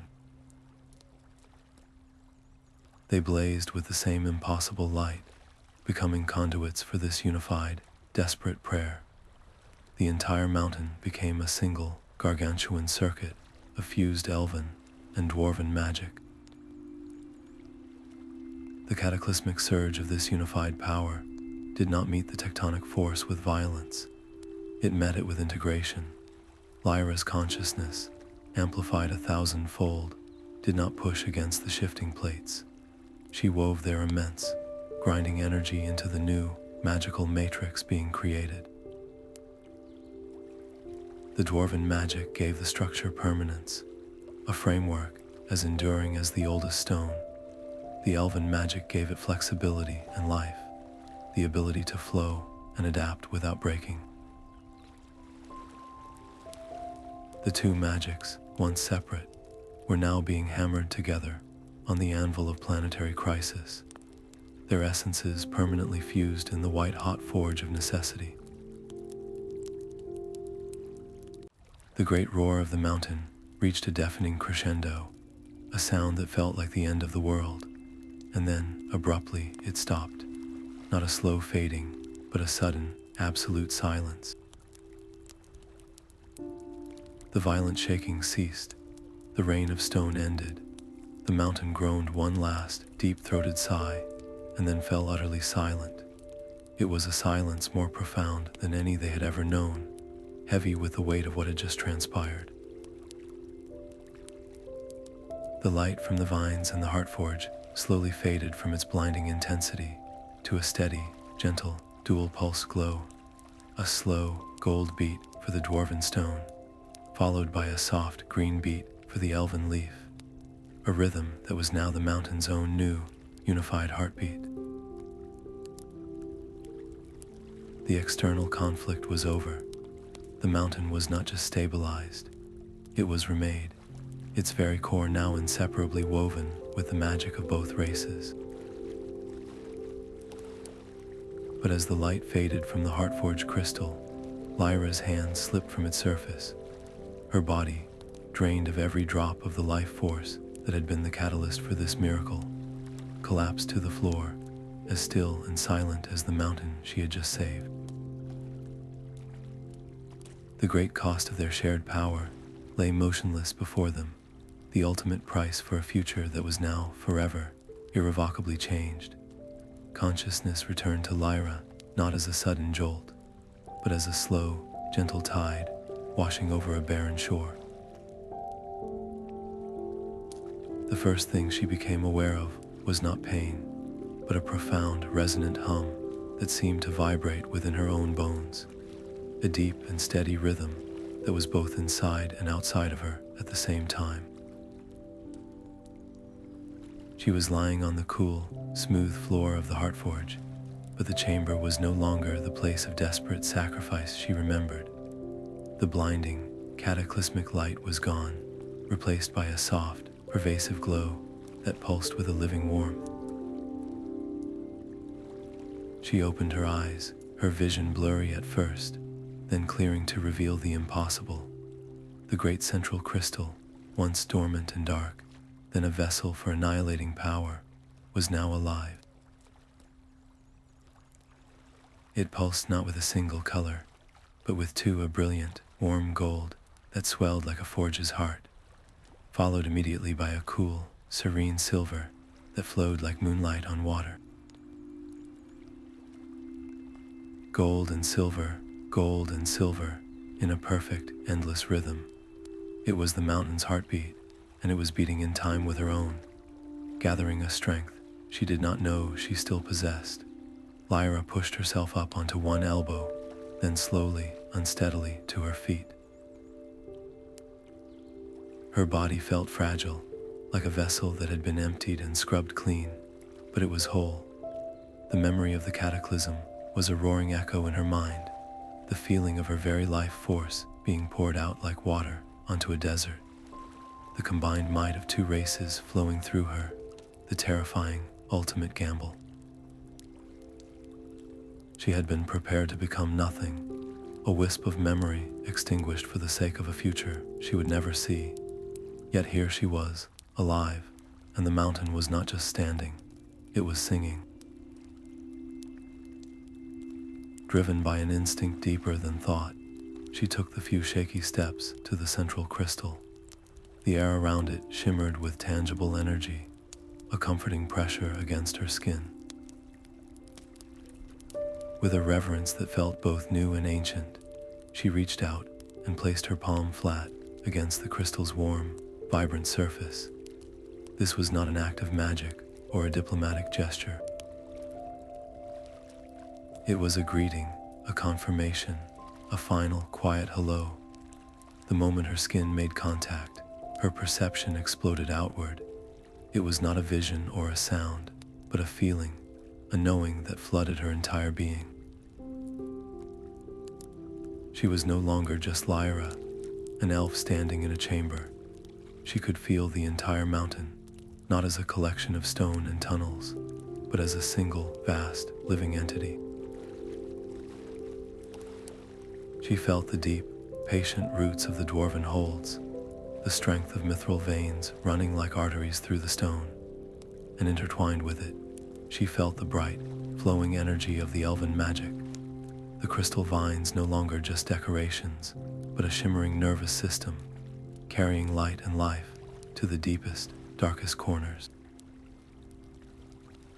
But there was something more, something new woven into this familiar tapestry. It was a consciousness, vast and slow and profoundly peaceful. It was not the mind of a dwarf, nor the spirit of an elf. It was the mountain itself, awakened and aware, its identity forged in the crucible of their collective sacrifice. The political alliance, the treaties, the shared projects, they had all been the loom. But the final, desperate act of unity, the fusion of their very essences to avert annihilation, had been the shuttle that wove the final thread, creating a sentient guardian spirit, born of both stone and leaf. This was the ultimate consequence of their journey. They had not just saved a political arrangement, they had given birth to a new soul for the world. This profound resolution settled over the chamber as the others, who had been watching her with bated breath, slowly approached. King Borin's face, usually a mask of stoic authority, was etched with a raw, undisguised awe. Commander Thrain stood beside him, his earlier rigidity completely dissolved, replaced by a look of humbled wonder. Kalin and Rurik, their bond now an unbreakable fact, watched her with a shared, quiet understanding. Lyra turned to them, her hand still resting on the pulsing crystal, her voice a soft whisper that carried through the profound silence. "It lives," she said, the simplicity of the words belying their universe-altering truth. "The mountain, it knows us. It is born of us." There were no cheers, no triumphant shouts. The moment was too sacred for that. The realization that their home was now a sentient being, a child of their union, demanded a response far deeper than celebration. It demanded a new purpose. The old conflicts over territory, over resources, over cultural superiority, felt petty and distant, the squabbles of a previous age. The question was no longer how to share the mountain. but how to care for it. They were no longer its owners or its inhabitants in the old sense. They were its stewards, its guardians, its first companions. This new reality forced upon everyone present a final, peaceful decision, one that required no debate or formal vote. It was an understanding that passed silently from heart to heart, as clear and inevitable as the dual-toned heartbeat of the crystal. They would serve this new consciousness. They would listen to its slow, stone-based dreams and protect its vibrant, magical life. Their roles as leaders, warriors, and diplomats were not abolished, but transformed. King Borin was now the steward of the deep stone, Lyra the tender of the living light, Thrain the protector of the sacred silence, Kalin and Rurik the hands and eyes of the guardian in the dark places. Their individual identities were not erased, but were now harmonized into a greater whole, like instruments in a grand, eternal symphony. As they stood together in the Heartforge, the rhythmic pulse of gold and silver washing over them, Lyra felt a final, deep-seated peace anchor itself within her. The long journey of fear, sacrifice, and struggle had led to this unimaginable beginning. The frantic, desperate beat of war drums and the anxious flutter of her own heart were gone. In their place was this steady, double rhythm, a sound that was both the mountains and her own, a promise of a shared future, a unified heartbeat for a world forever changed. Time had woven its own quiet patterns through the stone, softening the sharp edges of memory into the smooth contours of legend. Lyra sat on a naturally formed bench of amethyst, the cool, polished surface familiar against her palm. Beside her, King Borin's frame was a little more settled, his legendary white beard now cascading like a frozen waterfall over his chest. But his eyes, those keen, measuring eyes, still held the same undimmed light.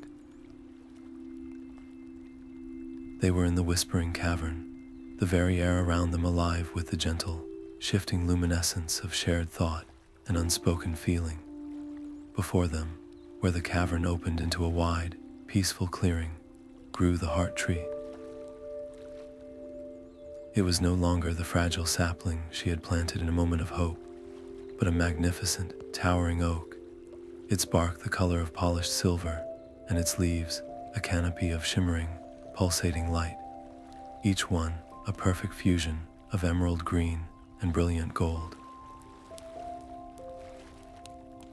And beneath its benevolent, glowing branches, the true legacy of the hollow mountain accord played out in joyous, unscripted motion. A group of children, their laughter echoing like tiny bells in the cavern, chased one another in a game of tag.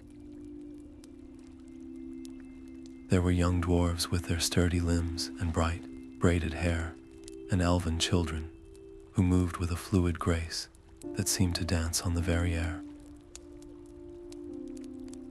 They were not two groups playing near each other. They were one, a single, vibrant tapestry of youth. A dwarven girl, her face screwed up in mock ferocity, pretended to be a stone guardian, while a young elf boy, his eyes sparkling, used his own innate magic to create harmless, shimmering illusions to confuse her.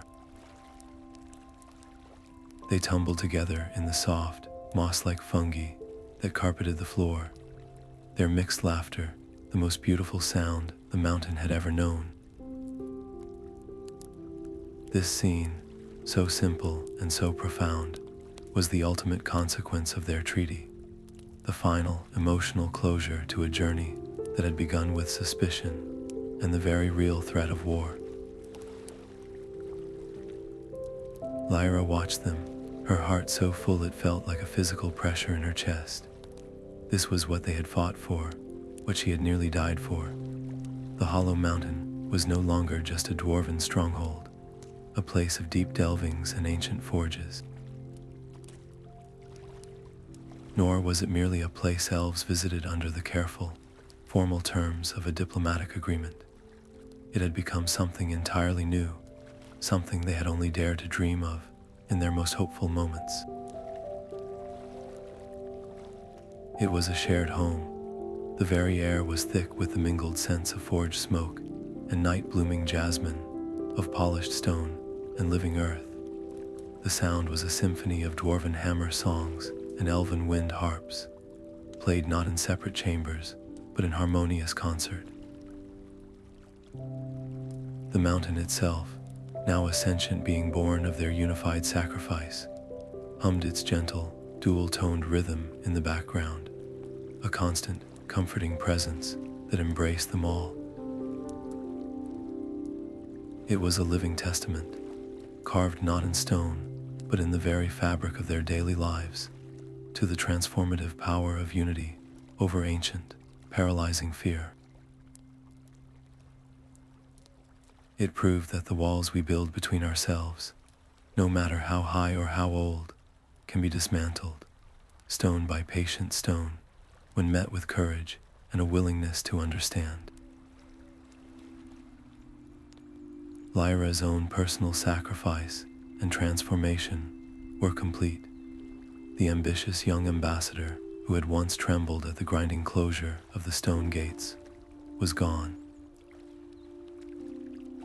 In her place sat a woman whose life was a bridge, her identity woven from the threads of two worlds. The crown of mithril and star sapphire still rested on her brow, but it no longer felt like a separate weight. It felt as natural as her own skin, a part of her, a symbol of a belonging that had been earned through tears, toil, and unwavering faith. She had given her youth, her strength, and very nearly her life to this cause, and seeing the joyful innocence of the children playing, she knew with a certainty that went deeper than bone that every moment of struggle had been worth it. Her story was no longer one of personal ambition, but had become part of the mountain's own foundational myth, a tale told to those very children at bedtime, a story of how an elf and a dwarf, and then many elves and many dwarves, chose to build a future together. Yet, sitting there in the serene glow, a quiet understanding passed between her and King Boran, a communication that needed no words in a place where thought became light. The piece they watched was not a static thing, a painting finished and hung upon a wall to be admired. It was a living, breathing entity, as fragile and as resilient as the heart tree itself. It required constant, vigilant stewardship. The old fears had not vanished from the world. They had only retreated, waiting in the shadows of forgotten tales and in the stubborn hearts of those in both cultures who still clung to the bitter comfort of isolation. New challenges would inevitably arise, disputes over resources, as their hybrid society grew, external threats from the world beyond their joined borders, and the simple, human failings of pride and misunderstanding that could, over time, fray the strongest of bonds. The duty of maintaining this hard-won unity would forever fall upon each new generation. It would forever require the same ingredients that had forged it in the first place: the courage to reach out a hand across a cultural divide, the understanding to listen to a perspective that felt alien, and the wisdom to see that their combined strength was far greater than the sum of their separate parts. The soft, embracing light of the Whispering Cavern, which held the children, the elders, and the very tree in its gentle luminescence, was more than just a beautiful phenomenon. It was a gentle, enduring legacy, a silent promise to the future that even in the face of uncertainty, the choice to come together, to build and to protect a shared home, would always be the most powerful